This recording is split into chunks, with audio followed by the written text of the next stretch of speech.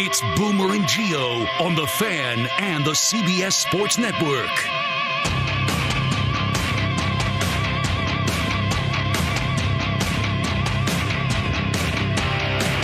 And we're coming to you live from the Built Ford Tough Studio. Boomer Esiason, Greg Giannotti. It's Boomer and Gio on The Fan, simulcast across the country on CBS Sports Network.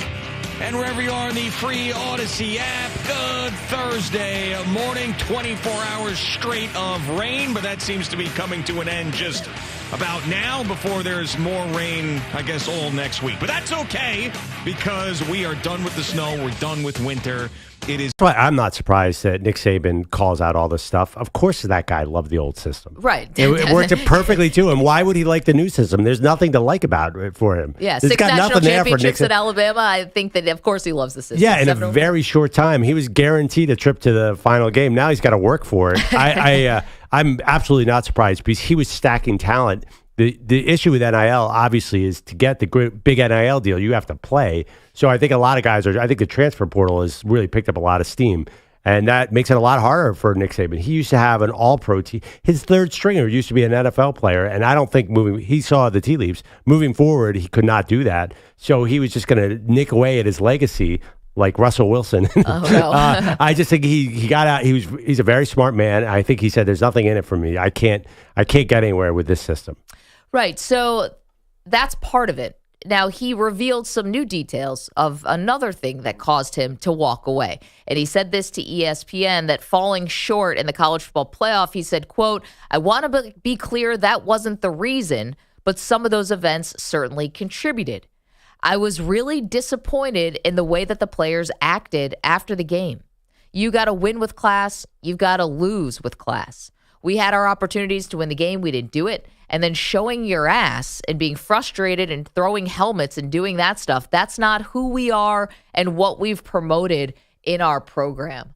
Don't do this, Nick. Don't do this, coach. Pardon me. Don't do this, because if you want to walk away from the game and you want to do it like on top, I know you're not riding off into the sunset with a championship, but you got damn close. Don't start doing this on the way out, right? If you didn't want to call it out in the moment, don't call it out now.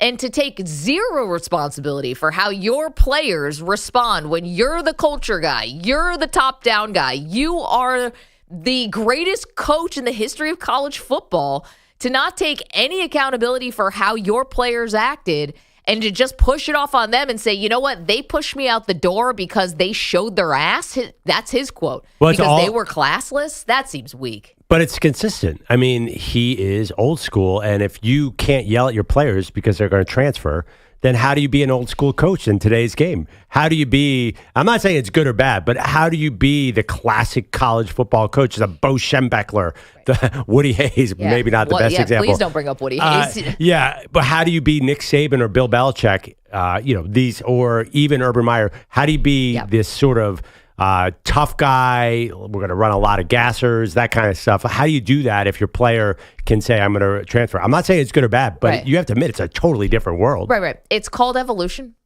and it's called no one's forcing you to do the job. And it's called you've had to evolve on all these other things because society, players, it's not the same from when Nick Saban was playing football in college to when now he's got into coaching to now. Just because it's evolved doesn't mean it's bad. Is everything right about college football right now? No. Of course, we need to change certain things about it. But to throw your hands up in the air, like Nick Saban still doesn't have any kind of, power over how his players respond in the moment. And by the way, he still yells at his players. I'm pretty sure they're still running gassers. I know that the transfer portal is there. I think coaches can still be pretty hard on their guys. I just think the players want to know the why. If you're going to be hard on me, you got to tell me why. It can't just be like parenting, like when your mom or dad used to just say, why can't I do this? Because I said so. Like that part of it isn't going to fly anymore. You need a little more transparency with your players if they're not playing, if they're going to be benched, stuff like that. I just don't see all that as inherently bad. And just because Nick Saban and some of these other coaches don't have a green light to treat players however they want doesn't mean that all of a sudden the sport's broken. Dude, that's you. Like, you're coaching young people. Young people change. And the fact that he's changed offensive schemes, he's changed other things about how he's coached, he's embraced other things. To say his players didn't lose with class, look in the mirror. That's got to be on him, too. Well, you said it. You started off that by saying he could walk away if he doesn't like it. And he did. He did. So what he was doing, though, you can't argue it worked. The entire thing, and I think the two are connected. The fact that he could sort of stack depth because players didn't leave in 2016. I'm looking at the 2019 depth chart. It is incredible. He goes 3 deep at big-time NFL first-round picks at every position, and you can't do that because of NIL, and also you can't coach them the way he wants to coach them. So his time is done. Honestly, and this the way they react to the loss, that's consistent with this too. I think in his mind, it's all the same. So he's old school. He's a definition of old school, and he walked away. I think the interesting question, too, is like, what's a new school coach look like? Are we going to have another Nick Saban? I don't know if there's going to be. I think that's a bygone era. I think there's going to be way more parity. So I think Nick Saban did the right thing. I'm not judging him one way or the other. He's like, I can't do this new football thing, and did the exact smart thing. His agent probably told him, hey, man, we got these TV deals. Get out of here while the getting's good, because I think his legacy was going to fall apart otherwise. I think he was going to be mediocre. He almost, by the way, I know he made the Final Four. He almost lost to a bad Auburn team this year. Sure. They were not a great team this year. I don't know about that. I mean, compared to, Jalen Milroe this year compared to the Mac Jones team or the Tua team, these are different teams. Okay, but Georgia was good enough to make the college football playoff, and they beat them in the SEC championship game. Like, they did beat good teams. I'm not gonna put them take them off the hook like that. They were in overtime against Michigan. I think that's the state of college football. Do you think this team was as good as the other championship teams? No way. I don't think you see the pros everywhere like you used to. So here's more from Nick Saban, who gave a interview to ESPN yesterday, just expounding more on his decision to retire. Here's more from Saban. We don't have sound because it was a written interview. Quote, I thought we could have a hell of a team next year, and then maybe 70 or 80% of the players you talk to, all they want to know is 2 things. What assurances do I have that I'm going to play because they're thinking about transferring, and how much are you going to pay me? Saban recounted. Our program here was always built on how much value we can create for your future and your personal development, academic success, and graduating and developing an NFL career on the field. So I'm saying to myself, maybe this doesn't work anymore, that the goals and aspirations are just different, and that it's all about how much money can I make as a college player. And I'm not saying that's bad. I'm not saying it's wrong. I'm just saying that's never been what we are all about, and it's not why we had success throughout the years. Yes, I'm sorry that there's a workforce that it was suppressed, that was completely, basically free. I know cost of a scholarship, but it was basically free, that you had complete and utter reign over. Yeah. And I'm sorry that changed a little bit, and now things are getting uncomfortable. I mean, I'd love to ask Nick Saban, what were some of the questions that he's asked when he's taken coaching positions? Was it, what kind of assurances am I going to have, not about playing time, but about facilities, about support, about my assistant coaches? And then also, how much are you going to pay me to do this job? I mean, just the fact that what would be goose is not good for what's good for the goose, not good for the gander. I mean, he has to realize the alarming hypocrisy he's talking with here. No, I think he's brilliant. He does realize the alarming hypocrisy. It all worked for him, and now it does not work for him at all. And he's walking away. And talk you know about what? Showing your ass. I mean, who's really showing it? He's not alone. How many guys are walking away from college football right now?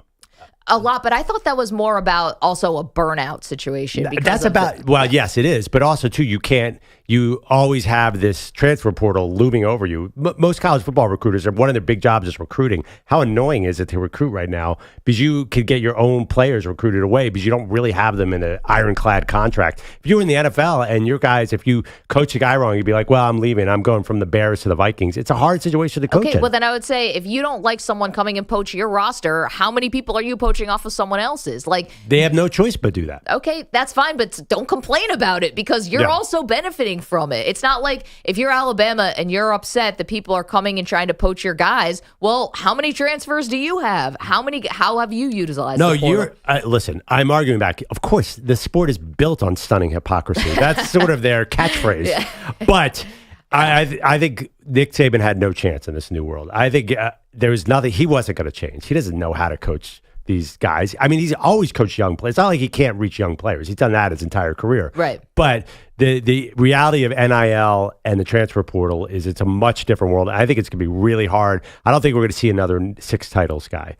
Maybe Kirby pulls this together, but I think even that's going to be hard. He's going to have the same problem because they've been stacking NFL talent 4 deep at every position. I just don't see how you do that now because NIL is getting bigger and bigger and bigger every year. So everyone's got to be on the field. Nick's right. Probably every player. And if I'm a parent, I would be saying the same thing. Hey, how much are you going to pay my kid? And is he going to start so he can execute these NIL deals? Yeah, it's not a character flaw to ask those questions. And Saban is making it out to be like something's wrong with you, the player. If you deign to ask, how much money would I be getting paid in this new world? And also, am I going to have playing time? Like these wild. He's not asking for a Ferrari and a penthouse. You're absolutely right. It's common sense. But I think Nick's doing the right thing walking away. He would not have been able to handle all this. And the other thing too about the coaching, and we're talking about Nick Saban gave an illuminating interview about why he decided to step away. Again, he was also 72. I mean, it's not... it's not like he was 45 and said, you know what, enough of this. But, he was a very young 72. 72 is young. I mean, he's too young to be the president. He'd never get elected. Yeah. It was a young whippersnapper. I think the other part, too, about the coaches, I do have some degree of sympathy for them because I'm sure that the burnout is real. And having to recruit 24/7 and having it be more about recruiting than it is about coaching, I'm sure that's really rough. But here's the thing. Not all jobs are the same when you start to as you move on. Jobs change. If you had asked people, and I hate comparing us, but we do something every day that requires us to be like in this sort of hamster wheel, if you will. We know people like us who work in sports, like we don't get off the wheel, right? Yeah. You can't check out, really. It's an all day, every day job because we have to watch so many games and stuff. And so what I say is, when I first got into this, social media was a thing, but it wasn't to the degree that it is now. Stuff changes. You have to change along with your job. And so guys who are going from head coaching jobs at lower tier schools to go be assistants on bigger staffs, okay, you made a decision. Guys who are going from college back to the NFL. Listen, Jim Harbaugh was always coming back to the NFL, and part of the reason he's back, I think, is because the NCAA is about to come down hard on him. Chip Kelly is going to be the offensive coordinator of Ohio State. Guys just move around because you realize, hey, actually, this is what I'd be happier doing. I don't want to do marketing anymore. I want to do sales. I don't want to do sales anymore. I want to go back to school. Whatever it is, this happens in life. Okay, that's all true. But college football, acknowledge that college football the very nature of it has changed completely. And probably for the better. I think the ratings are going to be great. I think the transfer portal is awesome because it spreads out the quarterbacks. So we see so much more talent. I mean, how many top picks are transfers? It's ridiculous. Yep. So I think this is all really good. But these old school coaches, it's not the game they knew. Nick is really smart to walk away. I think that nothing good was going to happen in the next 10 years. And listen, I'm a huge Jalen Milroe guy. I think Kellen DeBoer is going to take a step back. I think that they're not going to continue this dynasty. That's what happens when great coaches leave. So I think Nick's doing the right thing. I'm looking, by the way, can I just tell you one thing? It's a little side topic here. Yeah, of course. Pulled up a 2019 Alabama depth chart. Yeah, that's not that long ago, by the way. Not that long ago. Their receivers were, but it's before NIL. I think NIL started right around then, and now NIL is a monster. Their receivers were Henry Ruggs, John Mechie, Devontae Smith, and Xavier Williams. They had actually, I don't know who he is, and Jalen Waddle. Their quarterbacks were Patrick Surtain, Trayvon Diggs, and Xavier McKinney was their free safety. Can you imagine a practice there? I mean, I don't think you're going to be able to have these super teams going forward. And Nick Saban did. He's a great coach, but he took advantage of a large talent differential. Sure. And I just don't think you can do that anymore. I don't think we're ever going to see another Nick Saban. I think we're in maybe I'm wrong, but I think we're in a parity era where the great Nick Sabans of the world are not going to exist anymore. You're going to have a totally different kind of coach, probably a younger coach who is more nimble. Everything you were saying. Right. You said, oh, well, why does he change with the times? You think Nick Saban could change with the times? He did go to the spread offense. Yeah, but it was begrudgingly. Yeah, I also think there's something about Nick Saban could have gone back to the NFL. If he really wanted to, he could have. I know the Miami Dolphins was a disaster, but then he goes back to Alabama. He has all this success. If he had wanted to dip his toe back in the NFL, he would have been there with open arms. He liked being in college. I think he liked the fact that you had new kids all the time, new young men. I think he liked the fact that... I disagree. Really? I think he liked that he could have the best team. He could not recruit a team in the NFL. I think he liked that he could have more talent than everybody else. Joe, do you think that Nick Saban doesn't like talking to young kids? He likes winning. That's all he likes doing. Well, I do think there's something about, it's not about talking to young kids. I think he liked being part of the development. And I think people still develop on the NFL level. I think that's a myth that you're coming to the NFL, you're this finished product. Yeah. Like that's not real. But I think he liked being part of the come up. I think he liked that he could yell at them because they couldn't go anywhere. You're stuck. Yeah, I think when he got at Michigan State and LSU, I think he liked that system. Yeah. And it's a new system, and Nick did the right thing to walk away. He's just not. He's not a guy for this new sport, which is a great sport. It's just a different sport. College football in a better place and a worse place. Nick Saban's telling you without telling. He's telling you. He walked away from the game. He thinks it's in a worse place. From everything from NIL and transfer portal, even if he believes players should get paid, probably doesn't like the way it's executed right now. And on top of that, his players not being able to lose with class. That part I don't like about this. It's kind of tied in, though. It makes sense that he's kind of saying, I can't coach these guys the way I want to. It's just funny because I think that when you get the 12-team college football playoff and the 14-team college football playoff, which is coming soon, people say college football. Wow, look how healthy. College football, the second highest rated sport behind the NFL. The interest is through the roof. The playoff is going to have us all glued to the TV. But is it really in a better and healthier spot? Because the conference realignment has kind of gutted what we used to know about college football. Traditional rivalries have gone by the wayside. So I'd be curious to college football fans out there. Do you think we're in a better spot or a worse spot? 855-212-4CBS, 855-212-4227.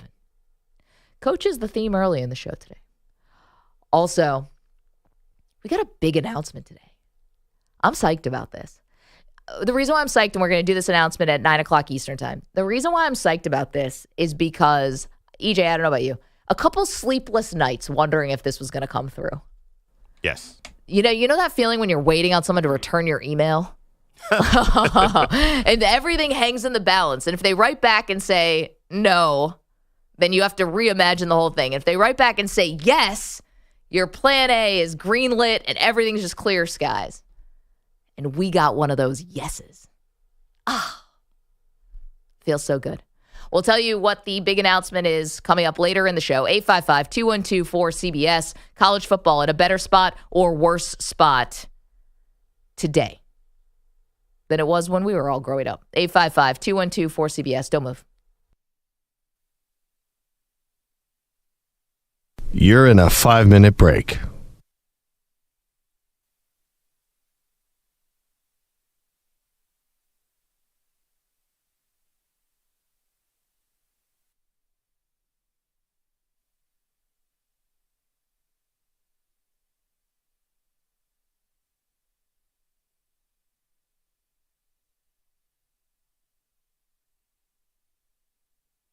Four minutes, 30 seconds remaining.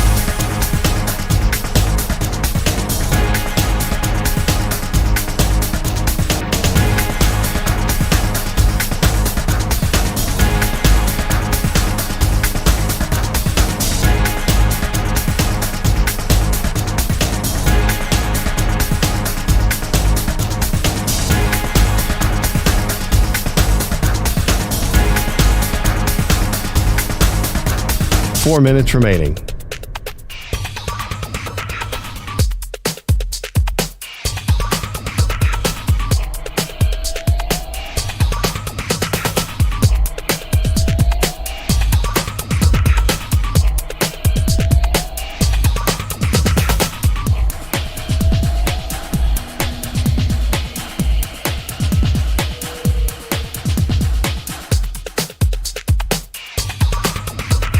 Three minutes, 30 seconds remaining.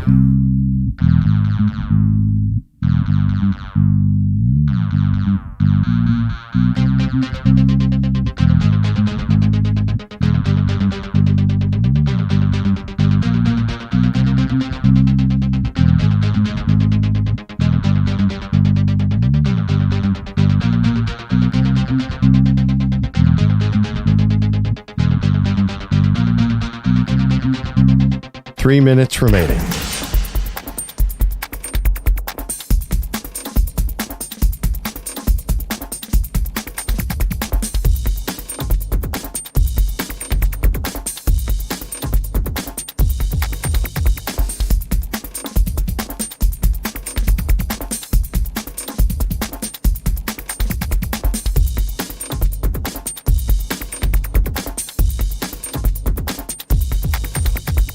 2 minutes, 30 seconds remaining.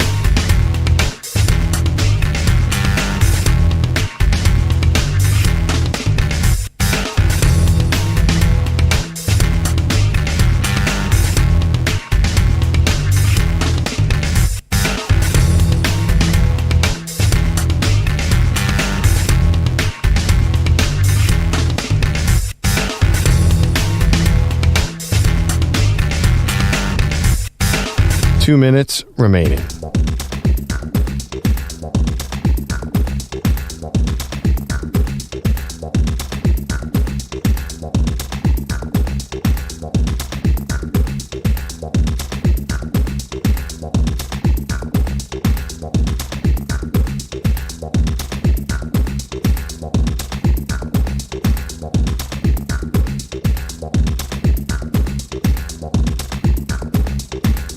One minute, 30 seconds remaining.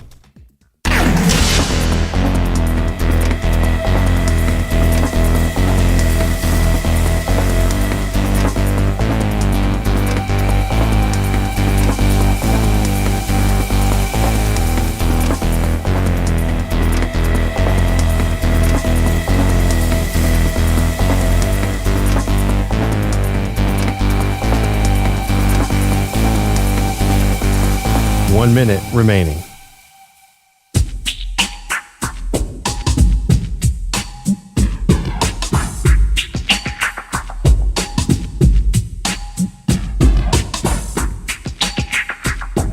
"45 seconds remaining.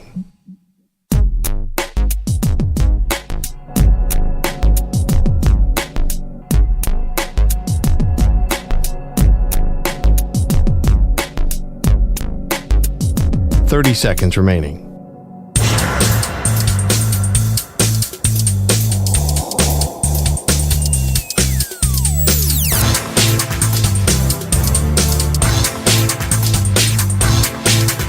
"15 seconds.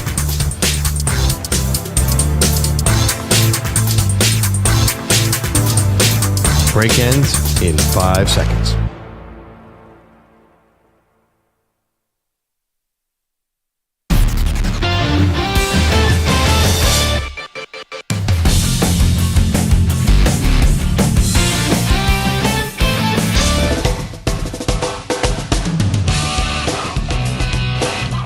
Oh, yeah. You know what that song means, Maggie. Welcome back to Maggie and Perloff. If we're playing the Spin Doctors, that can mean only one thing. Our favorite, Doc Rivers, has been talking again. Doc Rivers trying to put the spin on why the Bucks suffered a terrible loss last night to the Golden State Warriors. This was his interview after the first quarter when the Bucks got off to a terrible start against Golden State. They shot 68% in that first quarter. What needs to change defensively? Well, listen, we're down 8. They've been off for 100 days since their last game. They have a lot of energy. We will slow them down. Yes, blame the schedule. In-game schedule blame, that's next level spinning. Honestly, Doc has taken this thing. It's an art for him. He's like a Harlem Globetrotter spinning 2 balls on his. He's like that woman who plays at halftime and spins the plates. Yeah, right. 100 days. She's Red Panda. So not exactly 100. They've been off for 2 days. So the last game was in Boston on Sunday. You may remember that because the Warriors got smoked, right? They played terribly. So cross-country flight after Sunday. They were off Monday and Tuesday and played last night. Meanwhile, the Milwaukee Bucks, if we can just remember all the way back to Friday, March 1st, played in Chicago, then flew back to Milwaukee, short flight, Saturday off, Sunday off before they played Monday against the Would you Clippers. stop with all these facts? Would you? 100 days off. I had been watching all these ESPN segments on how Doc Rivers all of a sudden has the Bucks playing defense, and they let up a cool 125 last night, 125-90. So finally, and as a Sixers fan, I'd kind of root against him here in Milwaukee. I think that's fair. I mean, that makes sense. You can't root for a guy who just left and is joining a super team midway through. I like Doc personally, but I'm anti-Doc as a Bucks coach. Well, we should have looked a little bit deeper, I think, into some of these wins against your 76ers, who have nobody playing, Terrible. basically, and then 2 wins against the Charlotte Hornets. Oh, yeah. I don't know. It was a little. We talk about the schedule. What happened when you played Miami? You know what happened? 100 days. Yeah. Well, I don't know. I said this to you before the show. Yeah. Why are we all getting rich betting NBA? It seems so obvious. And maybe, I guess it probably doesn't work out that way. And I'm sure they adjust the lines. It seems so obvious that the team on the road is going to lose if they have to get on a plane or do back-to-back or any of these things. NBA players want no part of that. You're right. It's all about the schedule. Yes. I think that I can't tell if this is contributing to why some people are down on the NBA. Sure. Like, you do hear whispers of ratings are down. I think people watch NBA a little differently. Yeah. But I think it's the length of the season. I mean, come on. And it all played together. What difference? That loss to Milwaukee, does it mean anything? A Week 14 loss to the Green Bay Packers means a lot. Right. Last night's 125-90 loss means nothing because we think that they could turn around and beat the Warriors by 40 tomorrow. But here's the question, though, in terms of whether or not that loss means something. Does it mean something, though, if your head coach is coming in saying, it doesn't matter, guys. They had 100 days off. That's why you guys lost. Like, does that set a bad tone for when you do get to the playoffs and everybody has the same days off and you don't have excuses to pull out of your ass? No, it's an NBA regular season. What the Celtics game the other day, the blowout. Right. Steve Kerr was like, that was terrible. Yeah, he didn't Jaylen make all these excuses. But then again, and then they turn around and whoop the Bucks. That's what I'm saying. It doesn't carry over. I think you can now lose by 40. It feels consistent with load management. Yeah, there's something about these games just being unwatchable. And I know this happens in every other sport. There's blowouts, college football. Oh my gosh. I mean, the NFL, so many different blowouts. For some reason in the NBA, maybe because we know it's a oftentimes it's a load management thing. The blowouts feel particularly bad. I think there are way more blowouts in NBA than NFL. NFL, there's a few blowouts. Yeah. I mean, NFL, except for the bottom couple teams, anybody can beat anybody. Yeah, I mean, listen, the NFL is exciting, but no, there was a whole thing about Thursday Night Football was so dreadfully terrible. These games were awful. We thought Al Michaels was going to walk out of the booth, mid game. But well, both teams were usually too bad to blow out the other. It was usually 9-6. Yeah, you had the 70-20 game, but that was also gave us a lot of talking. That was a fluky game. That was a very fluky game. Yeah, 70-20. You think that happens all the time? I'd like we'll ask the research team where there are more blowouts. Because, again, this who's EJ, I guess, is leading the research team. But do you guys think this 125-90 loss last night means the Bucks are any less potent for the playoffs? To me, that doesn't really mean much. Big picture. No, it doesn't. And that's, again, why nothing matters in the regular season. It's a problem. Andrew Bogusch is here. Are you a big Spin Doctors guy? Sure. Yeah. They must have opened for DMB at some point. I can't confirm or deny that. There's a chance that DMB opened for them. Yeah, they were huge in the 90s. When did DMB Dave start Matthews was also huge in the 90s. Yeah, but like early 90s when I'm guessing, remembering Spin Doctors was at its biggest, they could have been like a headliner somewhere. And Dave was like on the undercard. Wait, did Dave launch anyone else's careers? Like someone who opened for him for a tour or something and then went on to be really big or no? I don't know about launch, but I have a personal story. In 2010, DMB was playing at Citi Field here in New York 2 nights. And on the first night, when people went in to be ready for Dave, Zach Brown was the opening band and was killing it. And I remember people like looking around going, this is really good. And the next night, people went in to see Zach Brown play his whole set before Dave. Yeah. So I don't know and that then anybody... Dave said, you will never open for me ever again. Well, and then Zach Brown plays football stadiums yes, now. They've done well for the This Spin Doctor song was 91. I mean, they were huge. Yeah, probably. so Dave was just starting then. Yeah, and I who tells great stories? Darius Rucker says that him and Dave were playing the same venues, and then Hootie took off like a rocket ship, and Dave was left behind. And ironically, Dave came back and had a lot more longevity, although Hootie sold more records than any band of all time. Why did they break up? Oh, my God. You're good friends with Darius Rucker. But yeah, we're close personal friends. Hold on, let me text him. No, Why'd your band break up? Hey, Hootie. I don't know, but they do get back together every once in a while. They've done tours in the last couple of years, so I think they're all friends. I think it's all good. I'm going to say, his career's been amazing since and he turned to country, and he's amazing. But he won Grammys as a solo artist. But so Perloff's downplaying this. He actually is friends with Darius Rucker. He just doesn't. He wants to downplay it. So we saw him at the Super Bowl. We were in LA, and Darius Rucker came on the show and gave Perloff like the biggest like hug, embrace. He knows you. You guys know each other. It's the same. I mean, let's be honest though. It's a Sandler Darius. Like Darius used to come up to Milford, Connecticut, with the Dan Patrick Show, and like, hey. you just walk in the back room, and Darius is there talking about the Dolphins linebacking core to some production assistant.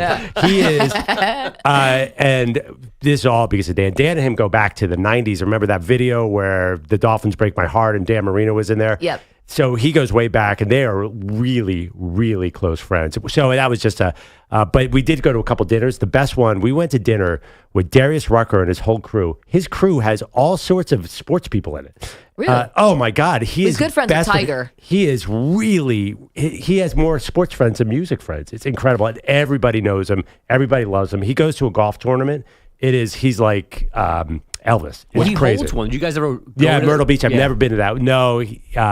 And also, he has a lot of media friends, too. He famously goes to Connecticut. Then, like, Mike Golick and Trey Wingo are up on the stage playing the drums. So he's friends with everybody. I appreciate you saying that. I know Darius loves me because I would, I'd weigh in with some betting advice.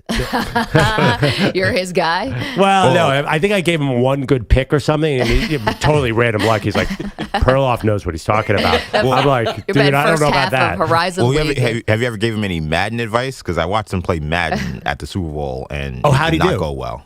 He got killed? He got crushed by Tyreek Hill at the EA Sports party. And I'm like, what are you doing? Why are you playing cover 2?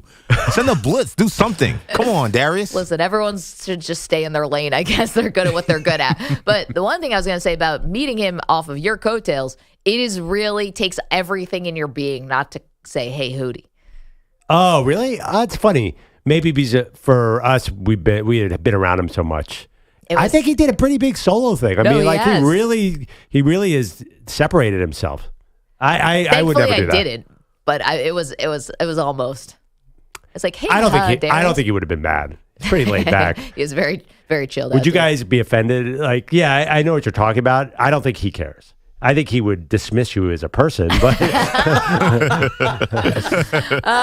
headlines. Yeah, did I mention that they're sponsored by Progressive Insurance? Drivers who switch and save with Progressive save nearly $750 on average. Call or click today and find out if we could save you hundreds on your car insurance. Is it still hot out there? In 6 years, under the stewardship of David and Nicole Tepper, the Carolina Panthers have won 31 games, lost 68 of them. They maybe were wrong about Bryce Young and got fleeced by the Bears in the process, and they're on another head coach now in Dave Canales. But at least there's music. Mrs. Tepper was on Up and Adams on FanDuel TV yesterday and was asked for her proudest accomplishment so far. I think what's great about being here in Charlotte and having this platform is being able to open up the stadium to 40 ticketed events. I mean, for the city and the state of Charlotte, for the people here and the economic impact it had. So for me, for Dave, like that's really one of the most proudest moments in the 6 years. Yeah, so the football sucks, but come hear Hootie on Saturday night. So you get gouged by ticket prices, and I'm so glad I can contribute to the Teppers' bottom line by overpaying to go see Zach Brown band. I'm sure it's great. And I think they have crappy turf there too because they need the toughness for the stage. They changed it. So that was one of the things that came out. Remember the NFL Players Association put out their report cards a couple weeks ago? And the Carolina Panthers, spoiler, very low, scored very low marks on that report card. And one of the reasons is they had grass and changed it to turf. Yeah. And all the players like, what are you doing? Grass is what we want. For concerts and for soccer, I think, right? They needed to be able to roll things out. Did you guys remember that rain game where they beat the Falcons 9-7 this year and there was 14 people in that crowd? Yeah. It is a pathetic football spot, and this does not help. Although I always wondered, you build this fancy stadium, they're building one for Buffalo. Yeah. Like 8 games is not enough to explain that expenditure. No, I didn't understand. I was literally just talking about this with my husband last night. I'm like, why didn't they put a dome? Just spend the extra money to put the dome like on the building in Buffalo so you could have stuff there all year round. And my husband goes, what acts are coming to Buffalo that are going to be selling out the stadium? He goes, you don't think the hockey stadium could sit enough people? He's like, Taylor's not. The only reason she's coming to Buffalo is to watch Travis. They do get a lot of big acts in Buffalo, don't get me wrong, but not enough for like a hockey venue or, But you could, well, maybe you won't. But I mean, it does open up the Super Bowl possibility. They would be out of their damn minds to put a Super Bowl in Buffalo. They put it in Detroit. Detroit, yes. That's inside. And also, that's what I'm saying. If you had a if you dome. put the dome? Detroit's a way bigger city with much richer history than Buffalo. Sorry, Buffalo. Well, I don't have richer history. I mean, Detroit, but it's a bigger Detroit city. It's a bigger city. It's a for sure. cornerstone city. All right, now I'm going to come out swinging from the corner. But listen, I know. You guys have buses in Buffalo? Look, I tried to shoot you some bail, Maggie, on Buffalo. No, I tried to everyone give you just something. rides around on a unicycle Good all try, day EJ. juggling. I heard you. That was a good effort by EJ. No, listen, I can make fun of Buffalo. You guys can't. I will say my favorite part of that clip of Mrs. Tepper was Kay Adams, though. Wow. So, well, we had tough question. 40 dates, and that's really impressive. Kay Adams, wow. Oh, come on. We love Kay. No, I love it. But I mean, she was like, I think that was the last answer she expected when it came to like what she's gonna get from Tepper. Yes, not that's bad on Kay. Just no, she was not shocked. bad. Yeah, she was just like, whoa, that's where we're going with this. Yeah, not anything about the outreach in the community with the team. What are you most proud of? The bond, the fabric between the football team and the community. Yeah. So proud. Charity. I mean, Kay gave her the layup to mention the charity stuff, and she mentioned concerts. Right, exactly. By the way, there's some good. I'm looking at what's coming up in Charlotte. Brian Adams. Not Ryan Adams, Brian Adams. Okay. Cuts Like a Knife. T-Pain on July 26th. That sounds cool. That's a good show. Alanis Morissette will be there. Wait, in the football stadium? Is PNC? Maybe not. Who's in the football? Who are these 40 concerts? That's a great. I'm trying to find that out. I think Alanis Morissette is selling out a football No, stadium? there's no way. That's going to be where the PNC Music Pavilion. Yeah, that's like Jones Beach around here. That's nothing. Yeah, T-Pain didn't get the stadium either. Yeah, because he hasn't put out new music since 2012. Brian Adams, I mean, cuts like a knife. He can't get a Is football that summer stadium? of '69, Brian Adams? Okay, here. 40 plus. Yeah, this is not good. She can't even get good acts. Yeah, what's that even called? Bank of America Stadium? Yeah, I see Kenny Chesney. I see George Strait. Okay. I see Morgan Whalen in July. The All right, big so there's shows. a theme here. Big shows. Those are huge. those are the four. Morgan Whalen has 2 shows, so those are the 4 that are on deck for the rest of this year. Did Taylor go there? Or Beyonce? Beyonce. I feel like one or both of them probably went to North Carolina for sure. I don't know how I know this, but I'm strangely confident that Taylor did not go to Charlotte. Really? Yeah, I don't know why that. I just feel like we tracked her so much. I don't think she was in Charlotte, but who knows? And frankly, who cares? In other shameless. Good for the Teppers, though. Right? Yeah, no, at least they got that going for I them. know, Beyonce, by the way, she was at Bank of America. Beyonce was. I don't know about Taylor. That was July last year. Oh, there Shows you go. Teppers would catch a break. She did 2 shows. In other shameless news, the Commanders are signing veteran tight end Zach Ertz, reuniting him with OC Cliff Kingsbury, who was his head coach in Arizona for 2 seasons. We know about the transaction because the NFL newsbreakers told us, and they said the news came from Ertz's agent and tight end guru, Steve Carrick.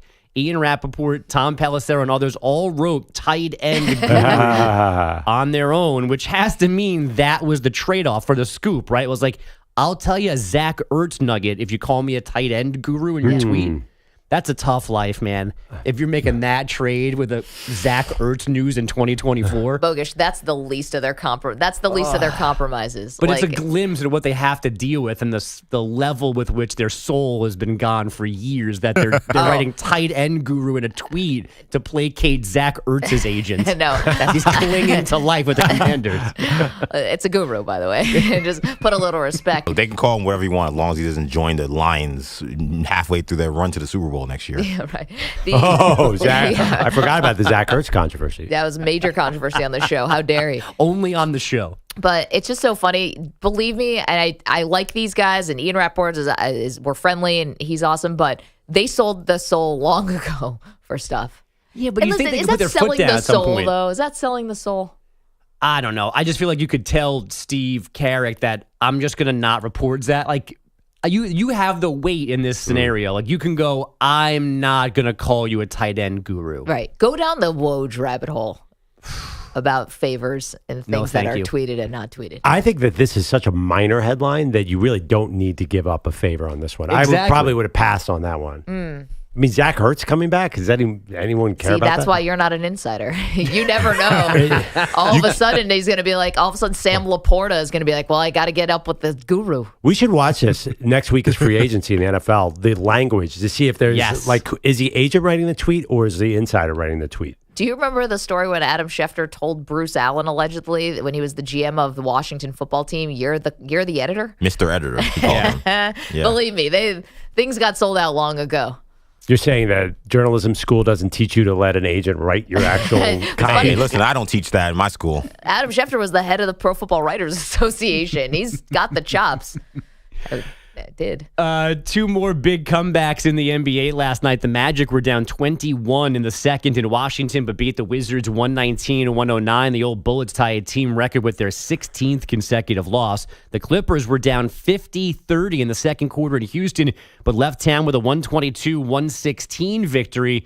Here's head coach Ty Lue. In that first half, we was running in mud, we couldn't keep up with them. They got out in transition, and we just couldn't get back and get matched. And so at halftime, we made a strong point about that, and I give our guys credit in the second half. Hold them to 0 fast break points was good. Kawhi Leonard scored 28, 21 apiece from Paul George and James Harden, moving him up to 62nd on Perloff's all-time list of shooting guards. Men's college hoops, our guy Dalton Knecht scored 26 as fourth-ranked Tennessee won the outright SEC regular season crown 66-59 at number 17 South Carolina. And yesterday was not the NHL trade deadline, but teams acted like it. Vegas getting defenseman Noah Hannafin from Calgary. The Oilers picked up veteran center Adam Henrique from Anaheim. And the Rangers traded for Seattle center Alex Wenberg. I promise those are important names, significant names. You probably never heard of them before just now, but those are some of the bigger ones available. And they all moved yesterday with the deadline on Friday afternoon. Guys, back to you. I hate to jump over the hockey names to go back to Dalton Knecht in Tennessee because I did watch that game last night. And Tennessee has a great team, but I do wonder with how watered down it feels like this tournament field is. If Rick Barnes does get it done, will he really get the credit he probably deserves in terms of a great coach finally getting over the mountaintop? I wonder if he'll get that shine. I mean, he's been a great coach at Texas, been great at Tennessee. Yeah. And he has a team that can win a championship, but it almost feels like this one, maybe if they do win, he won't get that kind of love. They're not winning. Really? That was my team. Can you team. hold that thought so we can explore this? Because there's a lot more to unpack from that game last night. 10 days ago, remember when I came in and said Tennessee is my team? Yeah. You love them. Man, they get so cold on offense, and you already jumped off the bandwagon? I'm off the bandwagon. Oh, come on. Because all you have to do, if you face guard Knecht in the tournament, then you cover the point guard, they're dead. They're dead in the water. Startling, even for you. That's a fast turnabout. Well, I'm poking and prodding. I got to pick the right college. They did play team against one of the best defensive teams in college basketball. It's the SEC. Every team is great on defense. Alabama's awful on defense. Wait, we have more thoughts on a guy in Dalton Knecht who could be one of the darlings of the tournament. Never mind. Will be one of the darlings of the tournament.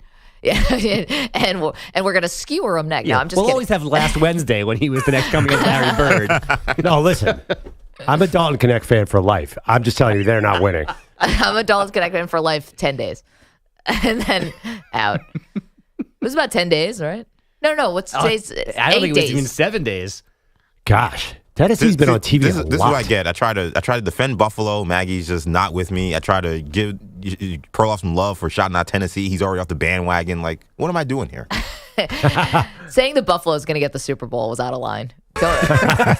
855-212-4CBS. 855-212-4. How can you lose as the host city? Is that possible too? Oh. Back to you, Perloff. Again, I can say it. You guys can't. This is a one-way street kind of thing. Coming up, one former quarterback throwing major shade at one of the top quarterback prospects in this draft. What did they say? Some of the shine coming off of this young man. We'll get to that next. Maggie and Perloff, CBS Sports Radio. You're in a 5-minute break.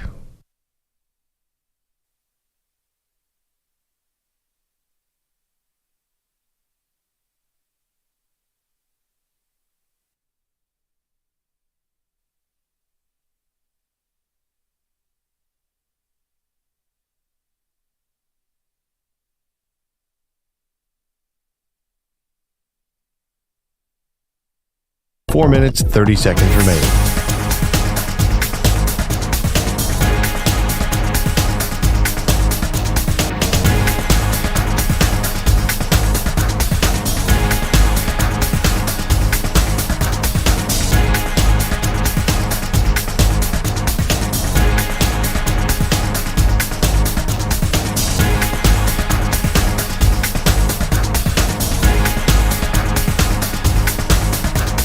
Four minutes remaining.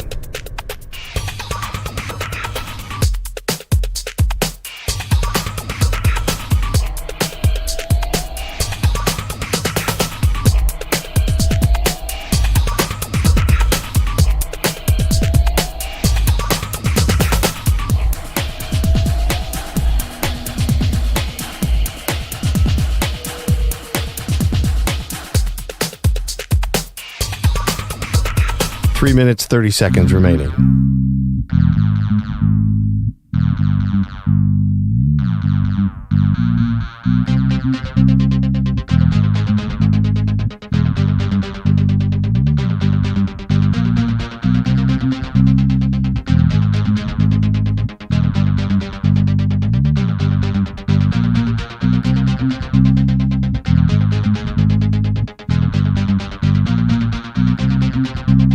Three minutes remaining.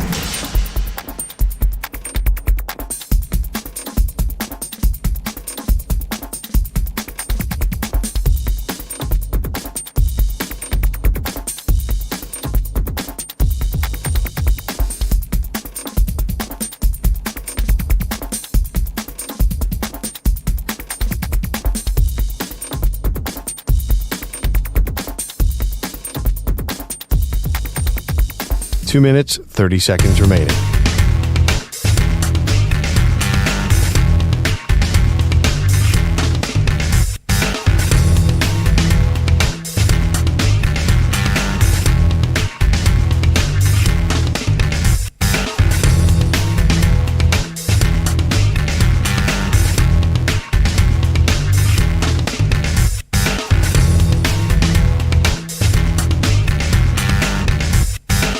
Two minutes remaining.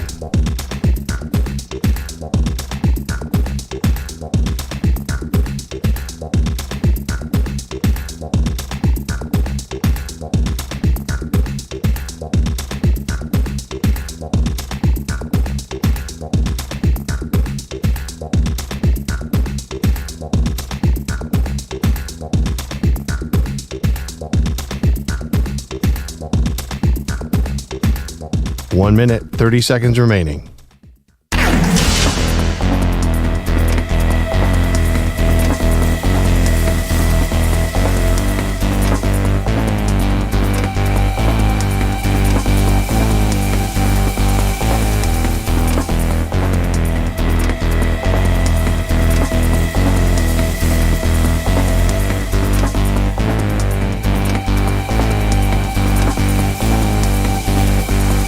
One minute remaining.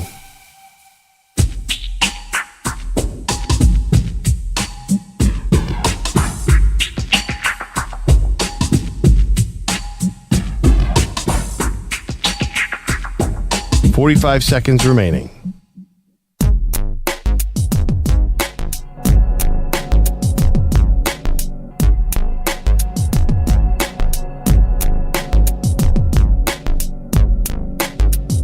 .30 seconds remaining.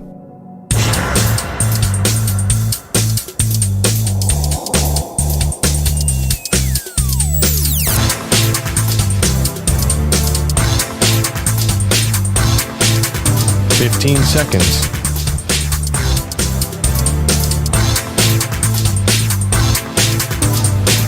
Break ends in 5 seconds.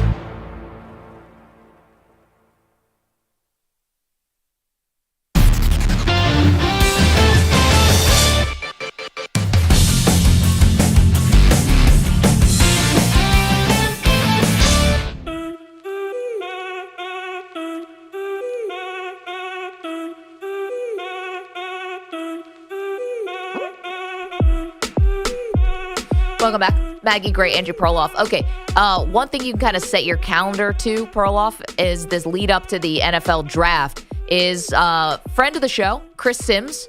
You know him, I know him. Yep. Great guy, great broadcaster. He puts out his tiers in terms of quarterback prospects and sort of plants his flag on who he thinks is going to be awesome and who he thinks is going to be bad. Yes. Now, Chris has had way more hits than misses. Yeah. He was really big on Patrick Mahomes. He was really big on Lamar Jackson. Yeah. He was really big on C.J. Stroud. He was also big on Zach Wilson. So, you're not going to win them all. But I think you can glean a little bit from Sims because he's been studying quarterback. He was a quarterback and has been studying them his whole life. He was on the ultimate heater in 2018 when he went Mahomes, Lamar, and then he went Kyler Murray, Joe Burrow. And he had Jordan Love really high too. So, dude, I mean, his dad is obviously almost Hall of Fame level quarterback. He was a good quarterback. He knows quarterbacks. So I think we have to take him seriously. Okay, so he released the top 6 quarterback prospects, and he put them in tiers. So number 1 is Caleb Williams, tier 1, a class all of his own. Tier 2, only Jaden Daniels. And he says this is a guy who would be a number 1 overall pick in other years. If Caleb Williams wasn't in this draft, Jaden Daniels would actually be number 1. Tier 3 is franchise starting quarterbacks, and he has 3 quarterbacks here. Bo Nix, number 3. Michael Penix Jr., number 4, and J.J. McCarthy, 5. These are, again, franchise starting quarterbacks. He's saying Nix, Penix, and McCarthy all there. And then tier 4, a talented project, quote unquote, is North Carolina quarterback Drake May. Okay. Now, that's obviously quite different from what the, the thought, like the agreed upon order here of these top prospects is Caleb and either Jaden Daniels or Drake May, 1, 2, or 3. He's the first person really prominently, not just fans, who have come out here and said Drake May is not one of the top 3 quarterbacks. In fact, he's the last quarterback of the top 6. Right. But what he's saying, though, there is a consistent theme with Drake May that he's developmental. I keep seeing that word attached to him, just like the tight end guru in the last segment. Developmental. It is interesting to me. I watched North Carolina, and obviously they were not a great team, so it's hard to tell. It's a different context than Michael Penix or Bo Nix. Right. But everyone says you got to put him in the right spot. And even Chris Sims said, if you put him in the wrong spot, he's not ready to go right now, so he could really fail. Sims did sort of put the caveat saying there's a lot of potential there. So to me, it seems like Drake May is maybe the most interesting guy because if he goes to the wrong team, he stinks. If he goes to the right coach, he could be Justin Herbert. So I find him totally captivating. Because Sims did say he was 6, but said there was a lot of potential there. Yeah, I mean, I'd hope there's potential, or else we wouldn't be talking about you at all. If you had 0 potential, why were we even mentioning your name? The thing about Drake May, the highs are really high, but the lows feel really low, And again, that might be because he was on a bad team. But if you go to Washington at 2, or if you go to the Patriots at 3, of course you're developing. Like, no one's expecting you to win or do anything in the first couple of years. I don't know if it'd be like a quote-unquote good fit, but you're going to a place, I think, in terms of teams that are picking high in the draft, I think it comes with relatively low pressure. No one's expecting the Commanders to all of a sudden do anything, and no one's expecting the Patriots to all of a sudden do anything. You can develop at those 2 places. Yeah, but Jaden Daniels, I think everyone thinks is ready to go because of his running ability. Like you're going to win a bunch of early games with Jaden Daniels because he's incredible at running the football. Drake May doesn't have that out. Right. Don't you think Jaden Daniels has a much different immediate expectation? No one's going to sit around and wait for him to develop because he's going to have to be good. Not really. See, again, I think it has more to do with the teams that are picking high in the draft. Like the Bears are picking number 1, but they actually weren't the worst team in football last year, and Caleb Williams is this great prospect. So yes, they've got to show us something, I think, pretty soon. The Commanders have been wandering in the quarterback desert for years. Patriots are still trying to figure stuff out post-Brady, new coaching staff. Yeah, but Jaden's going to run for 1,200 yards next year. Oh, so he that's could have a good huge season, factor. But I don't think anyone's expecting like, wow, Jaden Daniels, you better make the playoffs the first year with the New England Patriots or you're a bust. Like, no shot. But I think everyone expects him to be good immediately, where Drake May might need 3 years. There was a bit of a reckoning yesterday in the NFL. But are all our questions answered? I don't think so. Get to that next.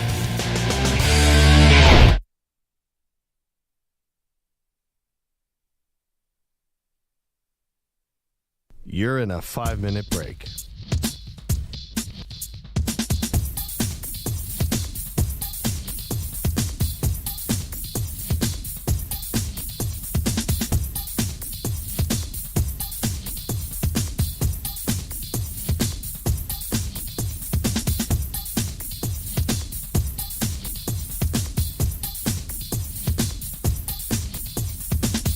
4 minutes, 30 seconds remaining.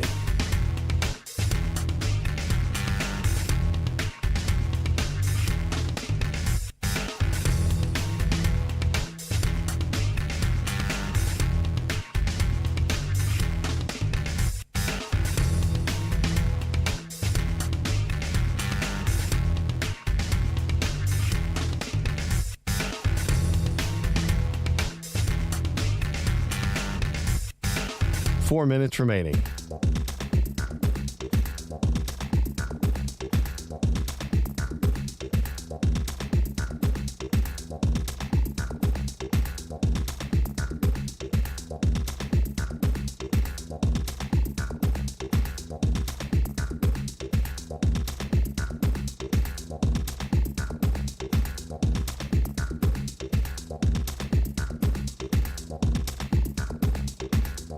Three minutes, 30 seconds remaining.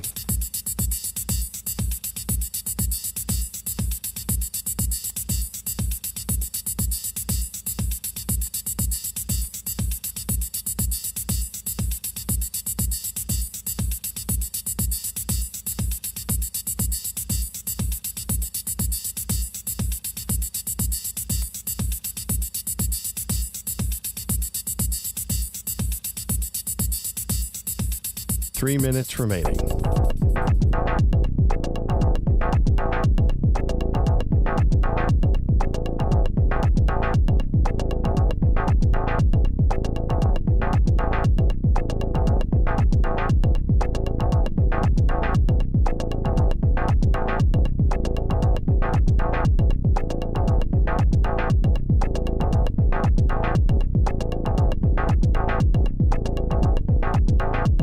Two minutes, 30 seconds remaining.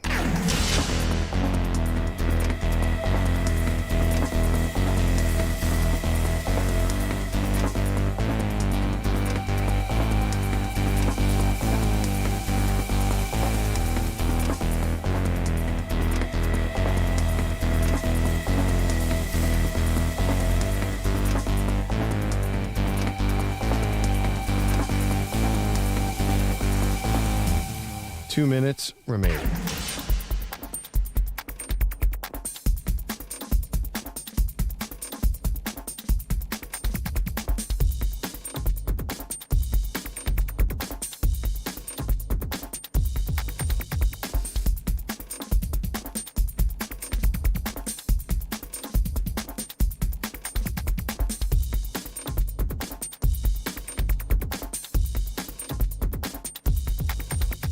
One minute, 30 seconds remaining.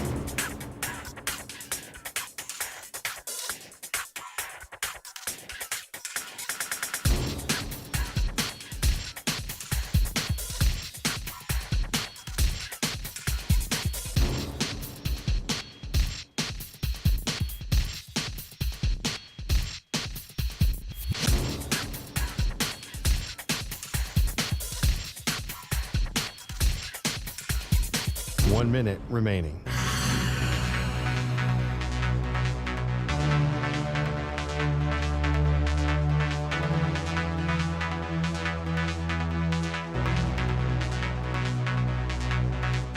Forty-five seconds remaining.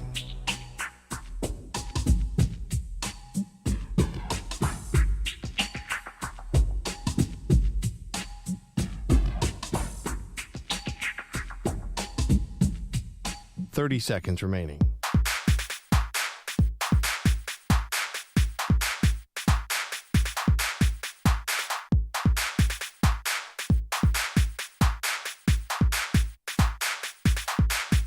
Fifteen seconds.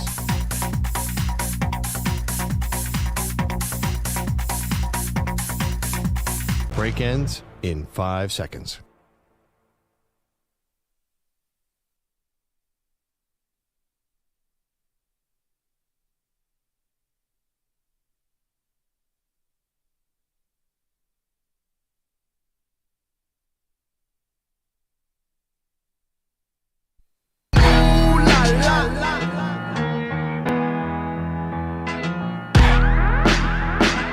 She once fell off a ski lift. He was called in for questioning. They are Maggie and Perloff on CBS Sports Radio. Well, for the salary cap isn't real crowd, yesterday was a real wake-up call. Welcome to the show, Maggie Gray, Andrew Perloff, especially for my beloved Buffalo Bills. Cuts left and right. They're way over the salary cap. They had to get rid of guys who have been stalwarts on their team, Perloff. But it's not really about the nitty-gritty here, about losing a center or cornerback or a safety or whatever. The biggest thing about Buffalo is capitalizing, obviously, on Josh Allen. There were some major questions about head coach Sean McDermott and whether or not he should have returned. A lot of those questions were ones I was asking to the audience because I was frustrated. They basically needed a miracle just to get into the playoffs anyway. They need a 5-game winning streak. Then they lose again to the Kansas City Chiefs, which has become a recurring theme in the postseason. And the big thing that's hanging over the Bills right now, a couple of things. One, obviously, just getting to the Super Bowl and trying to win. But the status of Stephon Diggs and what his future is with the team and whether or not he's going to start next season on the team. Yeah, so this is really interesting to me. If they did move on from Stephon Diggs, is this a short-term waving the white flag? We're kind of rebuilding? Because as you said, they have to win a Super Bowl with Josh Allen. And what happened last night with all the cuts? Is this a rebuild? Is this a restock? I'm a little confused as to where your Bills are. I think a lot of NFL fans are. Yeah, because it kept coming over fast and furious. To the diehard Bills fans, none of this was a surprise. Maybe Tre'Davious White's been injured. He's played 8 games the last 2 years. It's over. He was a great draft pick. He just was never the same after multiple injuries. Mitch Morse, center, okay, maybe. This was just the end of this maybe particular mini core. But nothing about this, I think, shows any white flag. Yeah. These were all just necessary bookkeeping type things. And by the way, Von Miller also agreed to basically take a bit of a pay cut, which he should. I mean, listen, you're worth, whatever someone's willing to pay you. But his tenure in Buffalo has been an abject disaster. And it's not just about the amount of money they gave him. That's not his fault. The injuries, that's not his fault. But he's also gotten arrested and charged with third-degree assault. He has not been the banner person I think that anyone expected him to be in Buffalo. You came in because of your skill, your expertise, your leadership, and he has been an outright disappointment. I think his biggest sack, I said this line last night as a dad joke, was sacking the Bills salary cap situation. I didn't really get the response then that I wanted. I don't think I will get it now. I heard it when you said it the first time. And we were talking last hour about will Buffalo get a Super Bowl if they build an indoor stadium. Not going to happen in their building. And we were joking about it then. Bogus said, oh, that'd be interesting to see a team lose on their home stadium. Yeah, thank you. I heard that the first time too. Honestly, the way the Bills are going right now, that feels like too lofty a goal. I don't even see them getting to the Super Bowl. They seem to be getting farther and farther away from where we thought they were going to go. So I actually thought yesterday was a really good day. Sad to say goodbye to some of those players who you've been rooting for a long time, but a really good day because this team has to get younger. And they still can do this without, I think, taking a major step backwards. I think getting younger actually is a step forwards for this team because they've been so injured, right? This is like crawling to the finish line all these seasons. And the thing about Stephon Diggs, if you had water gun to the stomach, I think he's on the team next year because some salary stuff and you don't actually get the cap relief this year if you traded him. So why do it? It's a little easier to get out of his contract next year. But can I tell you something that was actually even shocking to me? And I'm someone who lives and dies with every snap. Stephon Diggs has not scored a touchdown in the playoffs since the Baltimore Ravens divisional round in 2021. He has not scored a touchdown in the playoffs since 2021, the divisional round.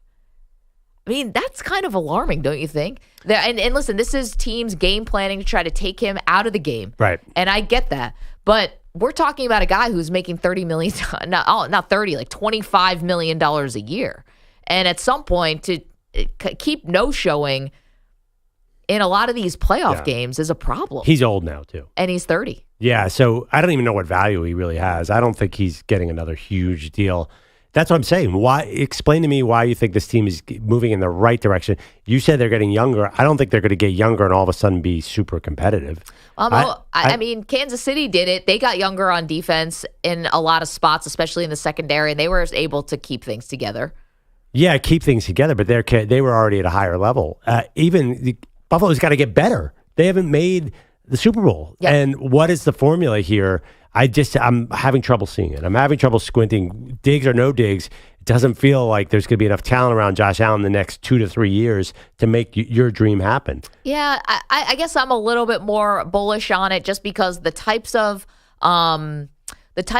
positions they need to fill are the ones that I think you can fill in the draft and have immediate success, right? Like we saw Brian Branch come in and be awesome in his first year, right, for the Detroit Lions. Like you can find safeties, I think, in the draft who can contribute right away. And that's going to be a place they need. You can find wide receivers who can come in and contribute right away. Hell, Dalton Kincaid as a rookie tight end, I can't imagine where they would have been without him coming down the backstretch of the season. Well, I honestly, here's the issue, though. You look at this roster, I think you're filling a lot of spots that Josh Allen, where are they superior unit-wise other than Josh Allen? I mean, I know they've drafted 1 million pass rushers, but I don't remember that pass rush being ferocious. I know they have Deion Dawkins as left tackle, but their offensive line is not better than anyone else's. And here's a big problem, too. Kansas City has Andy Reid. Yep. Buffalo has Sean McDermott and now Joe Brady at offensive coordinator. I don't think they're superior in coaching. I just don't see what units they have an edge at other than Josh Allen. So that's not enough. It's not. I would say even if you don't have a one superior position group, it's still the whole is greater than the sum of the parts, right? Don't you think they're still a good team? They're okay. Well, they feel like a 10-win team to me. That's a little lower than what they've been. Yeah, I feel like that's the direction they're moving. See, I think this is why I'm actually encouraged again by what happened yesterday, which was purging a lot of the bigger contracts and older players. We're talking about the Bills. Because if you still have Josh Allen, so you can stay competitive and you can get younger at some of these spots. And maybe, yes, this last kind of iteration of this core didn't work out, but perhaps you build something new and better. My big question is whether Stephon Diggs is a winning player, and whether is it going to be drama at the start of training camp? Is it going to be, more unnecessary headlines? Because you'll put up with a lot from wide receivers. It's kind of a diva position. But if you haven't scored a touchdown in a playoff game for years now, since going back to 2021, and his production was trailing off after Joe Brady took over for Ken Dorsey, then I don't know. I'm not sure if he's a winning player. Yeah, I don't think he has a ton of it. He feels like his star has really fallen. He was one of the best receivers in the game. I hear nobody talking about Stephon Diggs in that conversation anymore as a top 5 guy. But yeah, Vegas loves Buffalo. You might be a little afraid here of irrelevancy. I'm sorry, and it's not because they'll be irrelevant. I just think that Vegas had them in the top 3 of odds for Super Bowl for the last 4 years. I just thought after the 13-second game, it was just a matter of time. I just don't see it anymore. And I think a lot of it has to do with the coaching staff, too, and probably the front office. I just don't see them doing the things that are going to build a champion. There's going to have to be some short-term pain. And you say they could get young and immediately, but it's going to be a competitive division next year. You're going to have Aaron Rodgers back with the Jets. Miami, I always say that. New England has to be better than last year. I just think that the AFC might be passing the Bills by a little bit. Listen, is it a fear that the 13 seconds game was the best shot? And would they have beaten the Rams? I still believe they would have beaten the Rams. In the Super Bowl, they would have had to beat the Bengals and then beat the Rams. I think they would have. They were on such a heater. The team was awesome. But I think this is necessary. If you were still clinging to some of these older guys, then I would be really concerned about the front office. This is where you have to make the difficult decisions and try to get younger. They've been a good drafting team. I don't think they're irrelevant. I think the league loves Josh Allen. They love putting him in primetime games. They love the fact that Buffalo is relevant. I don't think they're not gonna take him away yet. Well, the funny thing is, too, they're still way over the cap, like $30 million over the cap. We'll see what they do next week. I just can't. I think there's going to be a lot of hot teams next week. Free agency starts on the 12th. I think we're going to be talking about the Texans a lot. I think we're going to be talking about Jim Harbaugh and the Chargers. I don't think we're going to be talking about the Bills. Like 3 years ago, they were the it team. Sure. Everyone was talking about them. Maybe it's a good thing. I don't think the expectations are going to be anywhere near as Josh Allen's super popular. Lots of primetime games. I just feel like the buzz teams are definitely not in Buffalo right now. Listen, I welcome that because I think that this team, and I think the Dallas Cowboys are another team that would benefit just a tiny bit from a little bit of people underestimating them, just a hair, just a touch, as much as you can with Dallas. Unfortunately, they're all in, so that's not going to happen. Yeah, I forgot. We have no idea what that means, but they are. Dak Prescott doesn't know either. Yeah, right. He's as confused as the rest of us. Jerry doesn't seem to know either, and he said it. But I think that maybe, there were times, I think the Cowboys play like this a little bit, and I know the Bills definitely play like this, where it feels like the weight of the world is on their shoulders and Josh Allen's shoulders every time they take the field.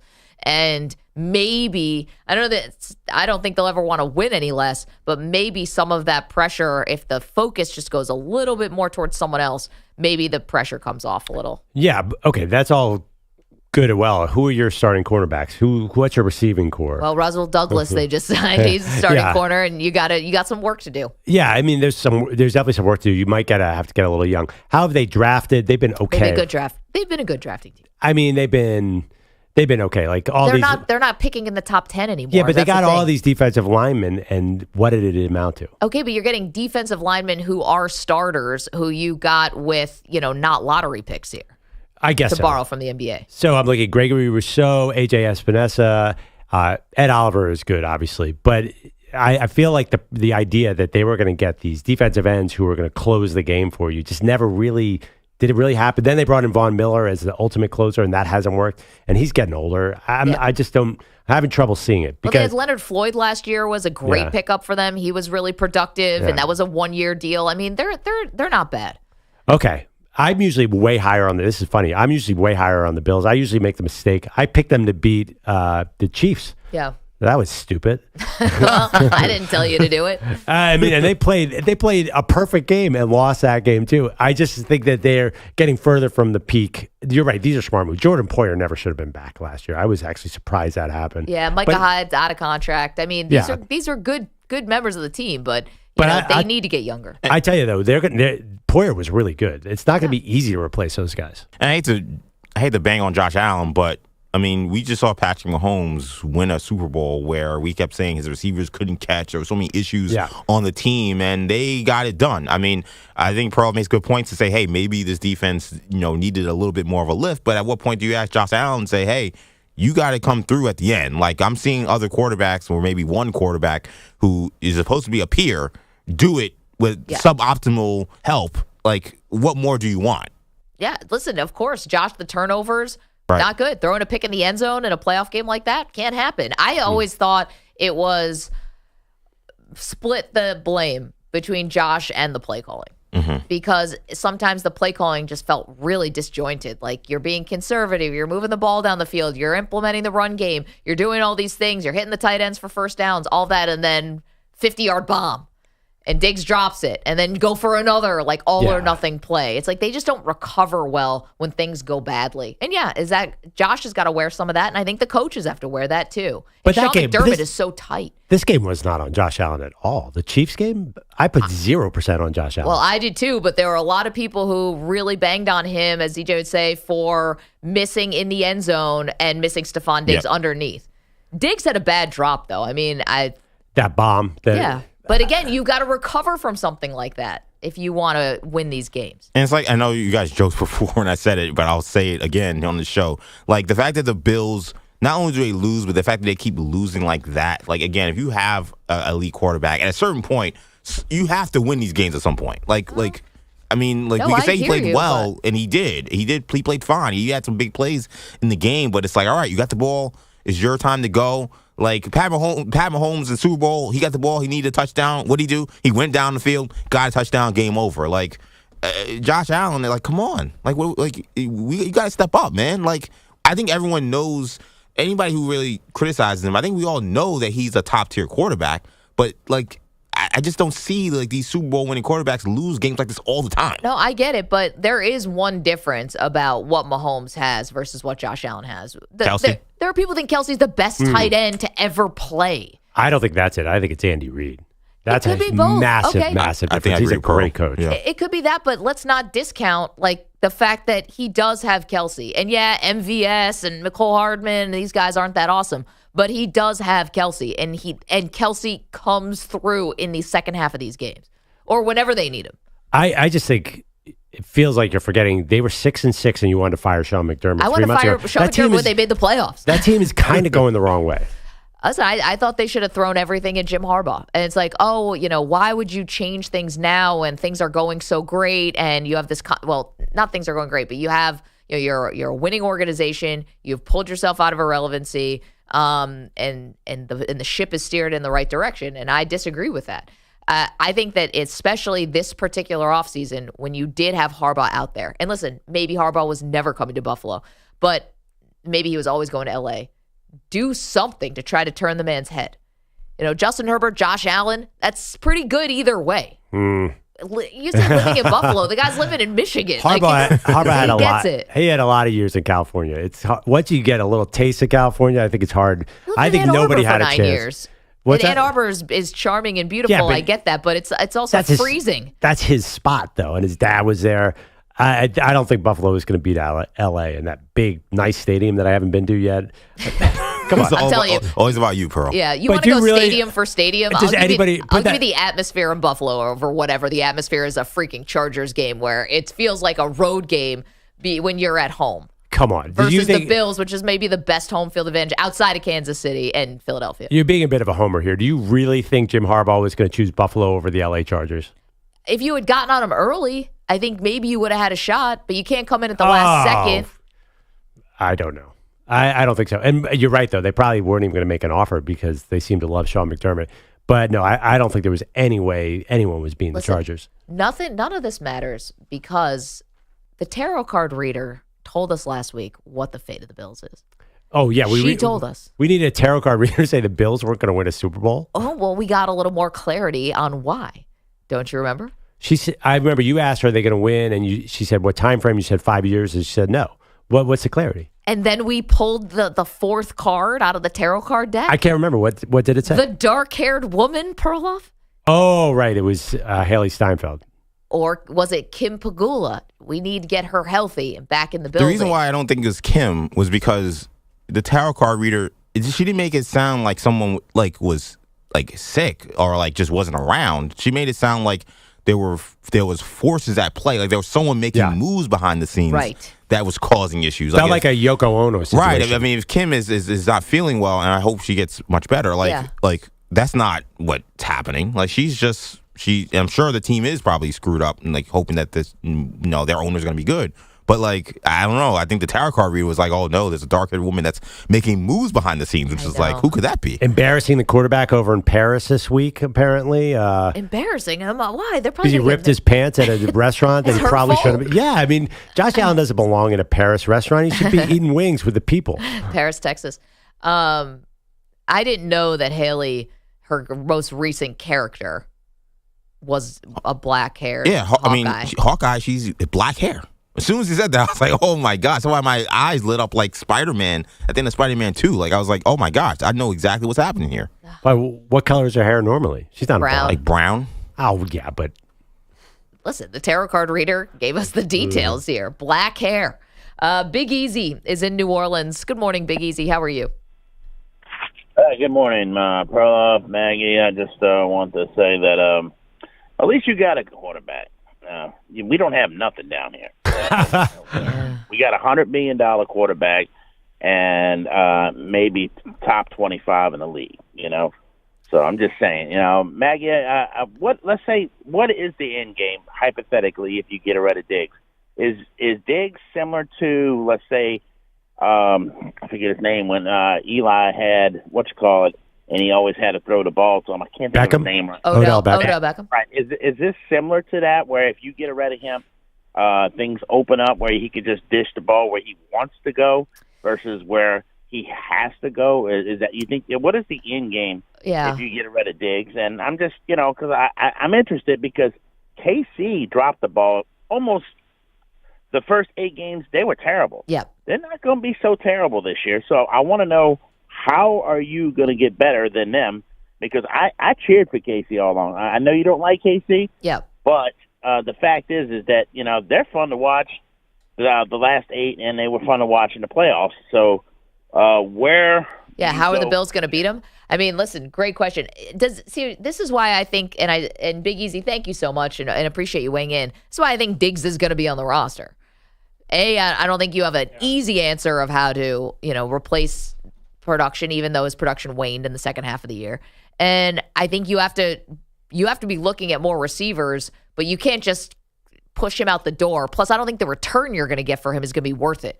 What are you going to get for Diggs? Are you going to get a fourth-round pick at this point? Well, look, we saw a team, and Diggs is a much older receiver, but we saw a team make a risk by saying, hey, we'll trade a top-notch receiver to draft his replacement. The Tennessee Titans traded A.J. Brown and said, we can just get Treylon Burks and we'll be fine. Yeah, They were not fine. No. So that's a huge risk if they decide to do something like that, but that could be what they're thinking. It's a great receiver class. I mean, this is how the Bills got Stephon Diggs in the first place. Right. Because Minnesota said, we'll trade him, and then they ended up drafting Justin Jefferson. Worked out great for them. So I think that Diggs stays this year. You got to hope that you get younger, faster, and healthier on defense. And you got to hope that maybe a whole year with Joe Brady, maybe the offense doesn't sputter and have those inconsistencies. But no, they've got made. Listen, the Chiefs are just better. I don't know what to tell you. The Chiefs are just better right now. I think the Ravens, Bengals, Browns, Texans are going to have a lot to say. I think the Chiefs fall off next year. The three-peat is impossible. Never's happened. I don't even think it's Buffalo. I don't think they're the second team anymore. They were for a while. Yeah. You think they could beat Baltimore in a playoff game? Yeah, I do. I think they'd beat I don't know if they would have beat them this year. I think Baltimore's coming next year. I think they're angry about how they lost that game, and I think they are coming hard at everybody. I don't know about the Browns. Ooh, Browns. If Browns get healthy, they're so. And Cincinnati too. If these teams just stay healthy, there's a lot of threats in the AFC. The AFC is amazing next year. Cincinnati is one to definitely look out for. As far as the Texans, you and I are kind of two different minds a little bit about the Texans. Great story, love them. C.J. Stroud, obviously DeMeco Ryans. But I'm just not so sure this thing goes exactly how people think it's going to go. Yeah. Great first season, all-time great season. Do we think that automatically means that they're going to just continue up? Sometimes teams take steps backwards, sideways. It doesn't always work perfectly. Yeah, but they were in a weird spot because they had this amazing offensive line before C.J. Stroud got that they randomly had. So they have so many Pro Bowl caliber players, like 8 or 9. They kept their offensive coordinator. So I like them a lot. 855-212-4CBS, 855-212-4227. Coming up, lots to do, including one of the big questions about the month of March that we're going to get into next. Maggie and Perloff, CBS Sports Radio. You're in a 5-minute break.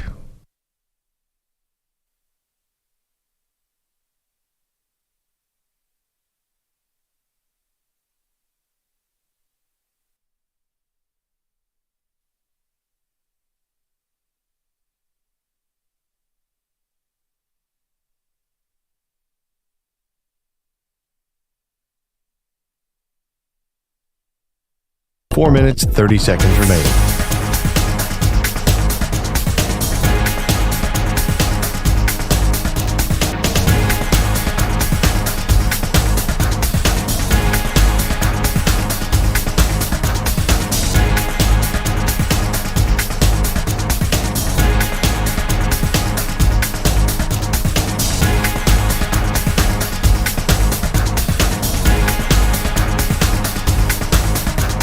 Four minutes remaining.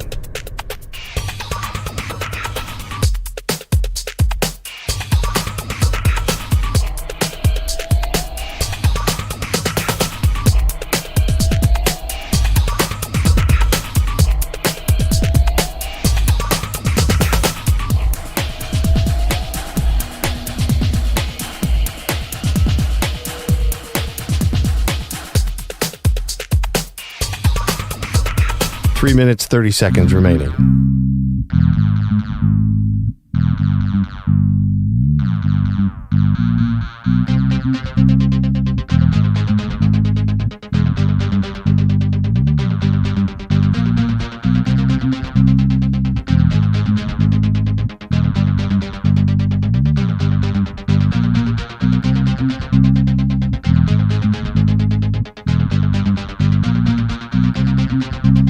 Three minutes remaining.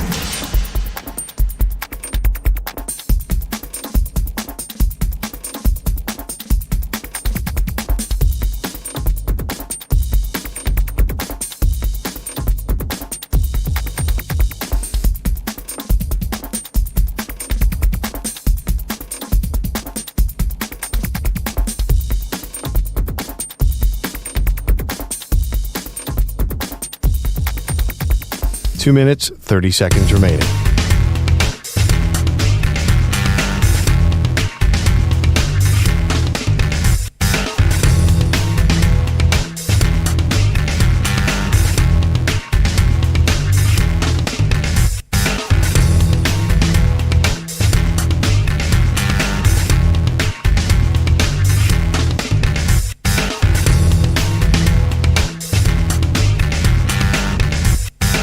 Two minutes remaining.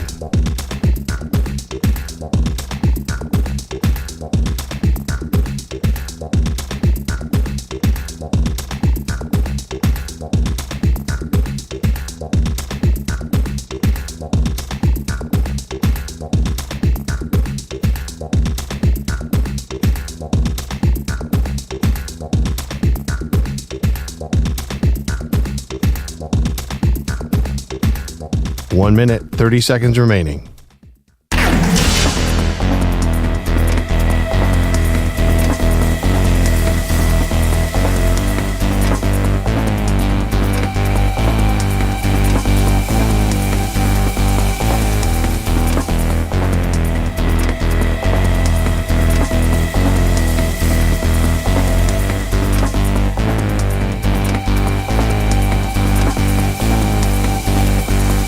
One minute remaining.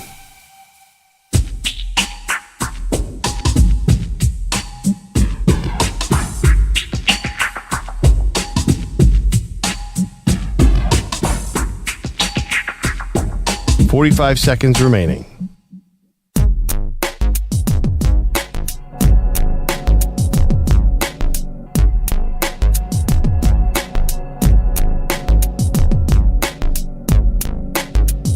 .30 seconds remaining.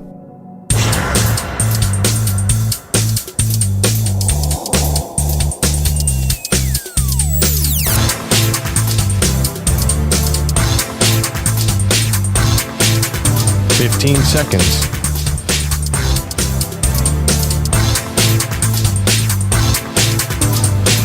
Break ends in 5 seconds.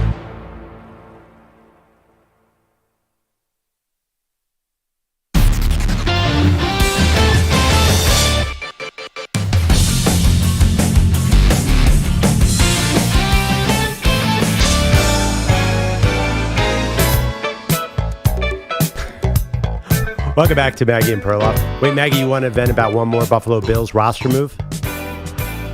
Yeah. Mitchell Trubisky? How What was are we Trubisky doing? How did he play last time he was there?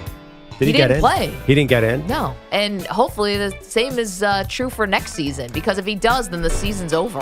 Has anyone played behind Allen? I can't remember. Did he get hurt? Knock on wood.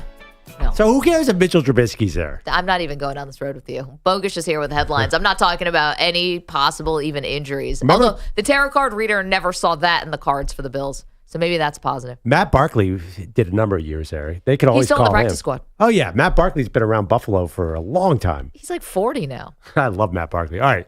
Bogus has headlines.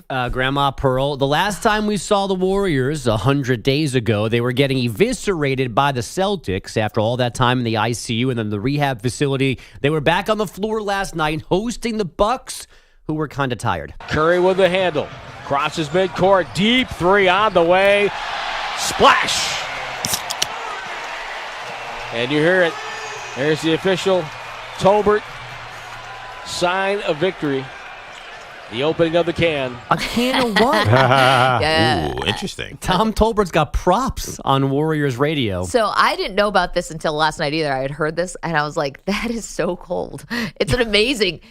We know what the can is.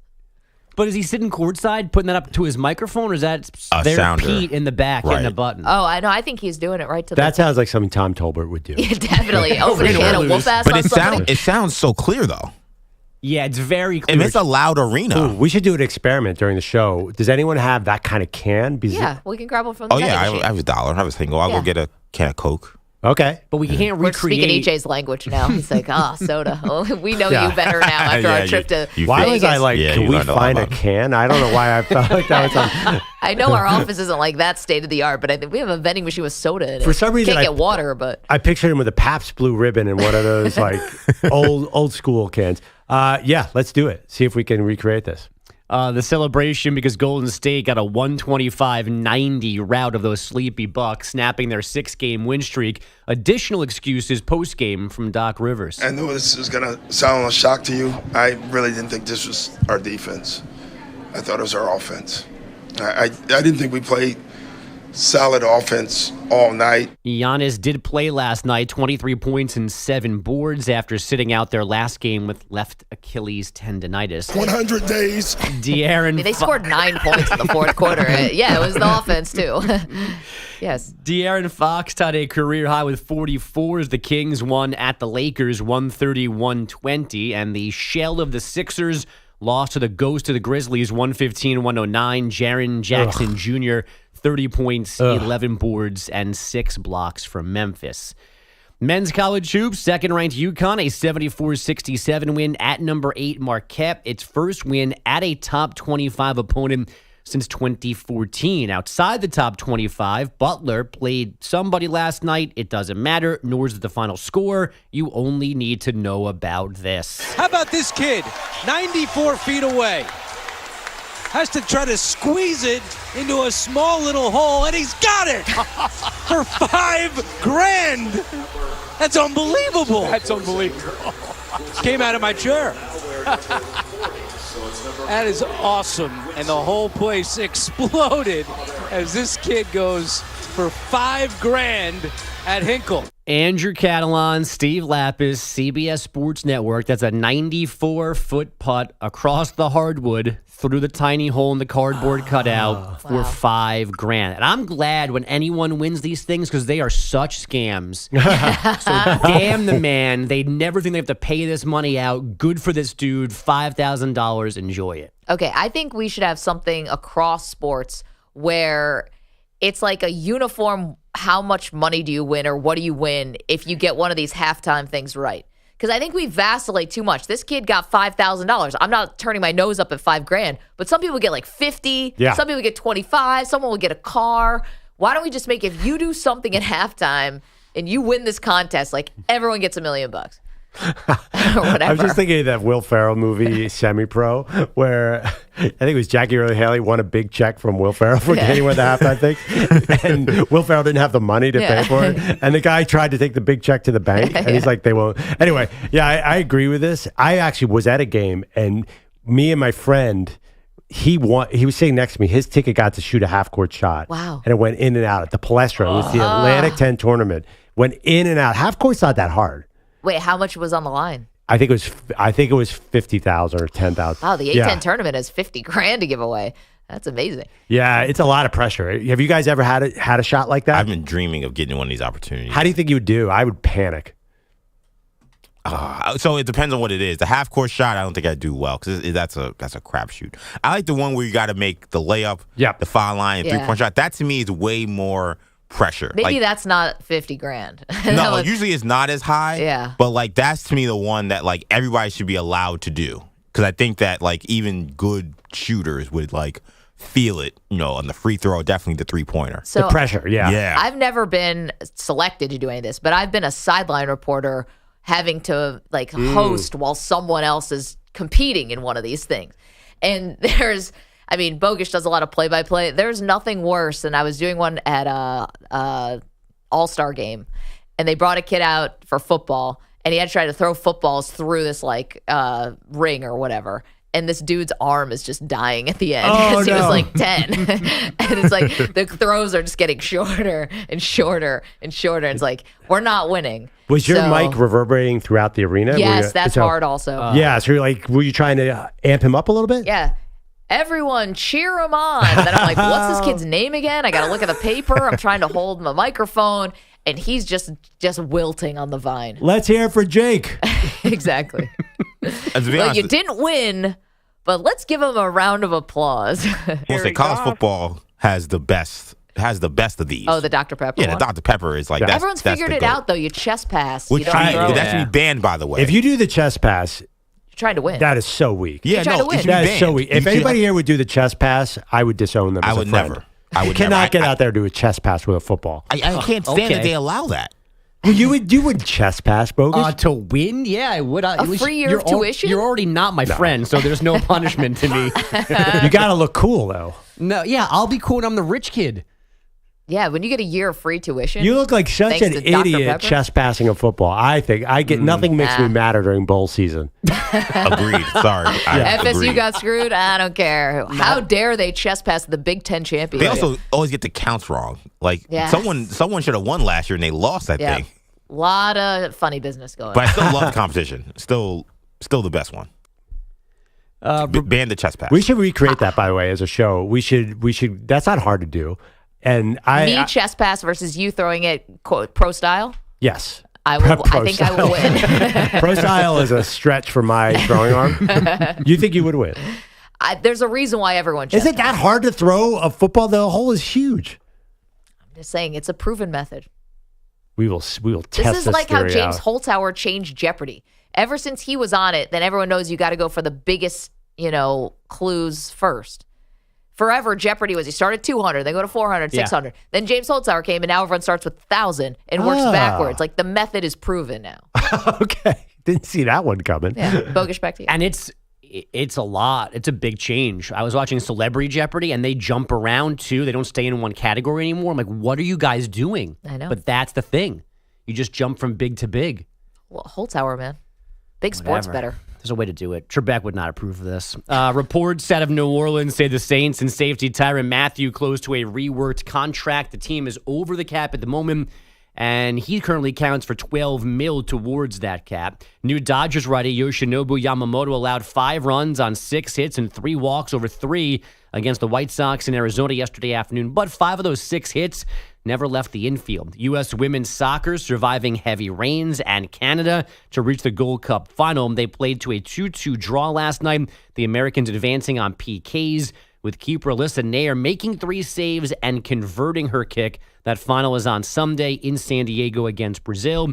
And on ice, the Avalanche blitzed the Red Wings 7-2. Defenseman Cale Makar had a hat trick. Nathan McKinnon 4 points. So he now has a point in all 31 home games this season. Guys, back to you. Bogus, thank you so much. The king of comps, Lance Zierlein, is the NFL draft analyst for NFL.com. Got his latest mock out. This guy knows his stuff. He will join us next. Don't move. Maggie and Perloff, CBS Sports Radio. You're in a 5-minute break.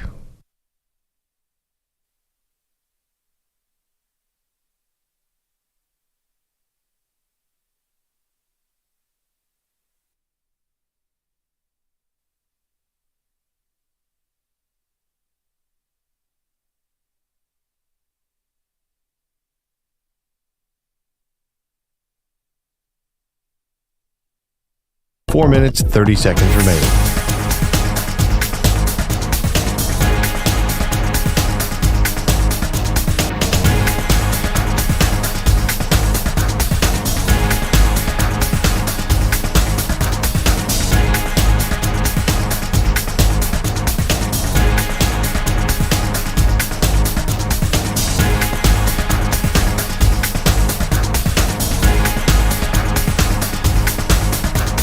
Four minutes remaining.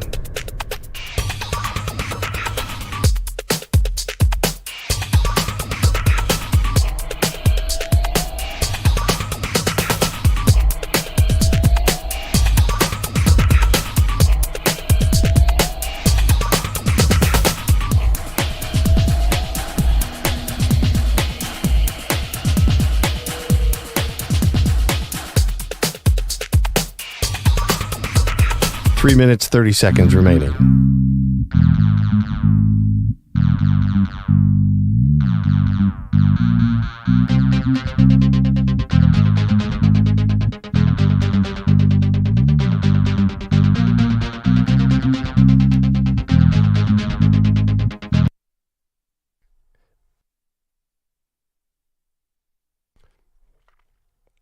Okay. This is Andrew Perloff with an Odyssey Sports Minute. This is Andrew Perloff with a CBS Sports Minute.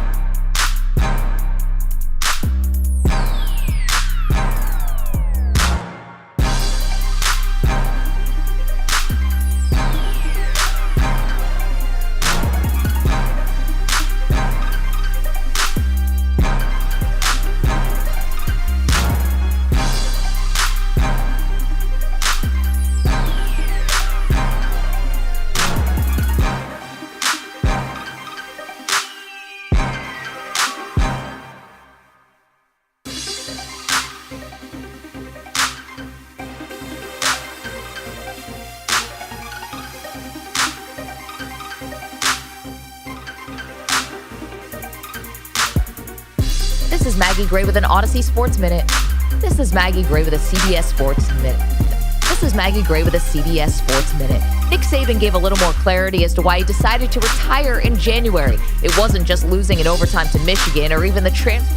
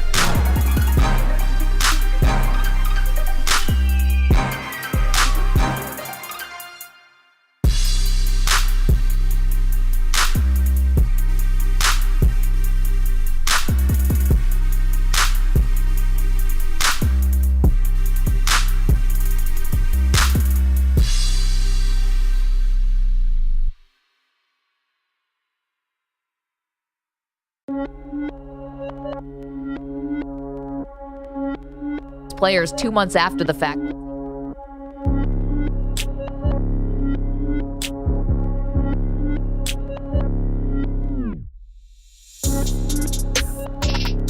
Ends in 5 seconds.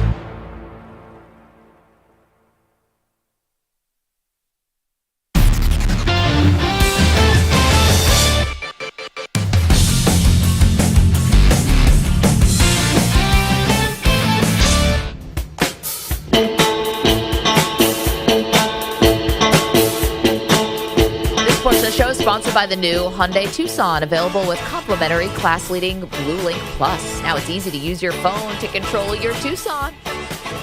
Welcome back. Maggie Gray, Andrew Perloff. You know what's funny, Perloff, is we kind of have this vague idea of why the Dallas Cowboys can't win a Super Bowl, right? When I say vague idea, I always mean what is Jerry Jones's role and why they've lost? Because as we pointed out many times, the Cowboys draft well. They've probably mishandled Dak's, contracts a couple times, but generally when it's your quarterback, you're going to end up paying through the nose. You're going to have to pay anyway. Exactly. So that's a hard reason to pinpoint for me. Okay, so we wonder just sort of this vague thing and this vague feeling that people have of how Jerry Jones influences this team maybe in a negative way. Yes. Right? And what is he actually doing? So here was Dalton Schultz, the former Cowboys tight end, was on the Pat McAfee show, and he gave a little bit more of a glimpse into really why it is challenging to play for the Cowboys. Going back and telling some people how kind of being around the Cowboys practice facility and game day, describing some of the interactions and stuff that you see on a day-to-day basis surprised a lot of people. They're like, holy crap, that actually happens at a practice facility. Okay, so what could he possibly be talking about? What's going on at the practice facility? No, dude, it's just there's people literally going on tours while you're lifting in the weight room, and they've got a one-way mirror for people to look at. It's a zoo, dude. There's people tapping on the glass, trying to get people's attention as they're doing. Yeah, as they're doing, I think he says power lifts or something clean. While you're working out, you have people tapping on the glass, probably taking selfies with the players. The problem is it's all distractions. It's all distractions. And while that may not be the reason why you lost to the Packers at home, it all adds up if you feel like you can't just fully focus. I totally agree. Can I add one more thing about Jerry that's been talked about a lot lately? And I hate to bring up this guy's name because I know he's polarizing. Skip Bayless has one take that I totally agree with that is consistent with this, that players answer to Jerry, not the coach. And they have these tight friendships with Jerry Jones, and therefore they're not accountable to their coaching staff. You add in this atmosphere of sort of this Jerry circus, I think it's hard to run a traditional football team. Yeah, and I also think that if the players actually, and Dalton Schultz now plays for the Houston Texans, obviously, so it's different. Yeah. But I think if the players went to Jerry, I ask you this, and they said, hey, the tours through the weight room while we're trying to lift is really kind of bothering everybody, and it's kind of distracting. Would it be possible not to do that? I think that Jerry would say, sorry, that dog won't hunt. I don't know exactly what he would say, but something on the lines of that dog won't hunt. And I don't think that he would change that if the players asked him. And so when I've said to you consistently, I don't think that Jerry Jones actually wants to win. I think he wants to be relevant, and that's good enough, and keep stringing along the Cowboys fans with that dirty 4-letter word of hope. I think this is an exact example of how. I don't think that he would cancel one tour to Jerry World or to the practice facility if the players asked him to. Well, yeah, but I think he wants both. I think he's delusional in that sense that he thinks he can run it this way and win a title. I will, and listen, you're not alone, but I will never agree with you that Jerry Jones doesn't desperately want another ring. He must hate going to that owners meeting and not having that ring on his finger. I think he flexes in other ways, you know? You don't think that Robert Kraft was lording his championships over Jerry Jones for the last 15 years? It must have killed Jerry. Yeah, but Robert Kraft isn't in the Hall of Fame. At least not yet. So Jerry's got him on that. And I think Jerry actually is the more influential owner. I think while Robert Kraft of the Patriots probably has, maybe some influential committees that he's on, the media rights deals and stuff, Jerry, I think, has the other owner support. Yeah, but that ring is the thing. I think, these are competitive alpha males. Yeah. And to be the winner, it means so much. I think Jerry, why is Jerry so famous? Because he won 3 Super Bowl rings. Without those, who is he? And also speaks into a microphone, because right now Clark Hunt has won 3 Super Bowl rings, but you don't really see the guy. Yeah, but I don't think Jerry would not demand all those microphones if he didn't have those 3 rings in the 90s. I think Jerry got famous because of the Super Bowls. That started it.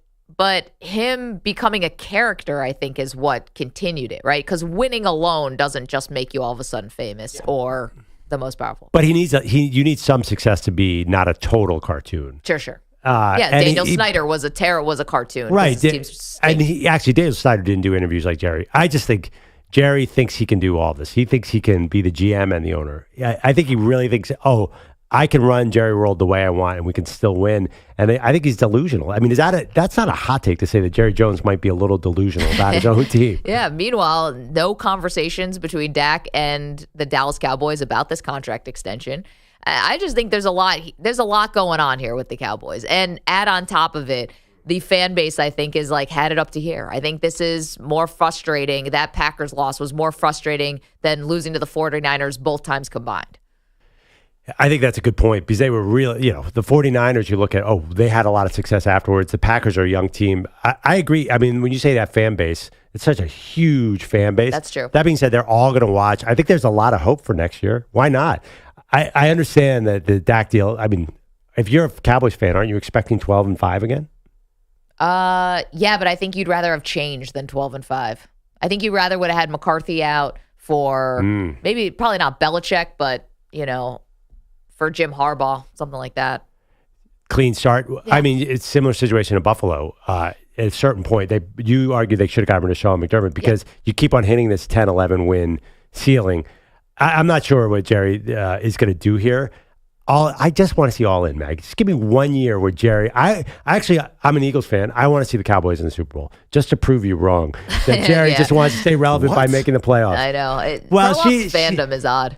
No, it's not a fandom thing. She has this take that Jerry Jones, and she is so consistent with it. All he cares about is the playoffs, and just knowing huge egos like that, there's no way that's true. That just cannot be true. But I think how does that go to you wanting to see them in the Super Bowl? Because I want to see Maggie's takes be wrong and mine be right. Listen, that's more important than anything that happens on the football field. I think that the Dallas Cowboys are like this. I think the New York Yankees are like this. I think there are teams who just wanted these huge fan bases that aren't just in the city, but are national or worldwide, and they just have to stay relevant to keep the fan base engaged. And it doesn't kill the Yankees not to win every year? I thought it destroyed them. Ask the fans, but the ticket prices, the TV ratings, all that stuff is fine. Every single one of these owners is never going to be able to spend 1/10 of their money before they die anyway. What does Jerry Jones care about the value of the Cowboys? It means nothing to him. It doesn't change one thing about his life if they go up. No, I think he loves the fact that with that valuation comes power.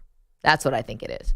Had to bring this story to you guys and you're welcome to weigh in on the Cowboys at 855-212-4CBS, 855-212-4227. Again, Dalton Schultz tells Pat McAfee that playing for the Cowboys feels like being in a zoo because they have tours of Jerry World and of the practice facility while guys are literally lifting weights and people are tapping on the glass like it's some kind of kangaroo or some kind of panda.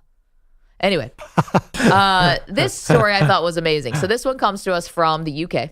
Love these stories. This was in the Daily Mail. So there was a person, a 38-year-old man who was an accountant, Perloff, and apparently he was feeling very bullied at work.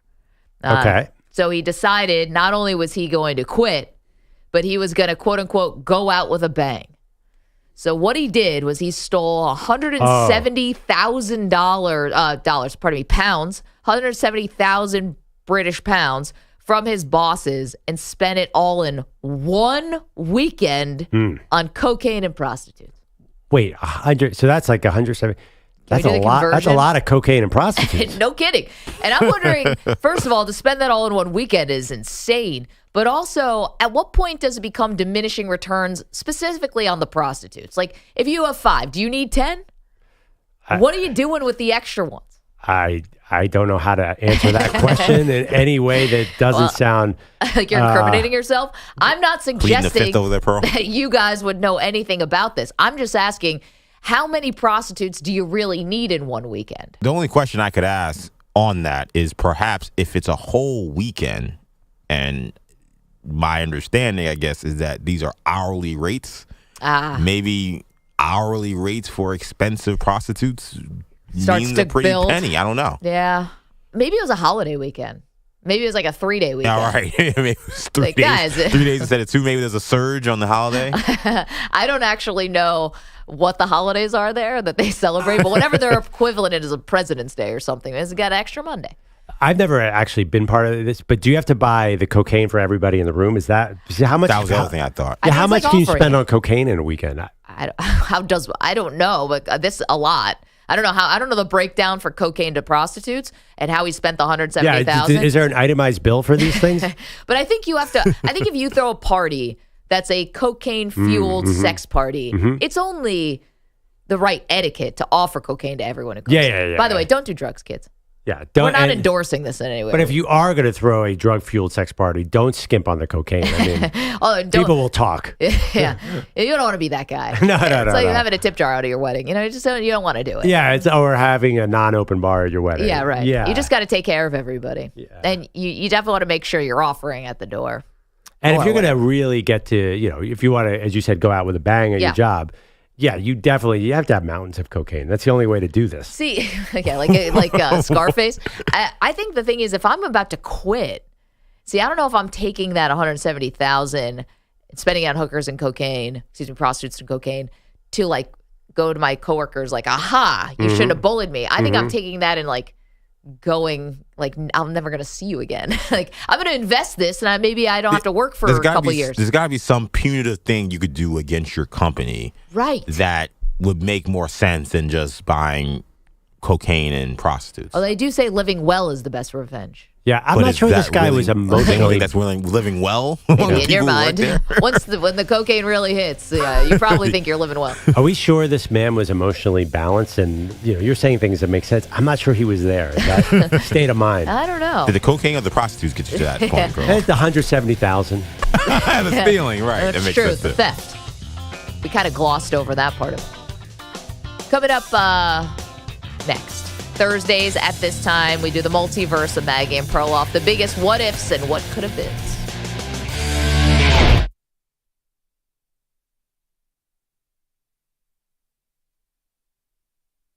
You're in a 5-minute break.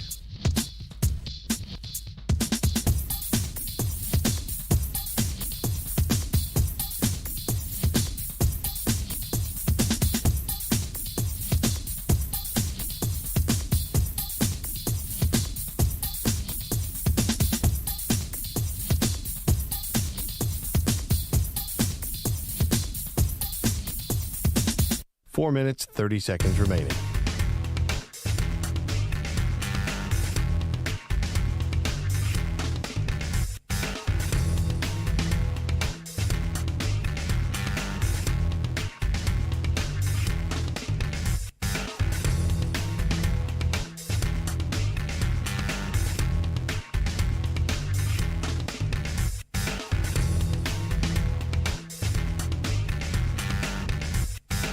Four minutes remaining.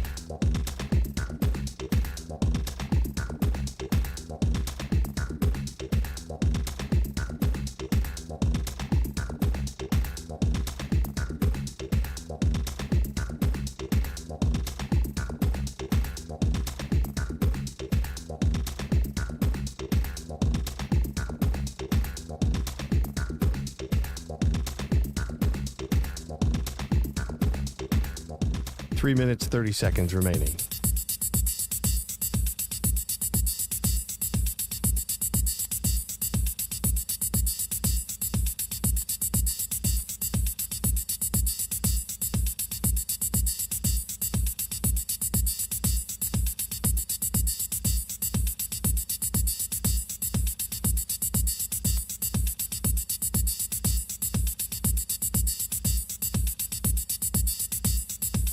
Three minutes remaining.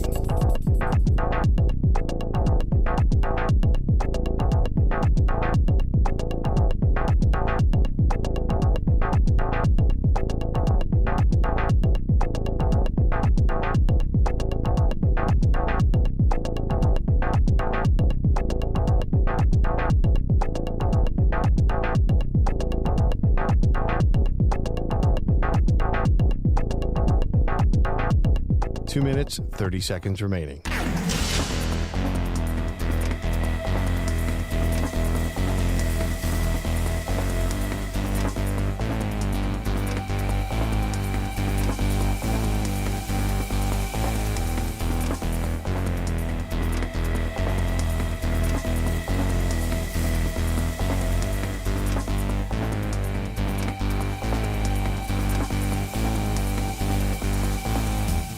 Two minutes remaining.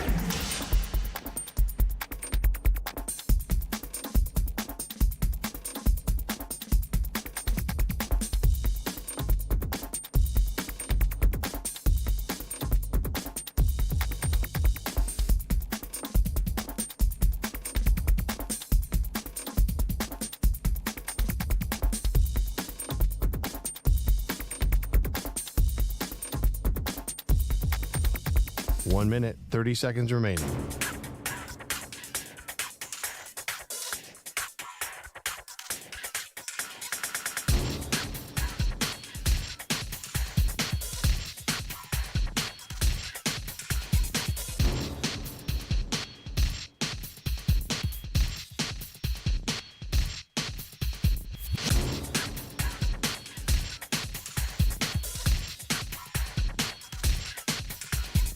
One minute remaining.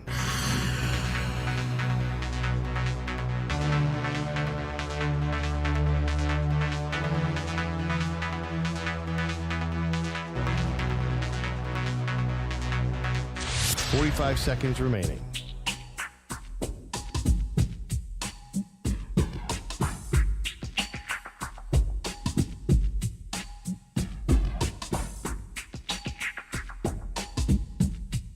Thirty seconds remaining.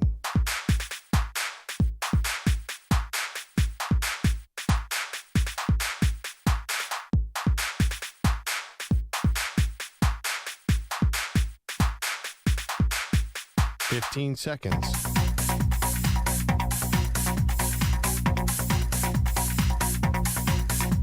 Break ends in 5 seconds.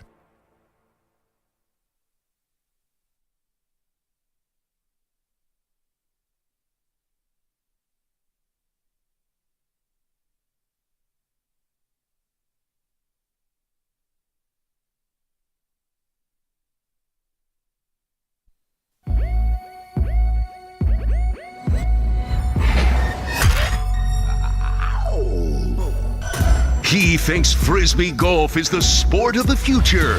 She's sticking with football. They are Maggie and Perloff on CBS Sports Radio. Every Thursday at this time, we do something called the Metaverse of Maggie and Perloff. This is what it is. Exploring sports' biggest what-ifs and could-have-beens.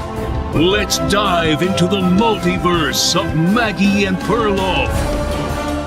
The multiverse, Perloff. We love to live in it. The what-ifs, the what-could-have-beens. Because it is the month of March, we are taking some inspiration from college basketball. So today's question for the multiverse, what if college basketball players had to stay for 4 years? Ooh, okay. So not only do you have to go to college in this multiverse, this alternate reality, so no G League, no overtime elite, no going to Europe. You got to go to college, much like college football. You got to go to college, and you've got to stay for 4 years in college basketball. What would the world be like, I ask you? Also, if you're from Europe, you have to come to America to go to college. Yes, everyone's got to come here. That rule, I don't know how we're going to enforce that one. No, it's an international court. It's a tribunal. Yes. So basically, by the way, this sounds like a crazy multiverse now. This was college basketball up until about the year 1993. This is what we did. Yeah. There was no one and done. There was no G League. There was no, everybody stayed. Michael Jordan stayed 3 years. Can you imagine Michael? So anyway, this is not a crazy multiverse, but I'll go first. Okay. Again, the multiverse of Maggie and Perloff. What ifs, what could have been. Today we do what if college basketball players had to stay all 4 years, had to go to college and had to stay all 4 years. Well, there are a lot of little side things. First of all, the NBA would have much better drafts, obviously, because they would get to see these players for 4 years. They'd make smarter picks. But that's not where I'm going to focus. You would have super teams back again. It would be the Blue Bloods. Last year, Florida Atlantic, Miami, San Diego State, and UConn made the Final Four. Those teams, UConn might be there. You're not going to see any of them. You're going to have Kentucky, because Kentucky is going to be dream team year after year. You're going to have Duke. You're going to have Gonzaga. You're going to have UCLA. But specifically, let me lay out these teams that could be playing right now in the month of March 2024. These players could be, look at Kentucky's lineup. Are you ready for this? Yeah. Tyrese Maxey, Emmanuel Quickley, Shaedon Sharp, Scoot Henderson, who was going to go there if he didn't go to the G League, and Jonathan Kuminga, who also said Kentucky. So that's that starting five. That would have been the starting five. If in the multiverse you have to go to college to play basketball for 4 years. Yes. They will face Duke in the final. Let me give you Duke's lineup. Okay, Paolo Banchero and a center rotation of Derek Lively, Kyle Filipowski, Mark Williams, and then Trey Jones at guard. You could beat a lot of NBA teams. So you have Kentucky and Duke, but this is my favorite. I basically put everyone back in college. Gonzaga has Chet Holmgren and Jalen Suggs, so they're in the mix. But Auburn would be the fourth super team. Look at this team. Walker Kessler, who turns out to be really good. Jabari Smith, actually really good. Yeah. Isaac Okoro, top 5 pick. They're all still there. The Thompson twins had Auburn high on their list, so I'm going to give them those guys. They would be sophomores right now at Auburn. And Davion Mitchell, I don't know. Love Davion Mitchell. Yes, so he transferred in 2019 to Baylor. Now, I don't know how he gets enough. He started his college career in 2017, and because of COVID, came out in 2023. So I would give him. But you have an amazing team. But basically, you're going to have blue bloods keeping their players. John Calipari probably would have had 6 titles at this point because he wouldn't lose his one and dones. And I think college basketball would have much higher ratings. Instead of UConn versus San Diego State, you would have Kentucky versus Duke. And college basketball is a thing again, much like it was in 1986 when Houston was playing Georgetown. Okay, so again, we're doing the multiverse of Maggie and Perloff. We do this every Thursday at this time. We do a sports what if or what could have been. And today, because it's March and college basketball is at the top of mind, we're asking, what would it be like if college basketball players not only had to go to college, had to stay for 4 years? That's a great one you just laid out. I mean, that's a lot of fun. Who's not going to watch that game? Can I give you what I think would... This is the world we're living in if college basketball players had to stay for all 4 years. We would be seeing the new rivalry of the century, and it would be Chet Holmgren versus Victor Wembanyama. So Chet and Wemby, Chet would already be in college. He'd be a junior, and Wemby would be a freshman. And this would be the ultimate rivalry because these are two big men who don't play like big men traditionally. So you have this incredible skill set with these two guys. Every time they play, we'd be comparing box scores. We would be setting it up that hopefully everyone, fingers crossed, we get a Final Four matchup with these two dudes, or maybe even a championship matchup. They'd be neck and neck for Player of the Year probably. This would be an incredible thing. It's like, it could, in terms of hype, be like a Magic and Larry type of thing, but they wouldn't be coming out at the same time because in this multiverse, everyone has to stay for 4 years. But then while Chet would already be in the NBA, then Wemby would still be finishing college, and we'd just be waiting for Wemby to finally meet Chet in the NBA so we can get rivalry part 2. They met in a, EJ, you said it was like an under 17 international in a championship game, which was highly talked about among people who were following those guys in high school. This would be, if this multiverse was true, which if college basketball players had to stay for 4 years, this would be the rivalry. Kind of like Akeem and Ewing. a little bit. Like they didn't play each other that much, but there was this feeling. Comparing. Yeah, they were all off, and they did. I believe they did meet. Yeah, so yeah, that'd be awesome. Although I have to tell you, Bird Magic feels a little rich for Wemby. I'm just saying. Yeah. Well, if they met in the championship game, though. Maybe. I think they're putting a lot of expectations on those two players to say they will transform the entire league. No, that would be great. So, wait, again, it's like just take a step back. People. Where would Wemby play again? Sorry. Oh, that's a good question. I think Wemby would probably be at a Kentucky or Kansas. Oh, okay. So, but how about UCLA? Get him out west. And maybe make it a West Coast maybe rival. That could be a West Coast thing. And UCLA would still have one of the Ball brothers. They'd have LaMelo. Gonzaga and UCLA have had hellacious rivalry games over the past several years in the tournament. And I feel like Kareem, the UCLA legacy to Wemby, that would make a lot of sense. Maybe. It is funny, though. I see all Athletic LT in the chat makes a very interesting point. Me being a Gonzaga fan as well, he's right about this. Gonzaga has a strong international recruiting base. Perhaps Wemby and Chet team up. Wait. No. Twin Towers. No. I don't want to do that. No, I don't want to do that. And I know they do. Gonzaga, St. Mary's, right, is always getting guys from Australia. Yep. I don't want to do that. I'm not doing that. No. This is my multiverse. They're not playing together. I hate this about the NBA now. I hate this about sports now. Why can't guys just have rivalries and not like each other? Not everybody has to be best friends. Well, I was about to say this is not a center rivalry. Chet's basically a tall two-guard, and Victor wants to be nowhere near the rim. Yes, exactly. So they could easily play together. They're not basically traditional. They're twos and threes. They're not. They're the new centers. That's a great point.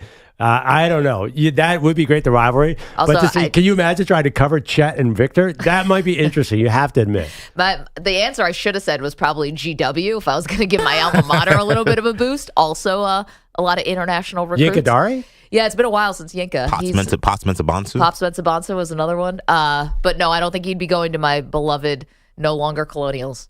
He'd be going to... What are they now? I forgot. Such a great fan. I know. I don't remember. But anyway, he'd be probably going to more like Kansas or Kentucky.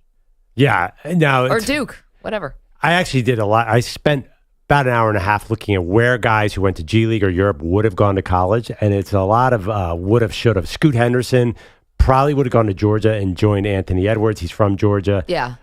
Where would Luka, who's too old for this, but would have been interesting. Can you imagine Luka Doncic in college basketball? How incredible that would have been? Luka feels like he would have gone to Louisville. I don't know why. Feels like a Louisville guy. Okay. No? Yeah, maybe. If we had did this exercise, Zion could have done 4 years at Duke. That would have been really interesting. Yeah, so he would have been gone, though, already, right? Unless you give a lot of COVID years. College football, nobody leaves. Your Miami Hurricanes have a tight end who's 36 years old. He's got family.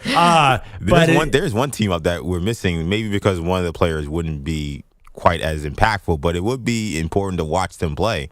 We could be seeing Evan Mobley with Bronny James. Oh, right, at USC. Because Evan Mobley would be a senior and Bronny James would be a freshman. Let me reset. This is the multiverse of Maggie and Perloff. We do this every Thursday at this time. What if or what could have been in sports? And today, the what if is what if college basketball players not only had to go to college, but had to stay all 4 years in college? What if Purdue's number 3, I believe, right now? They could still have Jaden Ivey and teaming up with Zach Edey. That'd be a kind of a super team. That would be cool. Especially they'd be avenging, Jaden Ivey would be avenging a bad loss to St.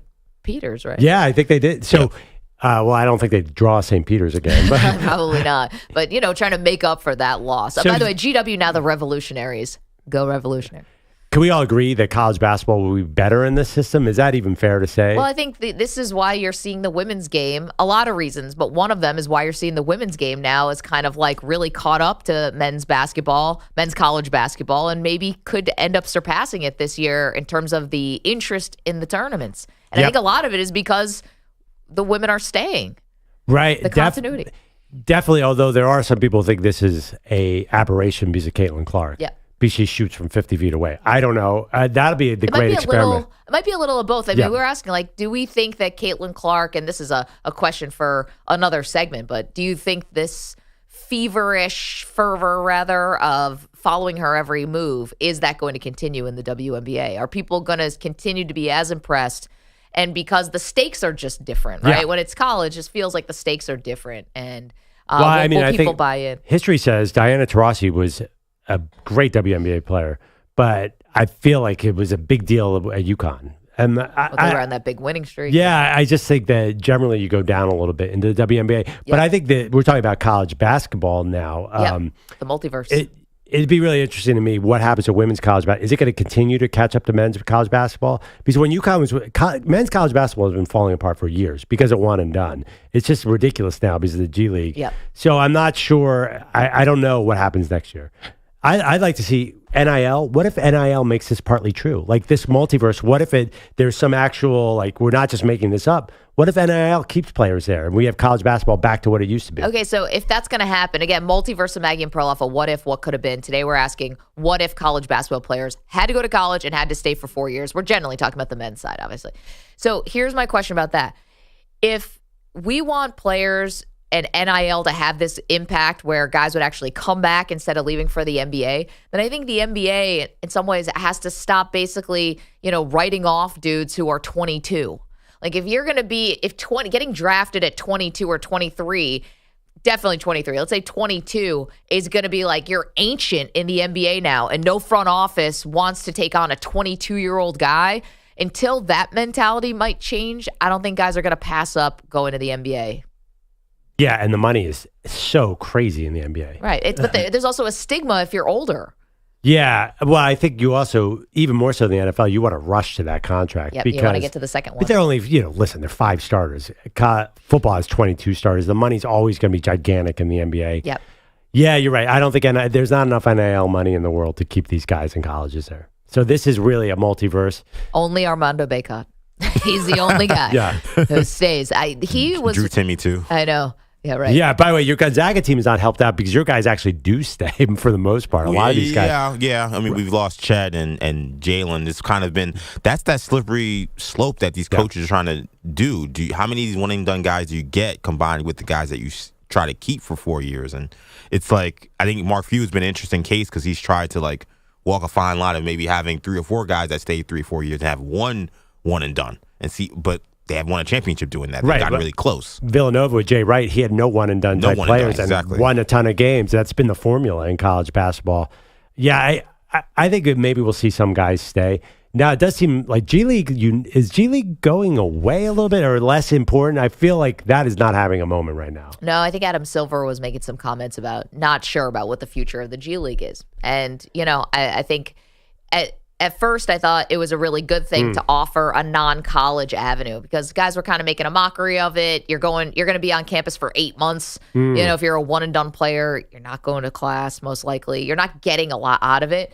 So why even keep up this charade of having to go to college? So. Yeah. This multiverse, again, sounds crazy. Yeah, I'm old enough to remember when this was called college basketball. And there was a time, you look at the stats, we're talking about Pete Maravich, and the record that was, you weren't even allowed to play as a freshman. Yeah. You weren't even allowed to play college basketball. Same with Kareem, right? Yeah, Kareem, I think they all played. I think Walton played 3 years because you're freshman, you were on the freshman team. What I always think is hilarious about the freshman team, we were talking about Perloff's days playing on the Dartmouth JV team yesterday because Dartmouth is unionizing now and they're in the news. What's awesome to me is to think about you on that freshman team and in walks Kareem Abdul-Jabbar. How old do you think Perloff is? No, well, I'm just saying. Same time. Well, there's a famous story that Perloff is that Kareem was 80. Kareem was on the freshman team, and the freshman team beat the national title team by 30 points every time they played. That was a famous story with John Wooden that Kareem got there, and the guys are like, hey, we just won the title. We're the best team, and they couldn't even come close to topping Kareem. So there was, and I think Walton had the same situation. It used to be like that. No, my freshman team was not quite that good. It's just he's so funny. I think there'll be one also. There'll be a couple other big things if this was the reality of the multiverse. Is one. Again, I think the multiverse we're reimagining. Sorry, Jay. We're reimagining if college basketball players not only had to go to college but had to stay all 4 years. I think you have a couple of things. Number one, I think you see much better players entering the NBA as rookies as opposed to guys who we see so many busts. It's not that we didn't have busts before, but we have so many guys that teams are just taking a flyer on, being like, hey, this guy may play 10 games as a freshman and got hurt, but you know what? He's highly recruited. Everybody thinks he's great, so we'll take a flyer on him because he's got a lot of talent.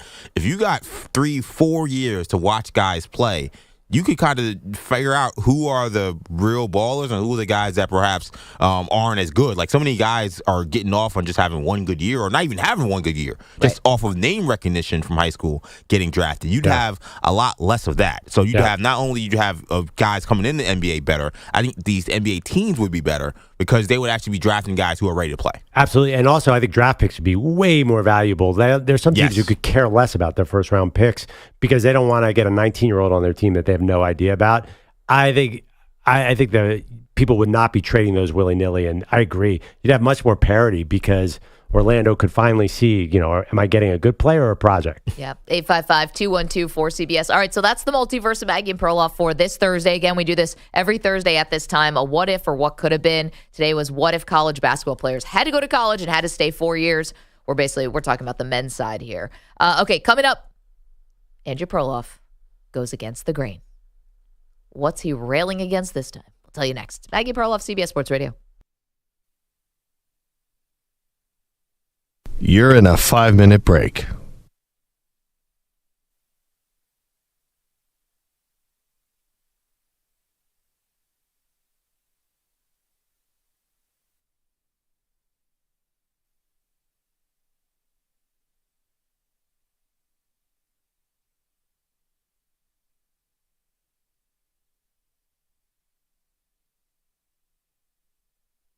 Four minutes, 30 seconds remaining.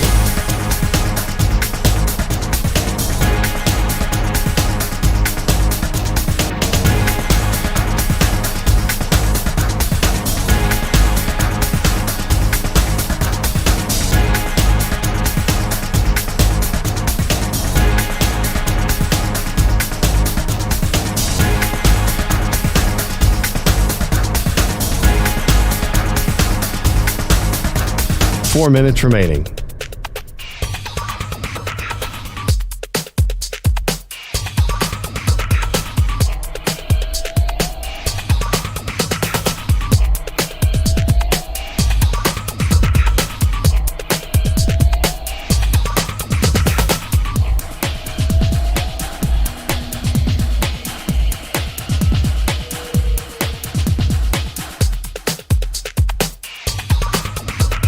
Three minutes, 30 seconds remaining.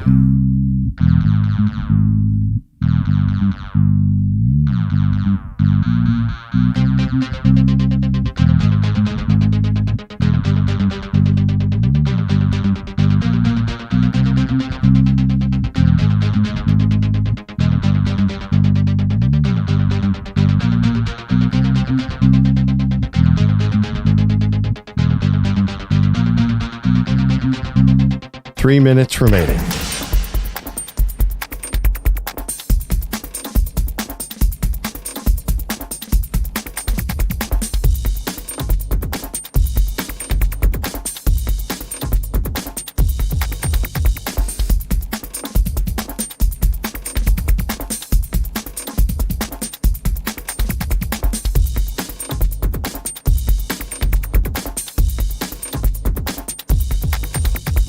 Two minutes, 30 seconds remaining.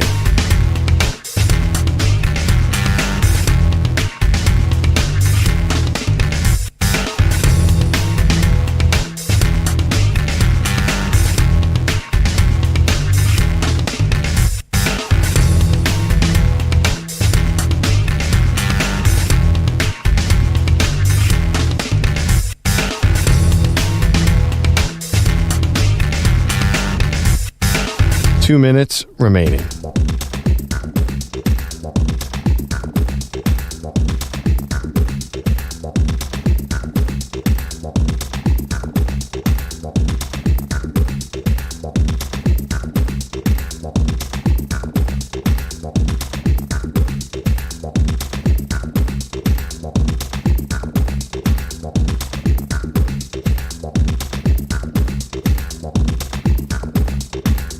One minute, 30 seconds remaining.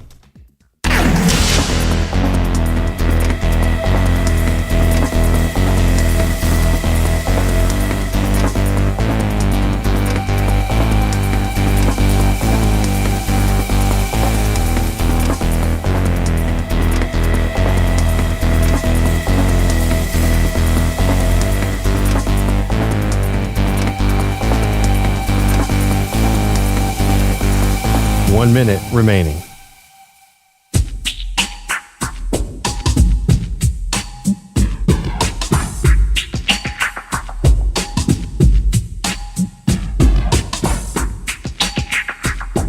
"45 seconds remaining.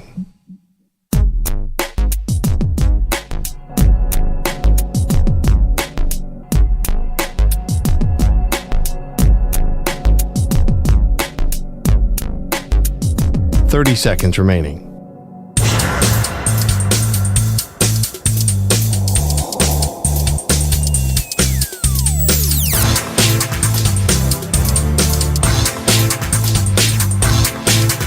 "15 seconds.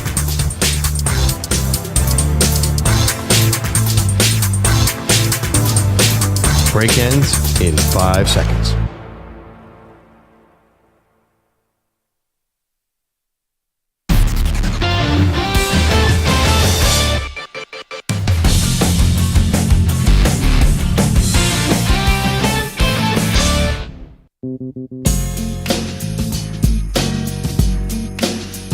Welcome back to Maggie and Perloff. We just did the multiverse of Maggie and Perloff, a hypothetical in sports that we do every week on Thursday. And this week was, what if college basketball players were forced to stay for 4 years in college? Right. And you couldn't do G League, you couldn't do overtime, you couldn't do Europe. Yep. You couldn't do, where did the Balls play? Australia or somewhere? Lithuania, I think. Oh, yeah. You couldn't do anywhere. You had to go 4 years of college basketball, which is actually spurred me to think about something in football that is similar, that is a big topic now, and I want to go against the grain, if you will.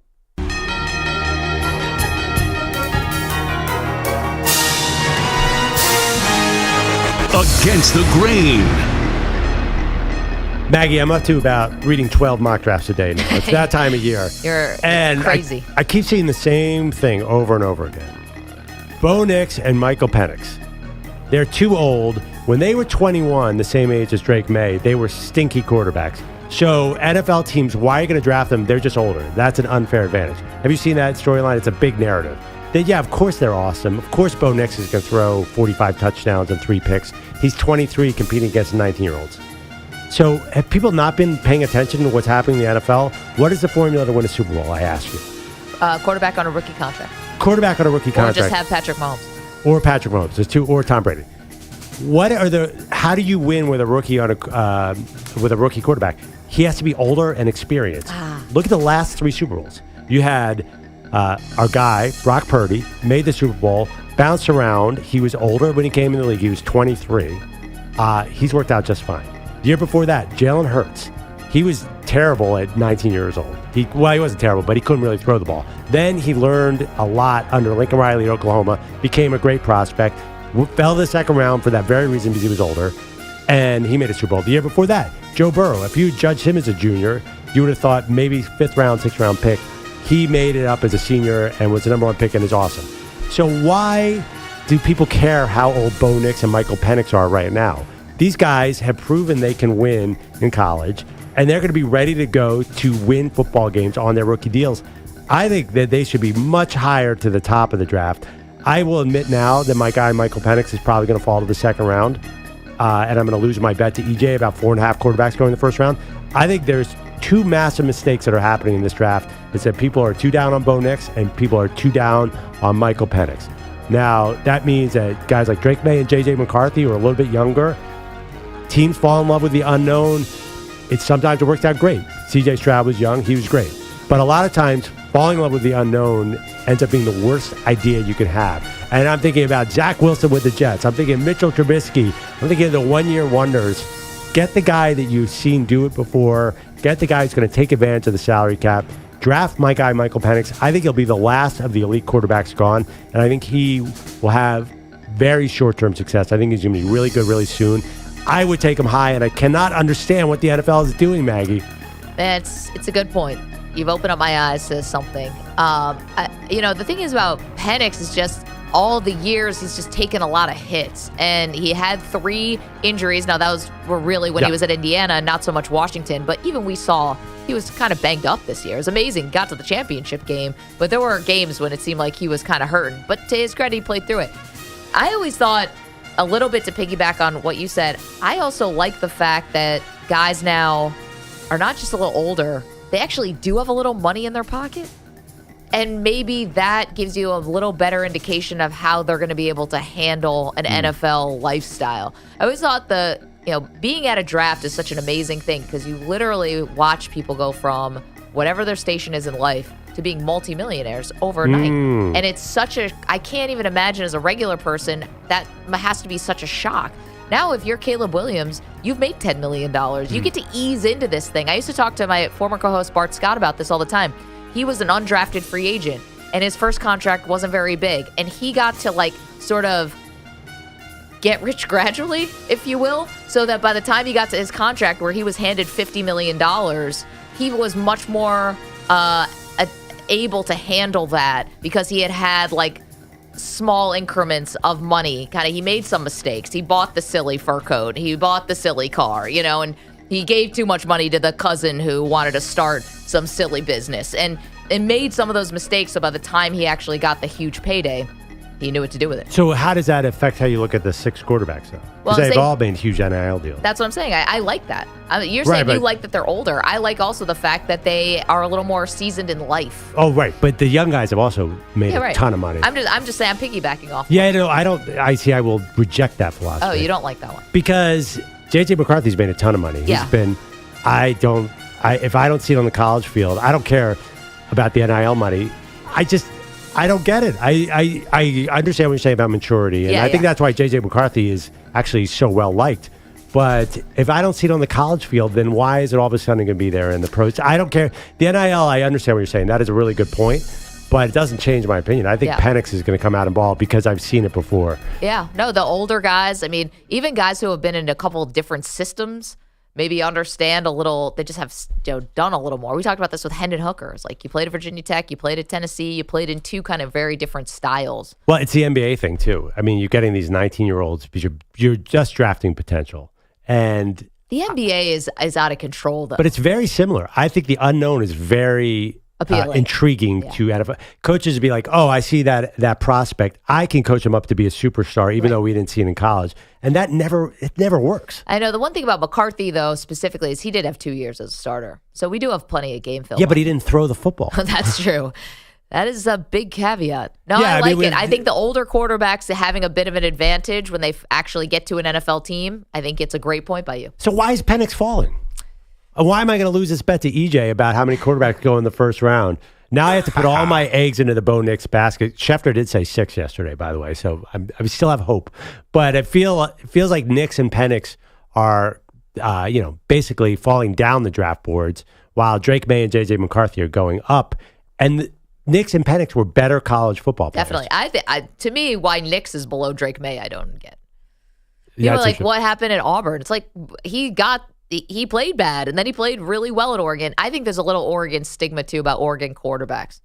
But why? Well, Justin Herbert's obviously been awesome, but it's he's the same. The only one. It's the same thing like with Ohio State quarterbacks and C.J. Stroud. That was definitely a thing for C.J. Stroud to overcome. But the Chip Kelly quarterbacks were 10 years ago. There's been how many different systems? Anyway, I want the old guys, and I specifically want Michael Penix on my team. I think he gets drafted in the second round and finds his way onto the field and is going to be really good, really fast.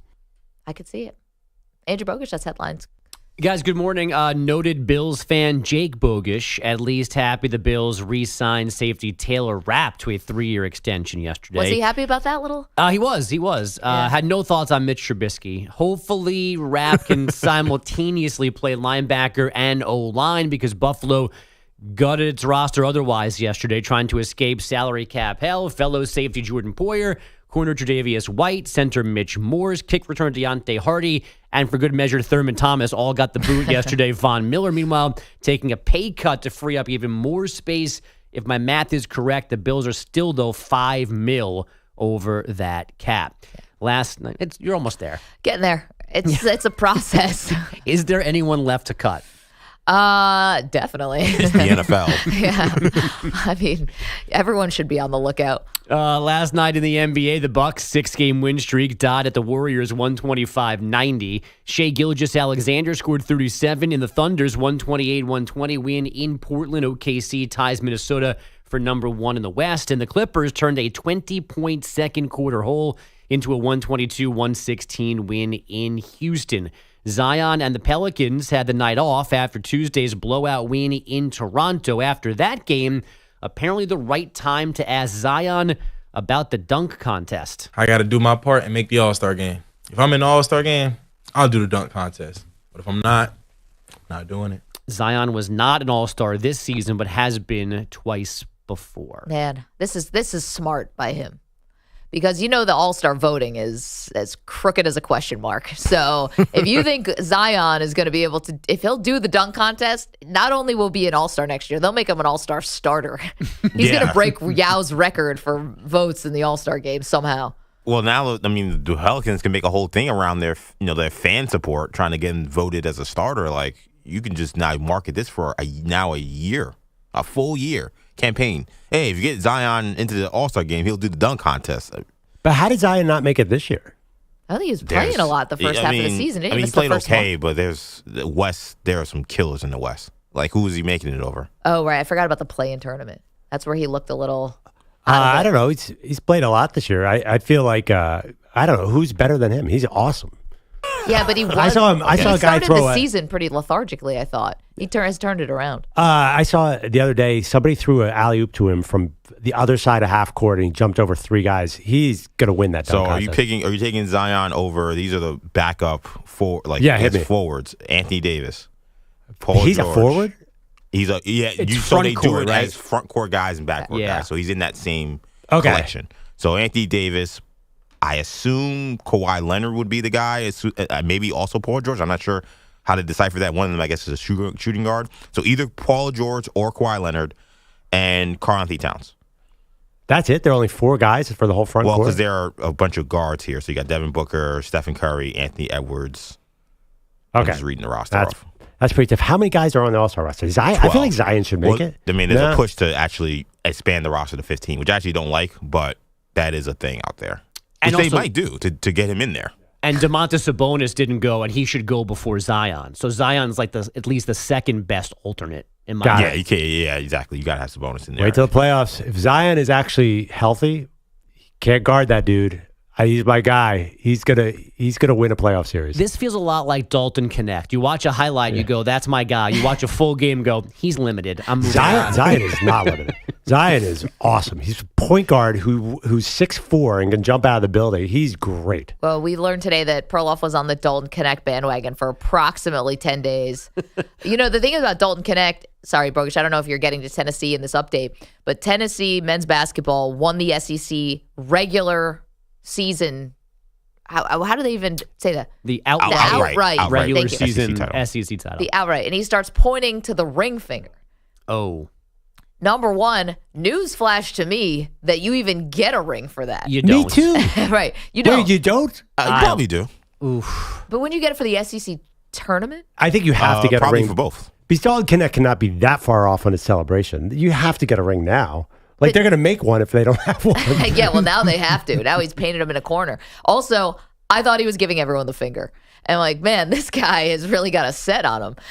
He's on the road in South Carolina. They win, and now he's giving everybody the finger? Like, this is going to be our lead story tomorrow. And I was like, oh, he's pointing to the other finger. I'm done with the pointing at the ring finger thing. Yeah, like, me too. Once Reese did it, that should have been the end. It's like, okay, no one will top this. It's over. But now it happens all the time. Like, also, but this isn't ring worthy. I'm sorry. It's a great. Yes, exactly. It's a great honor and accomplishment. But I mean, really, outright SEC champion. We're giving rings out. This guy, what was he playing? Northern Colorado, though. Yeah. Before he got to Tennessee. I mean, to him, this is probably like the Super Bowl. Like, this is a guy probably never thought he was playing. He was going to play on this level, and now he's beating South Carolina in a game to win the outright SEC. He was 6'2" as a senior in high school and weighed like he looked like me. If you ever see a picture of him in high school, you'll laugh so hard. Sprout out 6 inches at Northern Colorado. Now he's going to be like the number 4 pick in the draft. Great story. I think it's his march. He'll be one of the darlings. He's easily the biggest. Him and Zach Edey are 1 and 2, I think, the biggest stars. Definitely. Indiana men's basketball having another disappointing season, but head coach Mike Woodson expected to keep his job. Last night's U.S.-Canada Women's Gold Cup semifinal in San Diego was kind of dumb. Heavy rains leaving the field underwater. The Americans' first goal came when a Canadian defender passed the ball back to the keeper, and it never got to her. So the U.S. pounced on it and scored. They were 2-2 after extra time, so PKs were next. The game at her feet. Save for a third time by Nair. She saved 3. She converted 1. Alyssa Nair has almost single-handedly sent the United States into the Women's Gold Cup final. That's how it sounded on Paramount Plus. The U.S. plays Brazil for the title on Sunday in San Diego. They actually squeegeed this field at halftime, trying to get the puddles off of it, because you could see the standing water in spots in the field that they were playing through. And that's after an MLS game was played in a snowstorm the other day, and one of the coaches said it was the worst professional event ever, and he got fined $10,000 for saying that. Why did he get fined for that? Wait, isn't also something going on with MLS right now? I'm sorry to interrupt this. Are they having a problem with the referees? They're using replacement referees because they're I don't know if it's a lockout or a strike, but the regular refs are not working. Right, because I saw there was a story that they told the coaches and the players don't outright criticize the officials and the broadcasters to stop mentioning it. Yeah, because when people were criticizing the NFL backup referees and the Fail Mary and all that stuff, that got them a deal real quick. Yep. Interesting. Has anyone noticed that they're making really bad calls? I haven't. I don't watch MLS regularly to say whether it's good or bad. I think people never like referees to begin with. I don't think that nothing has been, as far as I can like found, super controversial. No. Got it. But again, I don't know how controversial in March Seattle Sounders Nashville SC game can get. I mean, soccer referees are notoriously awful, so they can't get worse. Yeah, they can't. There was one recently. The only thing that was abnormal that I saw was one of the replacement refs was going to work a Messi game. And somebody found a picture of him wearing an Inter Miami jersey. So he got removed from that game. That's funny. Yeah. He's like asking for an autograph like in 20 minutes in. Last thing from me, hockey teams got busy yesterday, even though the trade deadline isn't until Friday. Vegas dealing for Calgary D-man Noah Hanifin. The Panthers got winger Vlad Tarasenko from Ottawa. And the Avs adding Buffalo center Casey Middlestat and Flyers defenseman Sean Walker. Guys, back to you. Andrew Bogish, thank you so much. Coming up, a big dilemma when it comes to a quarterback and a backup. Is this setting up for something a little unique? We'll get to that next. Maggie and Perloff, CBS Sports Radio. You're in a 5-minute break.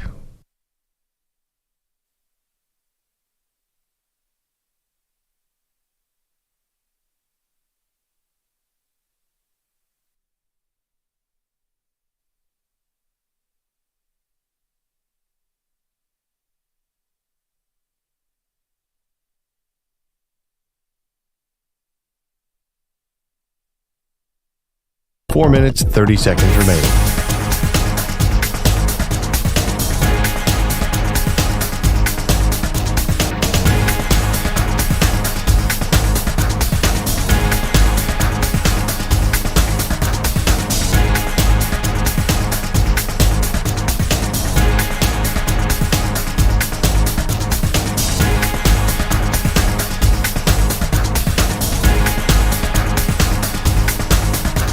Four minutes remaining.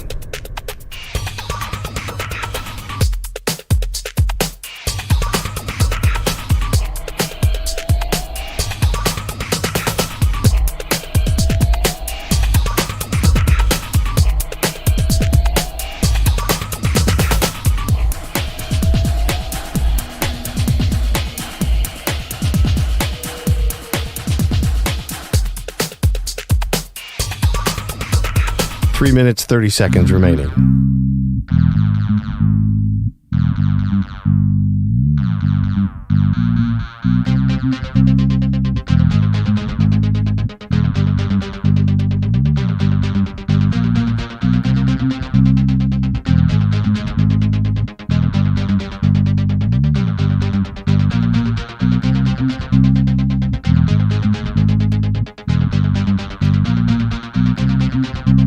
Three minutes remaining.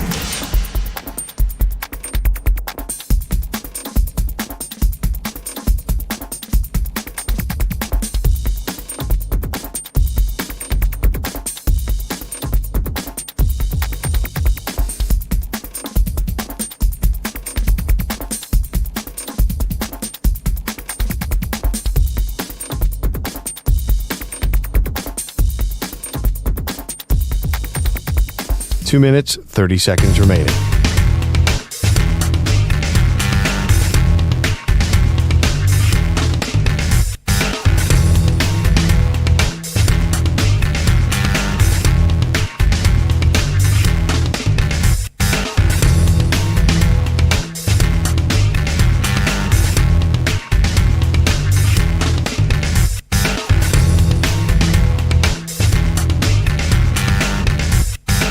Two minutes remaining.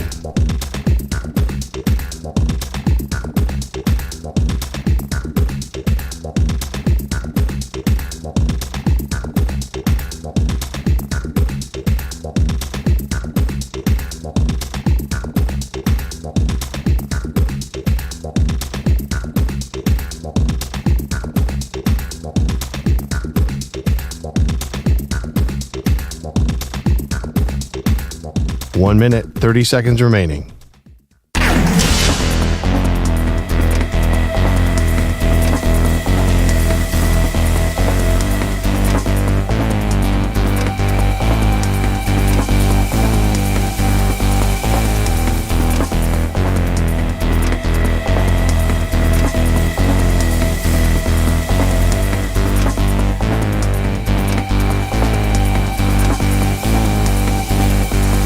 One minute remaining.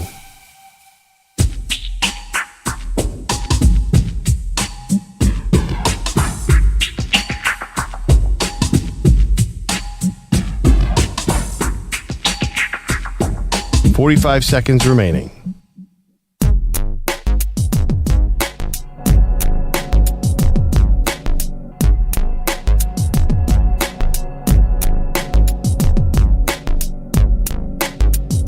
.30 seconds remaining.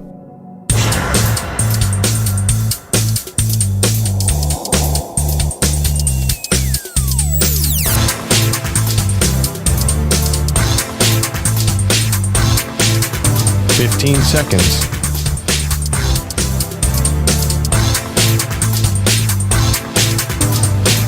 Break ends in 5 seconds.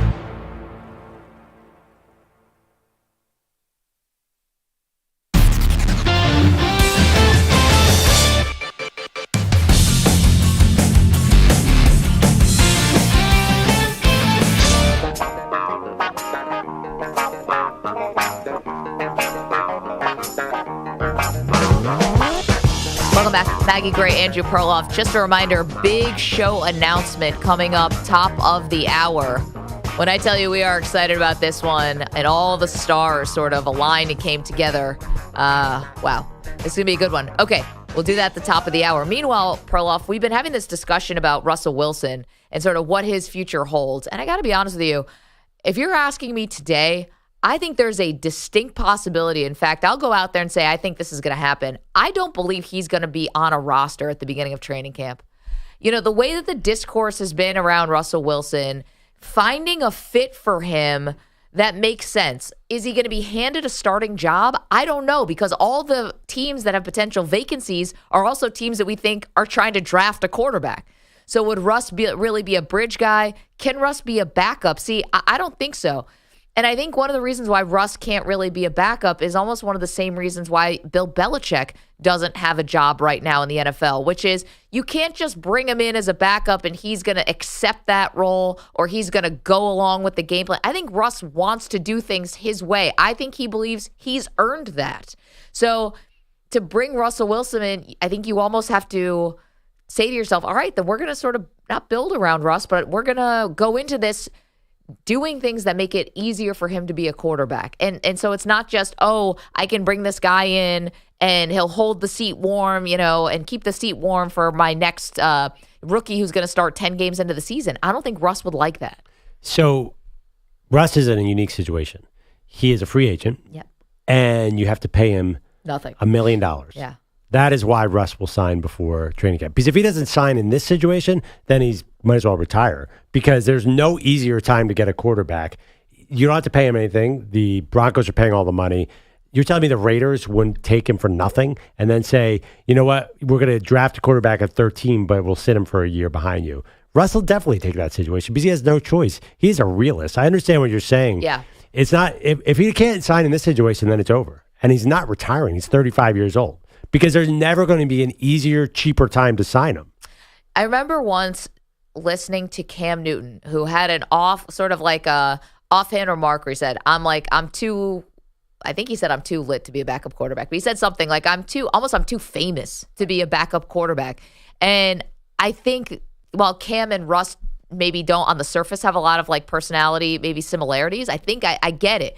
Because Russ, while he wasn't an MVP like Cam, does come in with the stature of a Super Bowl champion and of a future Hall of Famer, we think. Yeah. So I kind of get a little bit of the Cam Newton comparison there, that he's a tough guy to bring in if he's not going to be the man. He is going to be the man. Just like Cam. Cam got 2 shots where he was in a bridge situation, New England and Carolina. Russ has not done any of that yet. So I think how did it go in those 2 teams? It was terrible, but at least he got those shots. Carolina brought him back in. So it did happen. And I think Cam was probably less appealing than Russ in those situations because Cam had a lot of injuries, and I guess the money was cheap with Cam, but there's no situation where it's cheaper.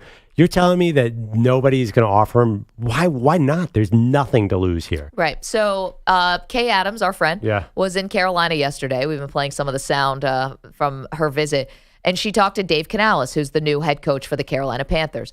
And Dave Canales was the quarterback coach for Russell Wilson in Seattle all 10 years that Russ was there with the Seahawks. And Kay asked him if this would be a good fit.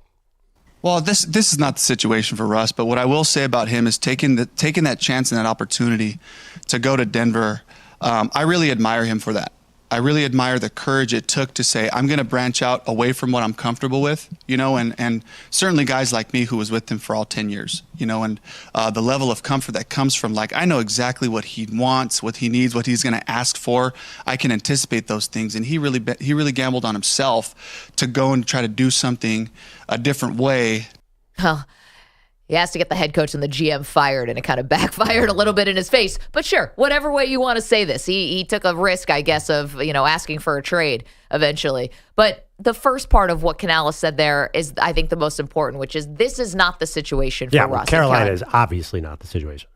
Okay, but again, I don't know if you're going to find a perfect situation for him, because say it is so you have Bryce Young, right? You don't think he could learn anything from Russell Wilson, backing up a smaller quarterback who had to overcome a height disadvantage to go on to have a legendary career? Oh, it's a terrible spot for Russ. It's probably the worst spot of all 32 spots because you're going to win 4 games. He does not want to get on the field as a Carolina. His legacy is already destroyed. Can you imagine putting him out there with Adam Thielen and DJ Chark? I think they've actually released Thielen.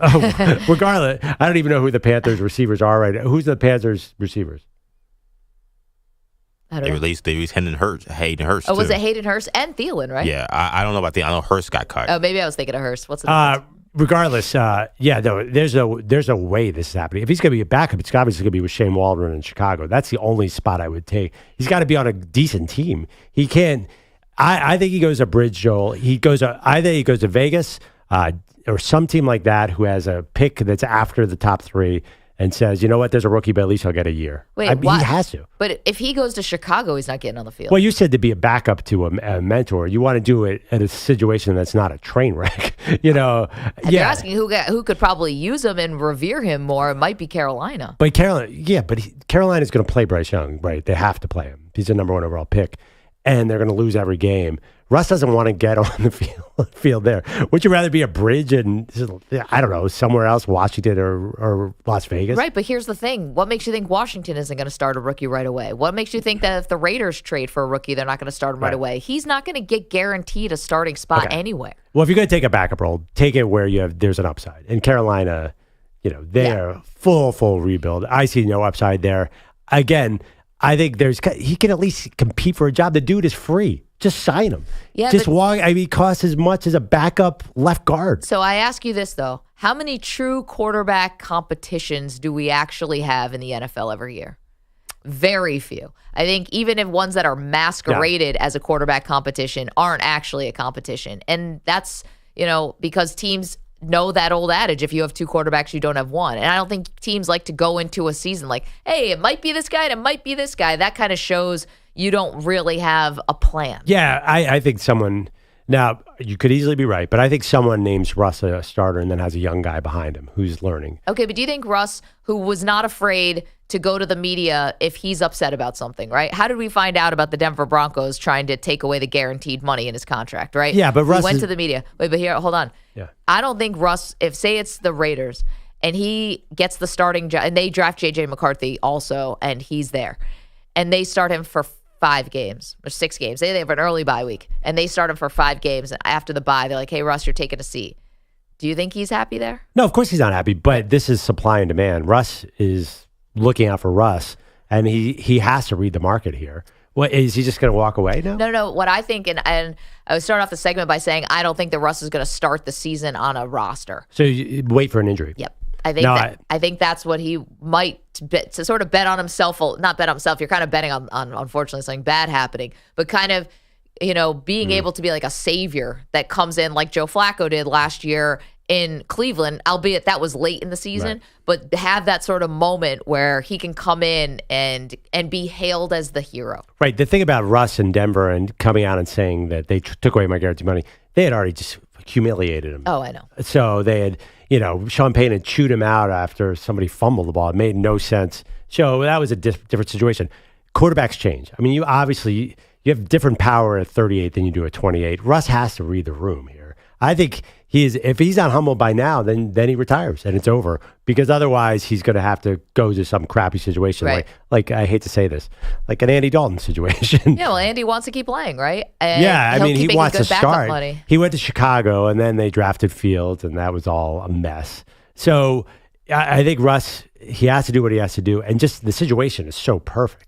It's never been easier to get a guy with experience like that. Right, but for who? Yeah, I think finding the team is the hard part. I think you're right. It's not a lot of choices, but any team that's looking at the rookies will also be looking at Russ. If you're going to draft somebody at 16, say, or maybe 28, right? Why not have Russ play for a year? Well, listen, I told you guys yesterday, as the Bills are doing this purge of getting all these old and bloated contracts off the books, I was behind everything, feeling great about everything, until I saw Mitchell Trubisky coming across the wire. I'm like, you got to be kidding me. This guy is not a good backup quarterback. We just saw this in Pittsburgh. He cannot play anymore. Why wouldn't the Bills have gone with a Russell Wilson? Like, I'm telling you, there's just not an easy fit. I'd have more confidence if you're going to pay $500,000 for Russ. I'd have more confidence with him sitting behind Josh Allen. And if Josh goes down, that Russ could actually win you a couple games more than Mitchell Trubisky. You're waving the white flag on the season. Well, if you were looking at backups, I mean, there's some really juicy spots. But Why I don't not go? think Russ wants to do that. Is what I'm saying. Yeah, I'm saying like he wouldn't do Buffalo, but maybe Kyle Shanahan calls him. That's a different calculus, because everybody gets to play in San Francisco. Yeah, well, Darnold only got that one game at the end. What if Sean McVay calls too? Because we know Stafford has had a lot of injury problems. What if there's a situation where you have an older quarterback who's injury prone? Maybe that's attracted to him. I don't know why he'd back up Josh Allen. His backup never gets in the game. I know, but I'm just saying like that there are backup quarterback spots open. I don't know where Russ would land. 855-212-4CBS, 855-212-4227. Big show announcement next. Maggie and Perloff, CBS Sports Week.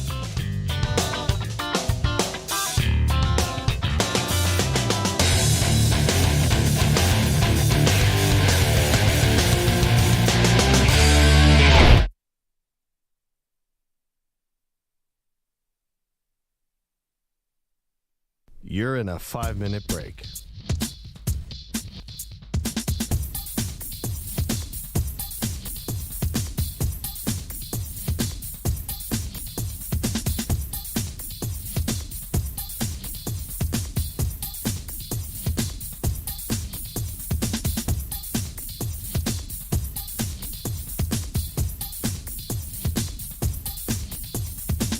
Four minutes, 30 seconds remaining.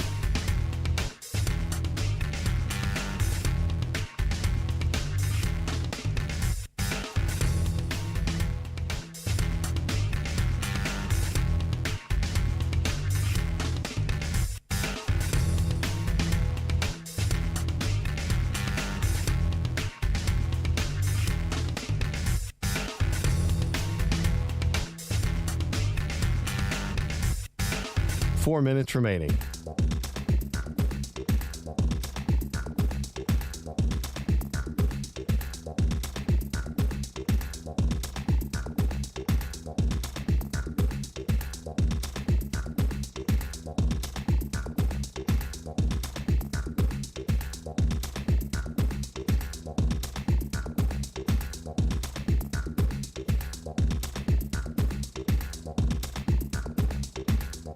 3 minutes, 30 seconds remaining.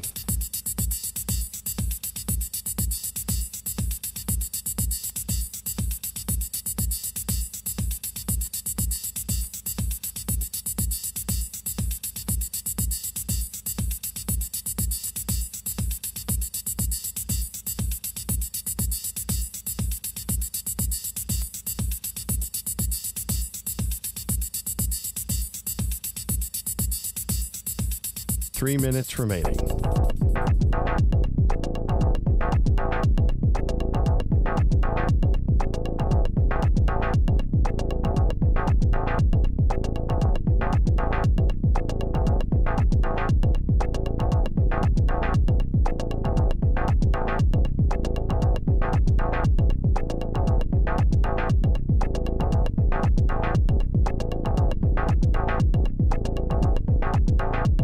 Two minutes, 30 seconds remaining.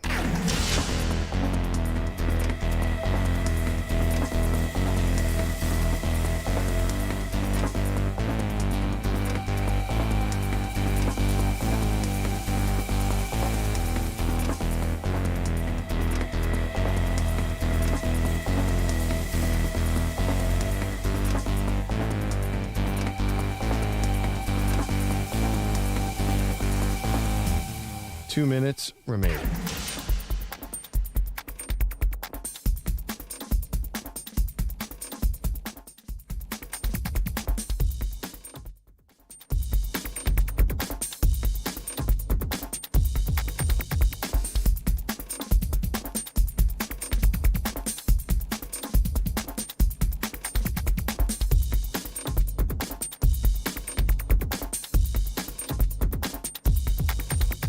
One minute, 30 seconds remaining.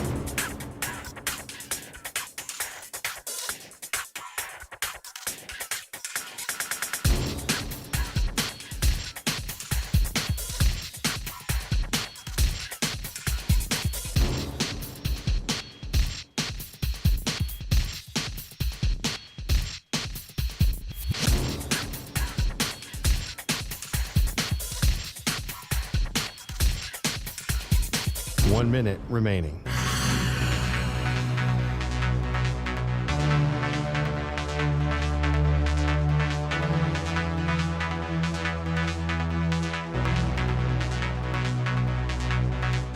Forty-five seconds remaining.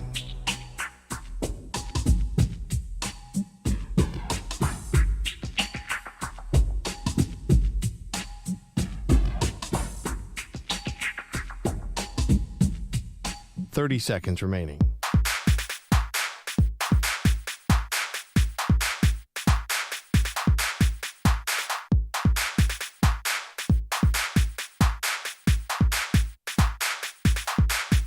Fifteen seconds.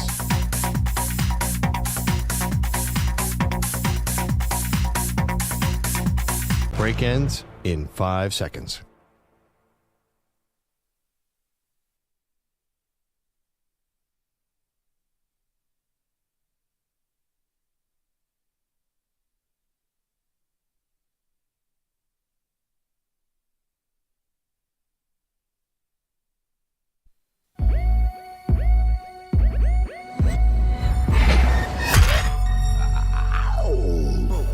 She was the Heisman Trophy winner in 1986. He left her off the ballot.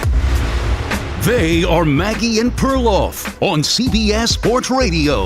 Well, if you felt a little tilt on the Earth's axis, Perloff, that is because we have a big show announcement coming. If you feel like maybe the Earth just move a little bit as you were walking down the street. Very, very big announcement for the show today. Now, you guys know that we love doing show bets around here because we like accountability. Yep. And when you make a show bet and you lose, you got to pay it off. And that's what we like around here. There was a show bet that was made at the end of the college football season. No, it wasn't. It was made halfway through the college football season. Okay. Yes. And I said, I don't care if they're stealing signs. Michigan is going to win a Final Four game. And you and EJ were like, there's no way that's happening. Yep. Show bet. And then I don't know how we got from there because Michigan did win, and then what happened? Okay, so yes, thank you. You are totally right about that. This was in the height of the Connor Stallion sign stealing. We're like, this is going to derail Michigan. I mean, in EJ's and I defense, Harbaugh was getting suspended. It was unprecedented. You could have seen how this could have manifested itself with them losing a game in the college football playoff. Easily. And they, believe me, they tried. They almost got there. So, of course, they draw Alabama, none other than Alabama, in the first round of the college football playoff. And the game goes to overtime.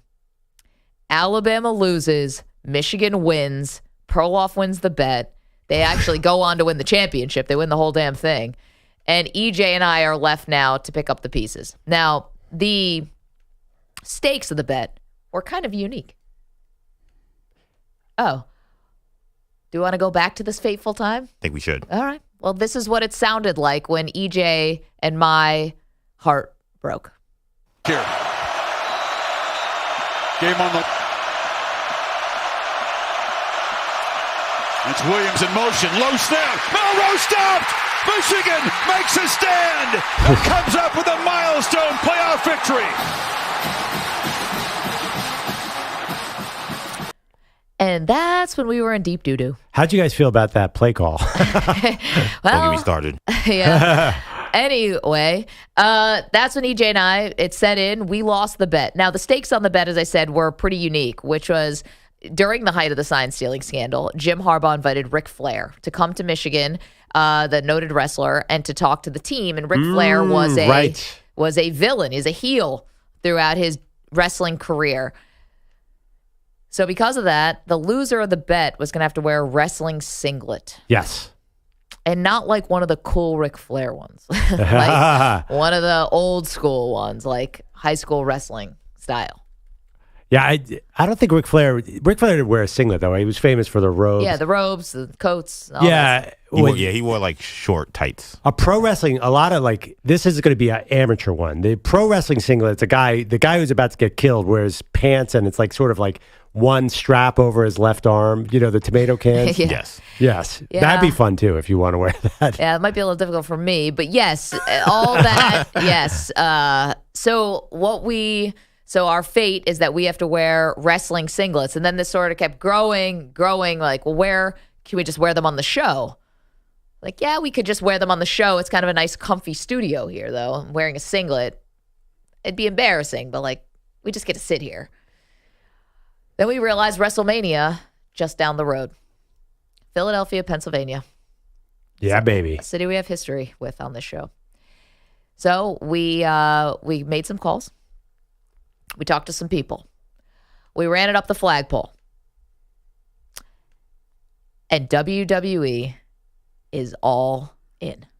Oh, wow. Me and EJ wearing the singlets, going to WrestleMania, wearing them outside in April in the Northeast, by the way, which you and I are ready to freeze our tushies off. EJ has more serious issues with that. Well, I don't know if shrinkage issues. Yikes. Anyway, we get HR involved. It's going to be cold. It's going to be sucky. But we have to do this at WrestleMania where we can do maximum embarrassment in front of, what is it going to be, 70,000 people there? Well, maybe more? Yeah, 70, 60. It's going to be a packed house. Okay, so WWE, and thank you to everybody there, including our pal Greg, who has really been a champion of us embarrassing ourselves and seeing this thing come to its full and final resting place, which is us at WrestleMania looking like fools. So I want to get into a little more detail here. Sure. Who are some pro wrestlers who've worn a singlet over the years? Kurt Angle. Big one. Bob Backlund, maybe? Bret Hart. But Bret Hart, that's what I want you to wear. Bret Hart wears like a kind of a different singlet, right? Which kind of goes down to his belly button. Tights. It's a singlet with long tights. I looked at a Bret Hart singlet, and it shows like most of his chest is open, which would be incredibly embarrassing. Right, but I feel like most of the guys who wear wrestling singlets, you see most of their chest now. Yeah. For sure. Oh, okay. Like a Chad Gable, who's currently wrestling. Yeah, so again, that gets to the point. A lot of guys used to be Olympians, usually. Kurt Angle is like he's a gold medalist. A gold medalist. The singlet cuts different when Kurt Angle's wearing it. That's what I'm getting at. Do we get to choose this? Pete knows singlets really well. Can we choose the singlets that you guys are going to wear for maximum embarrassment? Well, we were thinking about that. We have to procure them, though. Well, yeah, no, we've got a website. Well, they seem to have a lot of connections to WWE. Some historical ones, maybe. I don't want to push it. We've already asked for quite a bit, including the ability to film inside of WrestleMania. Believe me, like we're asking for quite a bit, and they are being really cool about it. So I don't want to push it with the costume design.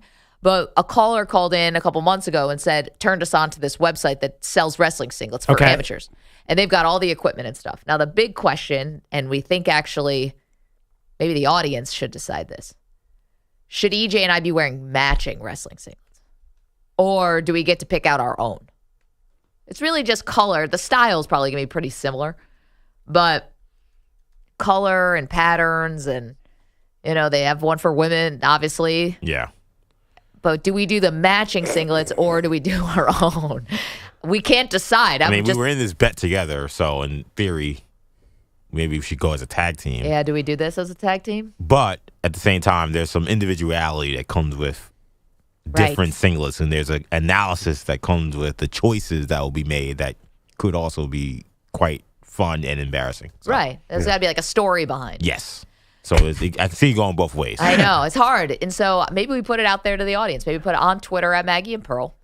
Should EJ and I have to wear matching singlets to WrestleMania to pay off our bet? Or do we get to pick out our own? Well, you guys have different requirements for a singlet because, Maggie, not to get graphic, but yours has to cover your chest area. Right. And EJ has to worry about the lower half of the singlet. Right. Well, because we both some have of them, to worry about the lower half. But, well, yes, you're right. You both have to lower. But EJ in particular has to make a strategy here on the lower half of the singlet because that part can be rather revealing. As we learned with your Halloween costume. Yes, we're going to be able to blur it out in real time. That's what I'm wondering about. We're going to be okay. I'm seeing the weather could be in the 40s, EJ. I'm just saying. It's so cold. You might want to think about that.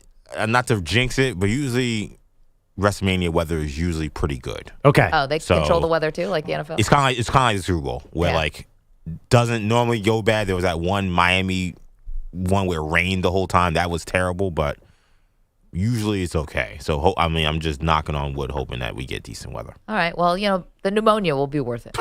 So maybe put it out. Should we have the matching singlets or should we not?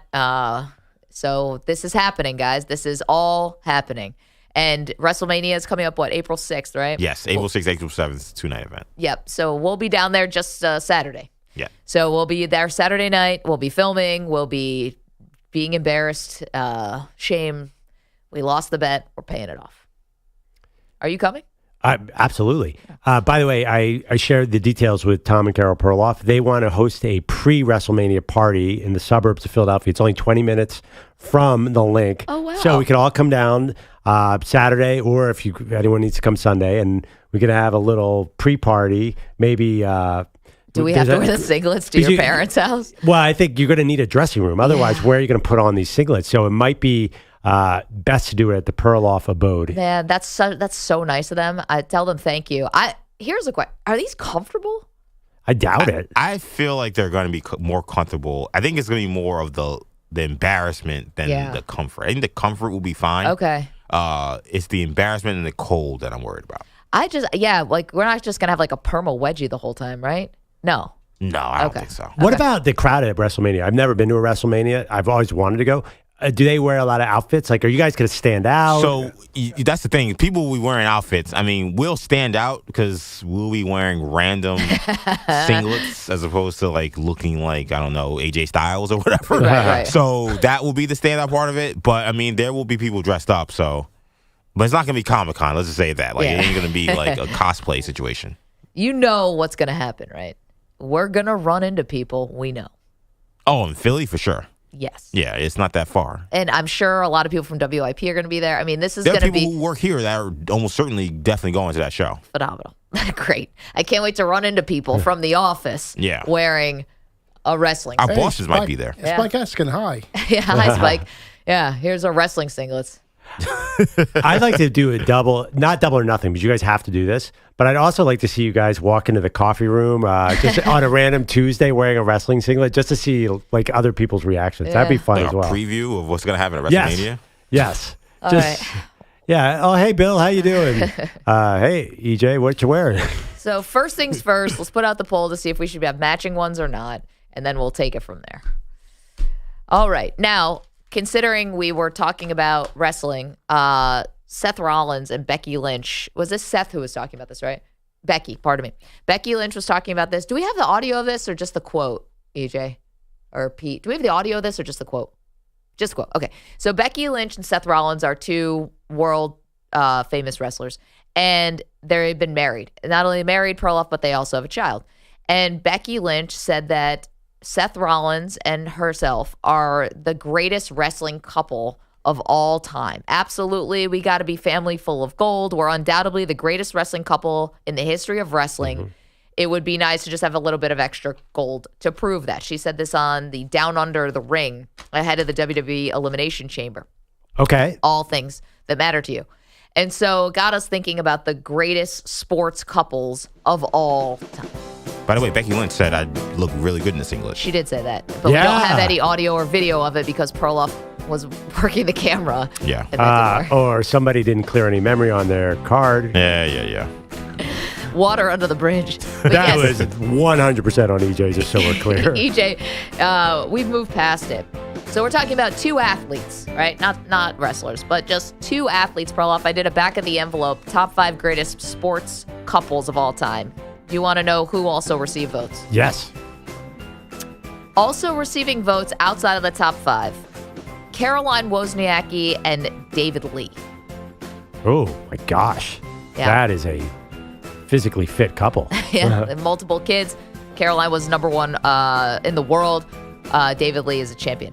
Also receiving votes, Gabby Reese and Laird Hamilton, still married. I mean, that's all time. I know. I can't picture there's a cooler couple than that because Laird Hamilton is the king of cool. Big wave surfer. I know. I mean, he's She's iconic. a beach volleyball player.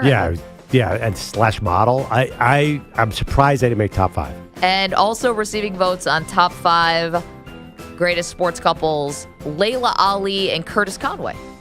Ooh, yeah. Still married, they have kids, going strong. Long time NFL, wasn't he? He was a Jet, wasn't he, at one point? He or am was I a imagining Jet, that? Okay. So, 3, I believe, 1,000-yard receiving seasons for Curtis Conway. So that's the also receiving votes. Just a caveat here, top 5 greatest sports couples. It's people who are currently together. I wasn't going all time, like people have been divorced and stuff like that. Like, let's do the current people. Got it. All right, number 5.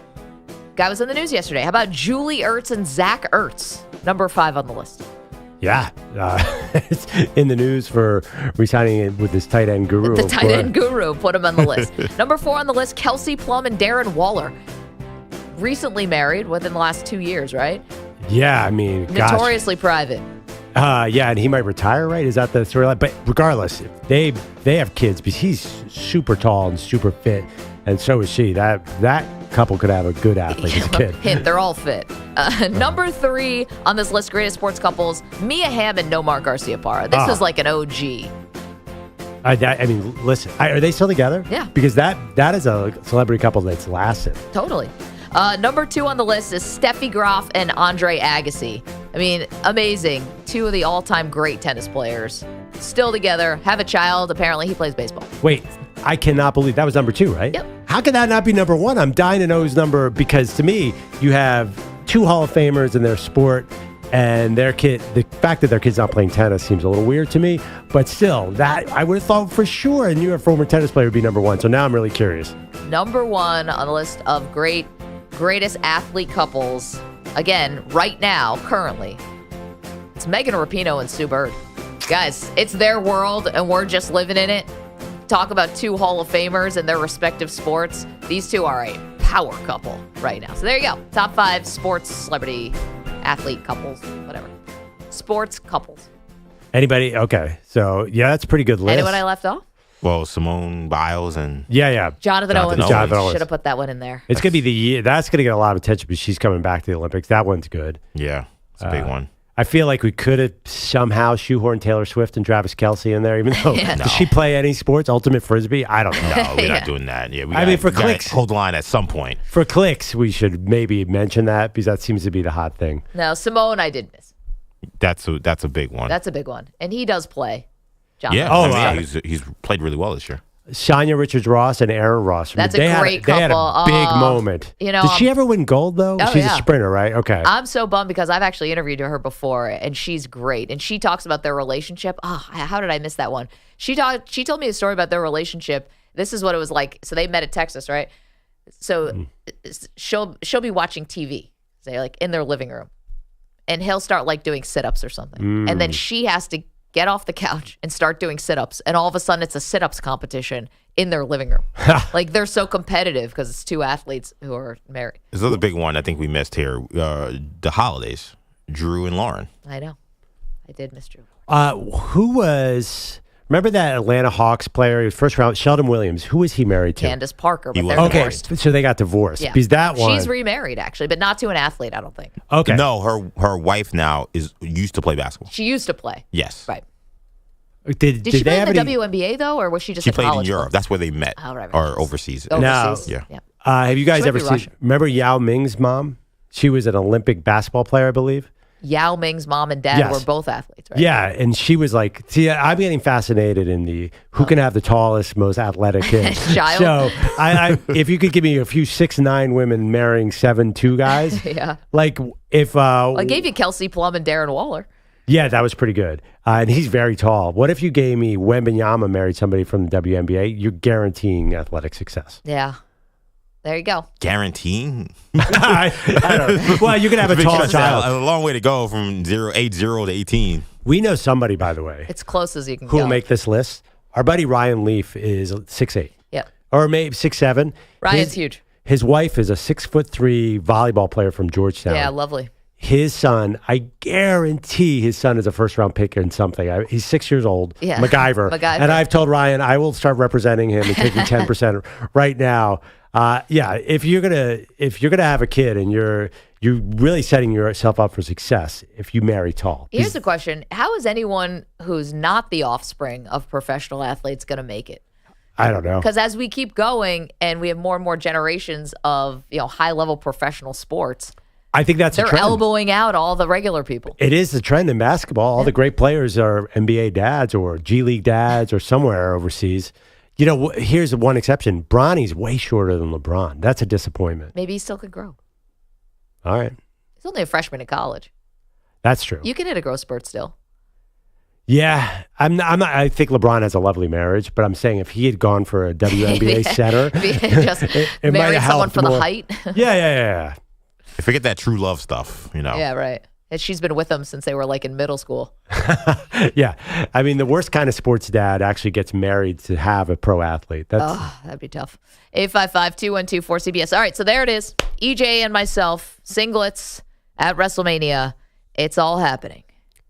It's going to be cold. This is going to be amazing. It's going to be dark. That's and one way to put it. It's going to be uncomfortable. All right. There's so many rules we have to set. How long do you have? Can you put a jacket on at certain points? Oh, this is going to be great.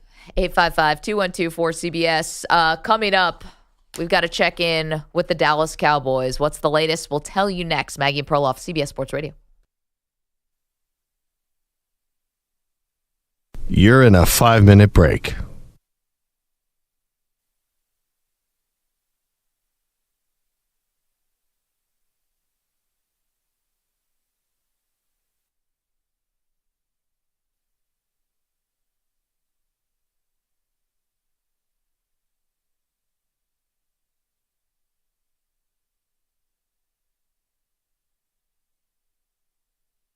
Four minutes, 30 seconds remaining.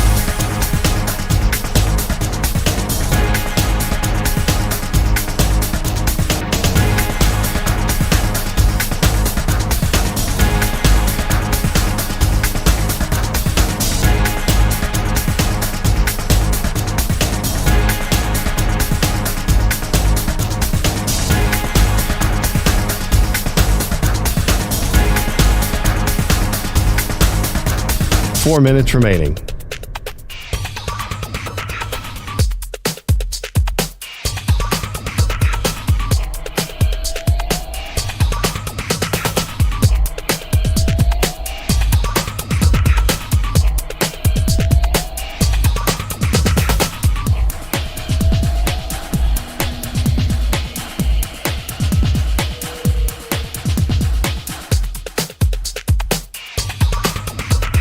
3 minutes, 30 seconds remaining.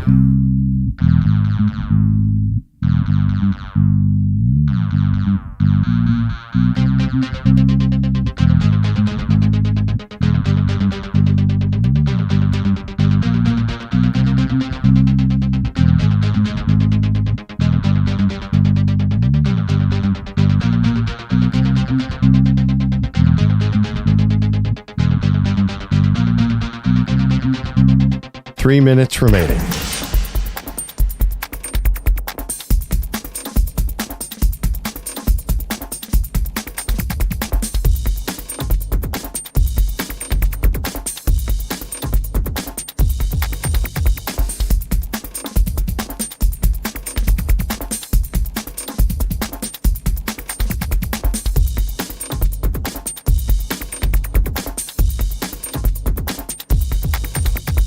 Two minutes, 30 seconds remaining.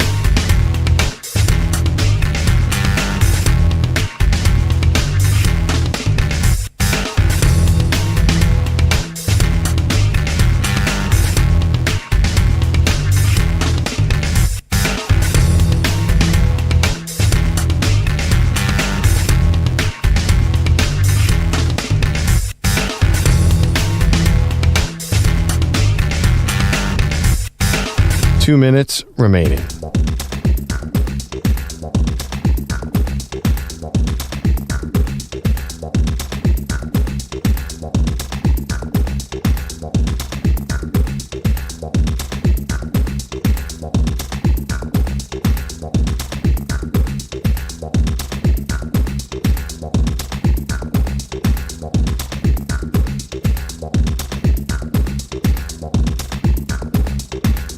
1 minute, 30 seconds remaining.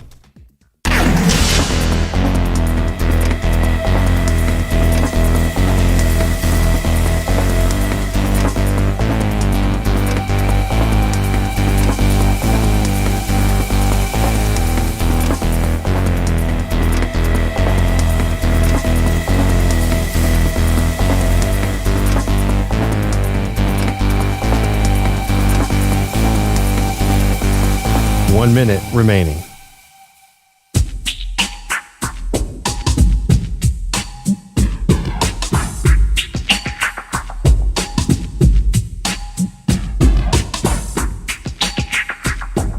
.45 seconds remaining.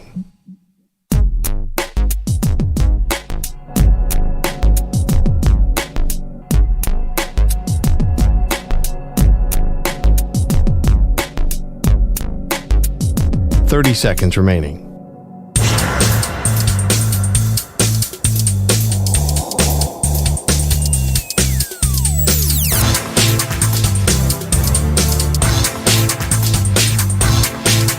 .15 seconds.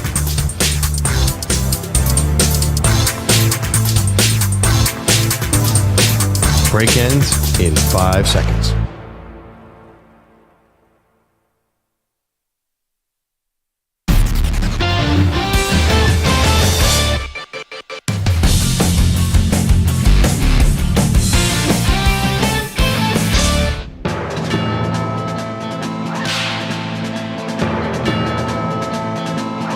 Oh boy, you know what that music means. Welcome back to Maggie and Perloff. Time for a Cowboy Quickie. Yeah, we got two actually. Oh my gosh, I didn't even know we had one. Hit me. Okay, so the Cowboy Quickie today, Dalton Schultz, former tight end, on the Pat McAfee Show, explaining what life is really like as a member of the Dallas Cowboys. Going back and like telling some people like how kind of being around the Cowboys, like practice facility and, you know, game day, describing some of the interactions and stuff that you see on a day-to-day basis, like surprised a lot of people. They're like, holy crap, like that actually happens like at a practice facility. Yes, what could he possibly be talking about? Here's a little more. Oh, dude, it's just like there's people literally going on tours while you're lifting in the weight room, and they've got like a one-way mirror for people to like look at. Like it's a zoo, dude. There's people tapping on the glass, like trying to get people's attention as they're doing. Man, we can't help ourselves, right? Like, you're on a tour of the Cowboys facility. There's always going to be one person who's just going to go up there and bang on the glass to try to see if Dalton Schultz will turn around. He's probably trying to clear 225 pounds on the bench press or whatever. Yeah, I mean, that totally makes sense. I don't think that's the only, Houston. You ever been in the Texans building, Reliance Stadium? They have their weight room and there's tours that go around that.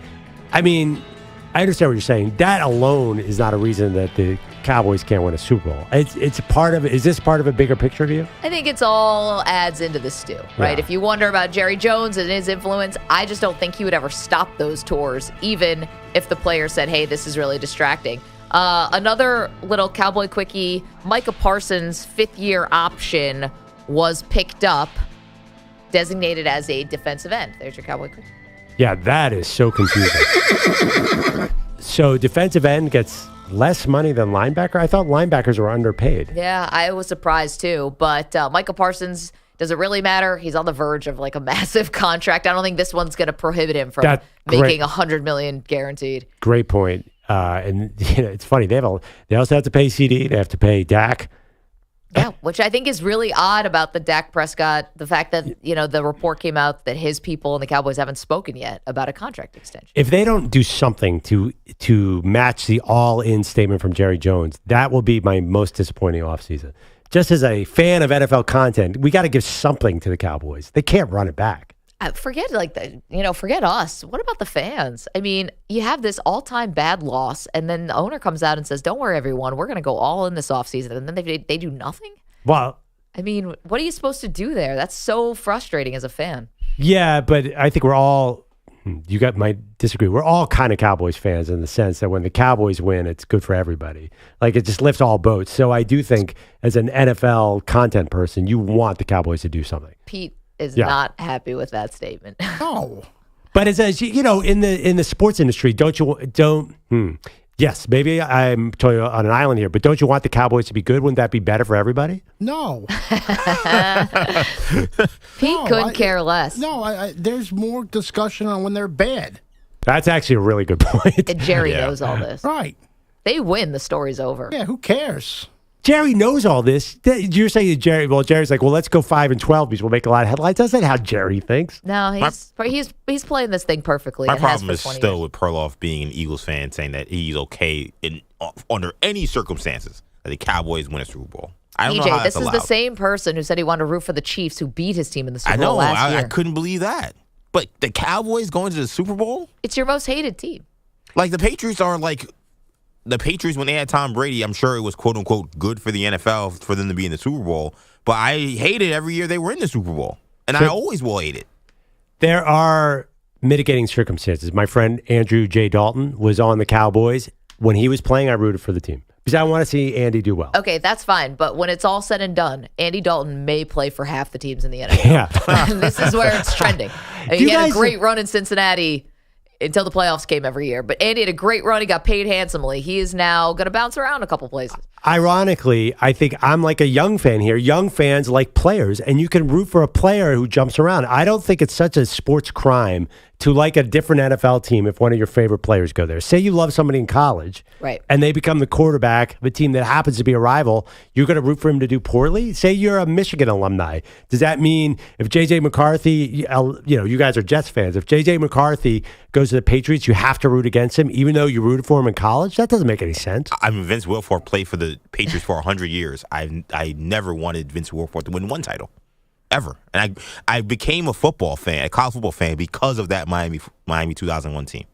And I had to watch him win championships every year and be like, the only silver lining was like, hey, at least he can come to recruiting trips and say, hey, look at my rings. That was the only thing I got from that. It was terrible. Hashtag real fan. Bogish is here with the headlines. Good morning. Good morning again. And I've got an update on that crazy Iditarod story that came up. I guess that was Monday. Tuesday. Whatever. Race officials have now imposed a 2-hour penalty on Dallas Seavey for improperly gutting the moose he killed on the trail. Exactly what he did wrong is unclear, but of course, gutting means removing the internal organs from the body. Oh, I'd go find that animal, put it right on their table. They suspended me. Wait, okay, so we brought give this. Me a break. We brought this story to you a couple days, and now it's everywhere. Yes, but it was the Iditarod, and it's in the rules that if some kind of large game animal, a moose, a caribou, something like that, you have to kill it on the trail because sometimes it'll mess with the dogs. you have to stop what you're doing and gut the animal. Yeah. And if you come up behind somebody, like if you're the next person, the next musher, you, by law of the rules, have to stop and help that other person gut this big game. So now he didn't do it right? So his story is, and you mentioned this part, that he killed the moose with a handgun. Yep. And then the moose fell on them, being like him and the team. So it was hard to get the moose and themselves free. He says he spent like 10 minutes gutting it, and then he moved on. They took a nap, a break. He got up. He finished to the next checkpoint at 8 a.m. He told them what had happened, which is, again, another thing by the rules. At the next checkpoint, you have to tell everybody what went on. And like a warden went out to the site, I guess, and then they convened a 3-person panel, and they decided, and it doesn't say what was wrong, but that he didn't do what he needed to do correctly. Hey. So now he's got a 2-hour penalty. So now you got to be like just as good of a gutter as you are a musher? Yeah, I'd like to see that suit that made that call. Like, trying to gut the animal. Pete, I love you, but there ain't a suit involved in that. I know. That's a stupid penalty that they're giving out for gutting an animal. Pete's right. Get lost. The bureaucusy around this is you're lucky insane. you're living. This ain't the IOC. This is the red tape around this is nuts. You're lucky they're living. Improperly gutting an animal. Go do something else. All right, if you're making that call. I've been complaining about Iditarod officiating for years now. Dean Blandino, who does a lot of Iditarod work, it's just like the NFL. You know, do you have instant replay on the gutting? What is going to happen next? All the replay in the world couldn't help that. Inconclusive evidence. I don't understand, like, why would I care about how good someone guts an animal when it's a race? I don't get this. Listen, clearly the guy half-assed it. That's what. And he should have. He should have half-assed it. His job is to get to that finish line as fast as he can. EJ, read the bylaws, man. Take it up with the committee. Well, Maggie had an interesting point. It messes with the other dog teams. I didn't even understand. Maybe that's why they do it. Because if you leave a half dead, you could actually kind of cheat. You pass a moose and you leave it in the trail. It's going to mess up the other team. But it's not their fault. The moose attacked them. It's not like fix the trail. He's like, they had it coming. I don't know. I don't know. If you were really competitive, could you sort of, quote unquote, attack? Could you kill an animal and put it in the trail? Say it attacked. I mean, do we know that moose actually attacked him? Do we have any footage of that?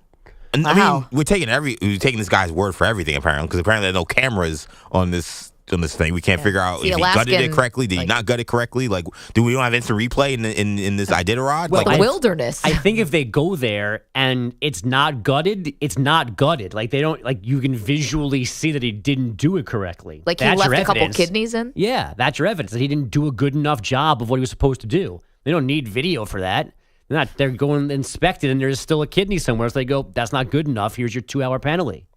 If I'm watching a race, I want to watch how fast someone gets from one end to the other. I do not care if you can gut an animal, kill an animal, fight an animal, go one-on-one and box an animal. I don't care. Yeah, but it's just part of it. What if they left the moose propped up with sunglasses on and just reading a newspaper? This is also the least racy of any race. It takes weeks. This is not a race. This is like trying not to die. This is a whole thing. There's a lot of culture around that. Right, of course. There's a lot of history and legacy and tradition. I agree with Pete. It's completely ridiculous. He didn't gut him. Wait, no, but how can you say that and then say you agree with Pete? The tradition of like nature and respecting the animals is the reason why he's got to gut it correctly. So if you believe in that, you can't be mad that he got punished for not doing it correctly. If we respect the animals, why are we running the race?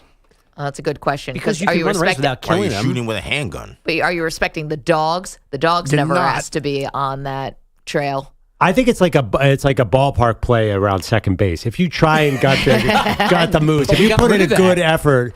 If you put in a good effort to gut the moose, then come on, move on. Next time I get Larry to bring my car, I can run him over and then really try to gut him. It's called the neighborhood gut.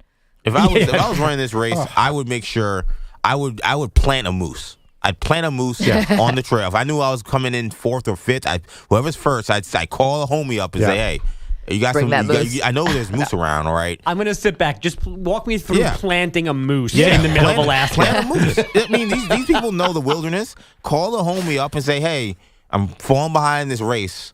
We're having some problems. We need to put a stop to this person that's in first place." Like, yo, find a moose. Put a leash around him and walk him to the trail? Moosey. EJ, have you ever heard the cover-up's worse than the crime?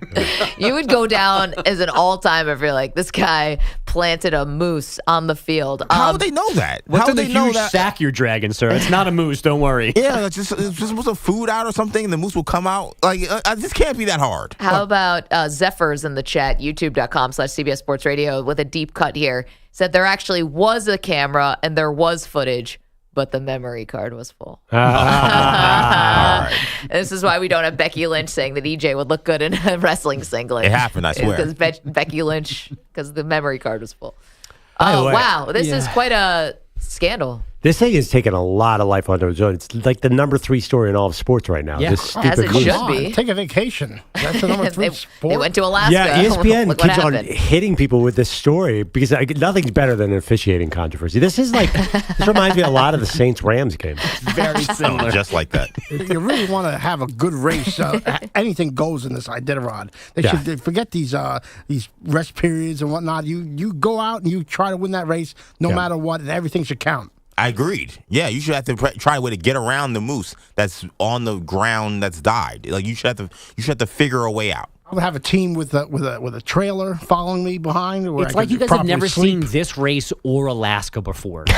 This is not Talladega. It's like shift a lane. If a moose is laying across like the 6-foot wide path that is created through nature, you can't just go around the moose. You got to move the moose. I just want to know, EJ. Watch Alone once, and you'll come out with a completely different keep thought on groups this. out there? Can't you have somebody that's like in charge of moose? Yeah, you have no staff that can move a moose. Yeah, and what are Called you the sitting Alaska around? State Troopers. Are you sitting around on a Tuesday night watching Iditarod? What are you talking? Are you an expert all of a sudden, Bogus? No, I did it but on TV. I've seen at least I've seen it once because these guys are talking like they're racing in the middle of a NASCAR race and it's over in 3 hours. They're crisscrossing the Arctic Circle for weeks, and these guys are planting moose along the track.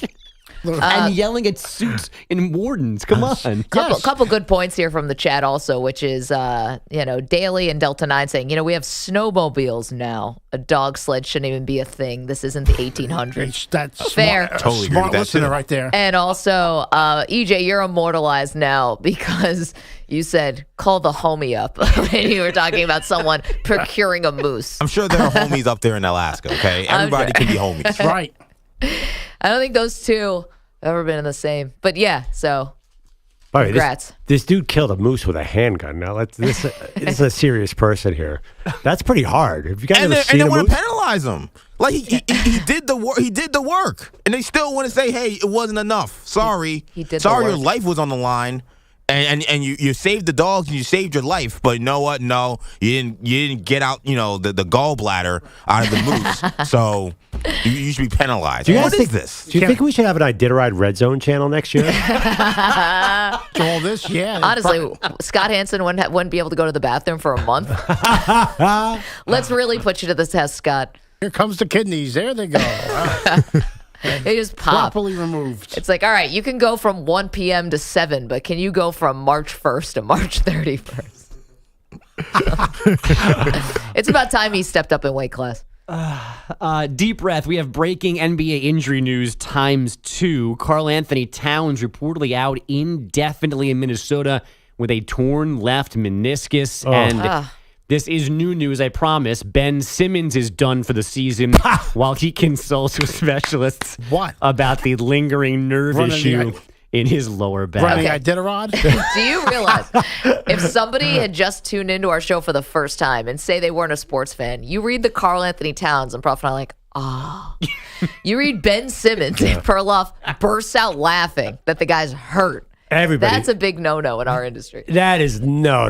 Ben Simmons is a different animal. The fact that he's not playing another season, that's unbelievable. I mean, how much did people believe in this guy? I cannot believe they have him on their team. To laugh at him, though, I mean, it's over. Wait, did not play this season? Did he start playing this season? He did, yes. Wait a minute. We have a caller on the line, but we have to take a break. Do you think he'll stay on? Okay. I can ask him to. You'll ask him. Someone's calling from Alaska. Yes. Yes. And just a spoiler, he's like, I got to settle some of the nonsense that's being said. Okay. Because I'm sure there's been a lot of it that's been spewed. We're talking about penalties for not gutting an animal right. I mean, there's the nonsense. Thank goodness someone is going to call in and call us on RBS, because I don't know how 5 people in a studio in the middle of New York City are going to know about the Iditarod. So this is good. I knew we were on in Alaska, we're too. The problem. yes, we're the problem. City slicker. Okay. Hopefully he'll stay on, and we'll clear up all this Iditarod mess next. Maggie and Perloff, 855-212-4CBS. We're on in Alaska. We're proud to be on in Alaska, and we love this story. More next. You're in a 5-minute break.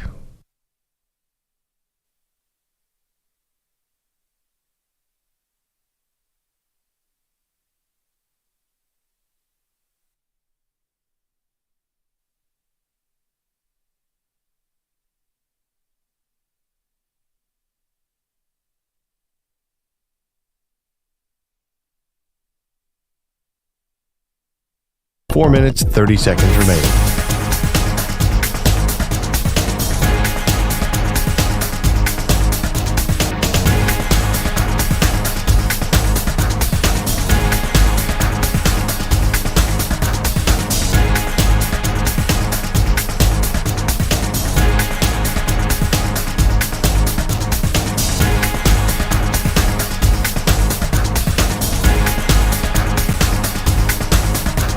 Four minutes remaining.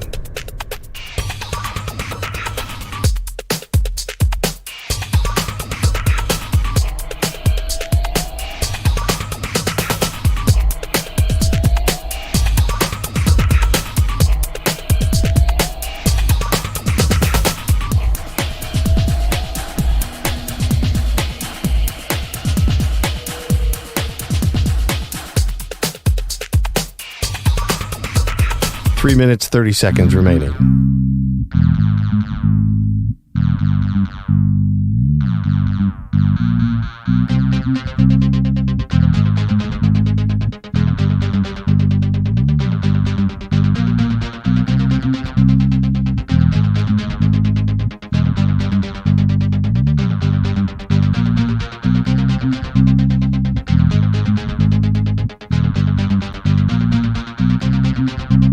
Three minutes remaining.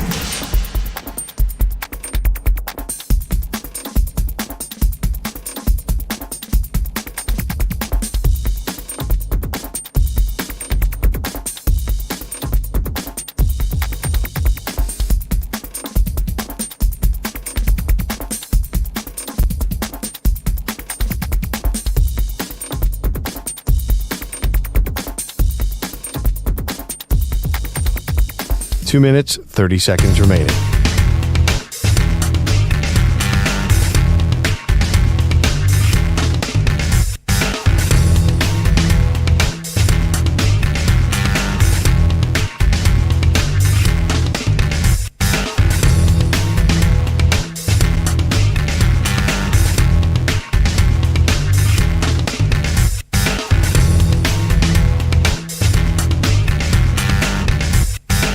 Two minutes remaining.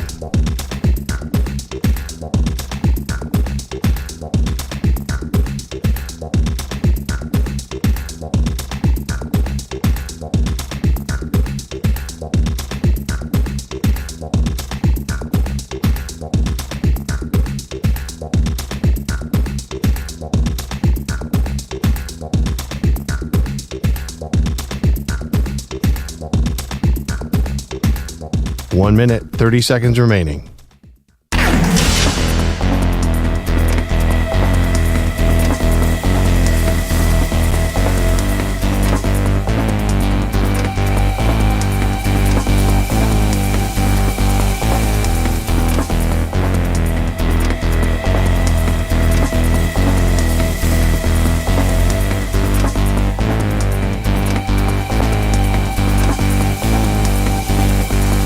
One minute remaining.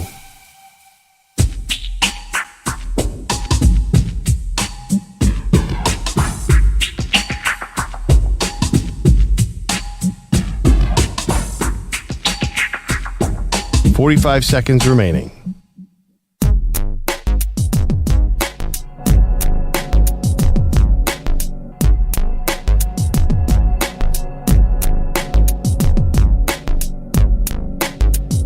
30 seconds remaining.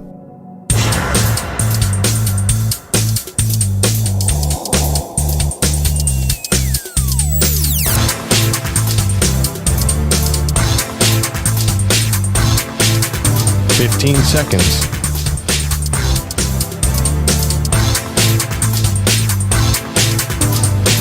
Break ends in 5 seconds.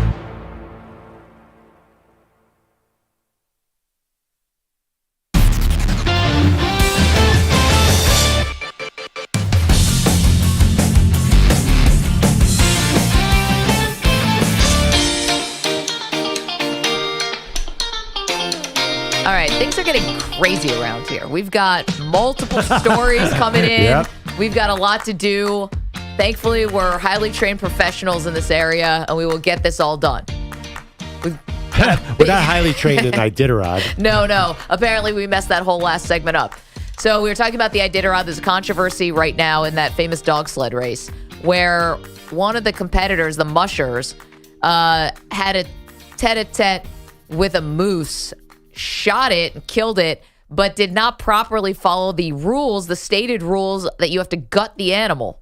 So he's been docked 2 hours, right, Bogush? 2 hours because he basically mailed it in on gutting the moose on the trail. That led us to a long conversation about Iditarod. Apparently, we were wrong about a lot of things we said, and Brett is calling from Alaska to clear up the misconceptions and the misinformation that apparently we just spewed all over America. Good morning, Brett. How are you? Good morning. I'm good. Yourself? Doing great. So what did we get wrong about the story? Nothing really. I mean, more or less, it's just like the misconceptions of, I guess, more or less like we don't just plant moose wherever we want to plant them. Thank you. Sorry, that was EJ's proposal to call up your homie and plant a moose. Yeah. I mean, it would be like young people today in NASCAR having somebody, put a tire iron out or something. Bed of nails. Yeah. But no, I'm pretty sure the reason is just because of the historical meaning and whatnot with the environment, the land, and the natives and whatnot, and right. how inhumane it would be to not put the moose down and use it because it's traditional that they use everything on a moose, all the way down to the hide and the brain and everything. And so it's not just the fact that, yeah. more or less it's a traditional thing from right. the state. So if you're going to gut, and it's part of the rules, you've got to gut it. Now, we have another story we have to get to in just one moment, but what do you do with a moose brain? They actually use them to tan the hides. Hey, Brett, I have a question. Okay. Would you feel comfortable, I don't know where you live, a handgun against a moose sounded kind of scary to me. Is that easy to kill a moose with a handgun? Not necessarily, just depending on what side, I guess more or less the caliber of the handgun. But, I mean, I've seen guys shoot them with handguns and take them down. Just you have to be a really good shot, too. And depending on the size of the moose, too. I mean, more or less, that was probably, a smaller calf or maybe even a cow. And the problem is when you get in between one of these cows and a calf, then it's like getting in between a sow and a cub, and you don't really want to mess with that because moose are just as aggressive as any other animal. So yeah, you should see the women at my pickup line at my kid's school. Ooh.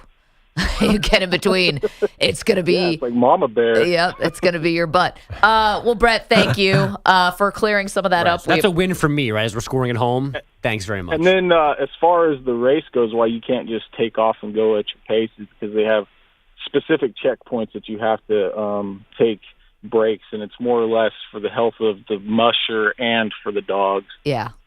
So okay, Brett, we learned something today. Thank you. Does this mean Bogush won? Yeah. Wait, I don't understand. What did you win Won here? what? The argument. He dismissed everything you guys were yelling about as Stop. nonsense. The race is ridiculous. That's not how this works.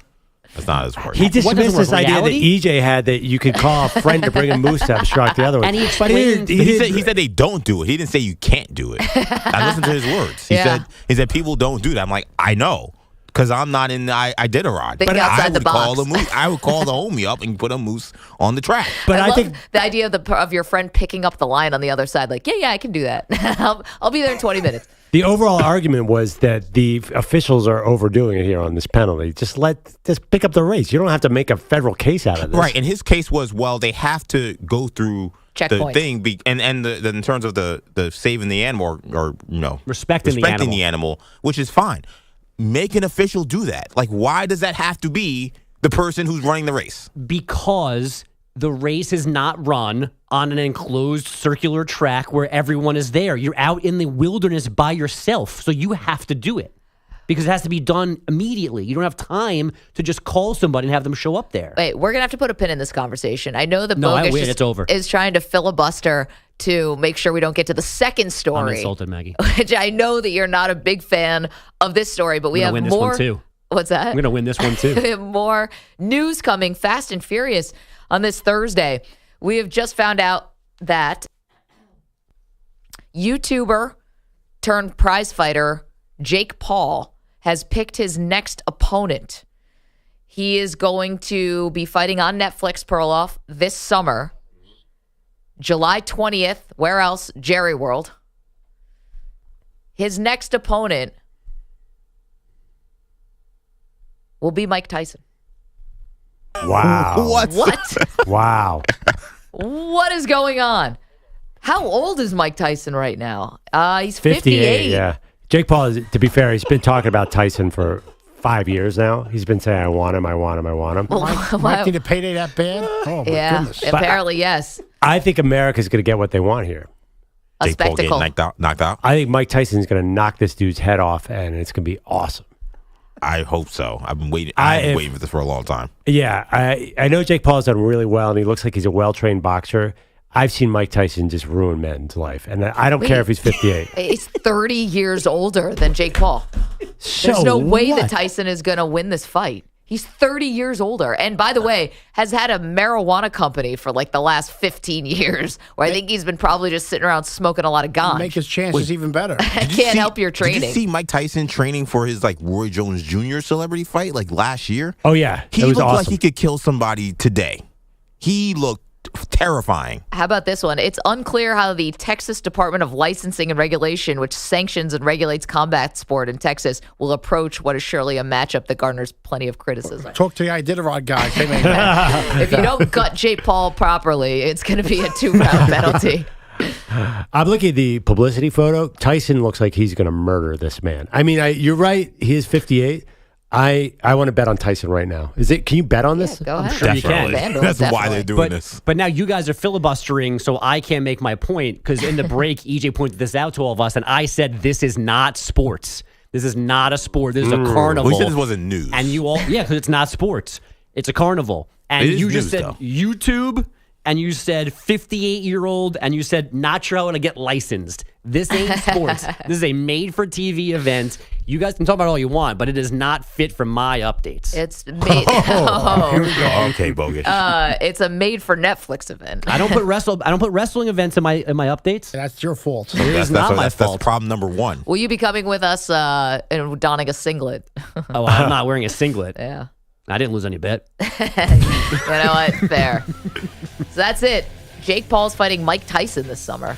And also, you can get in trouble if you're running the Iditarod and you don't gut your moose properly. And apparently you can't call the homie to plant a moose, though I still contest that. That's so outrageous. Thank you to AJ Stewart. Thank you to Peopleati, Andrew Bogish, to Andrew Kaplan, to the Weedos, the coffee drinkers. Enjoy. See you tomorrow.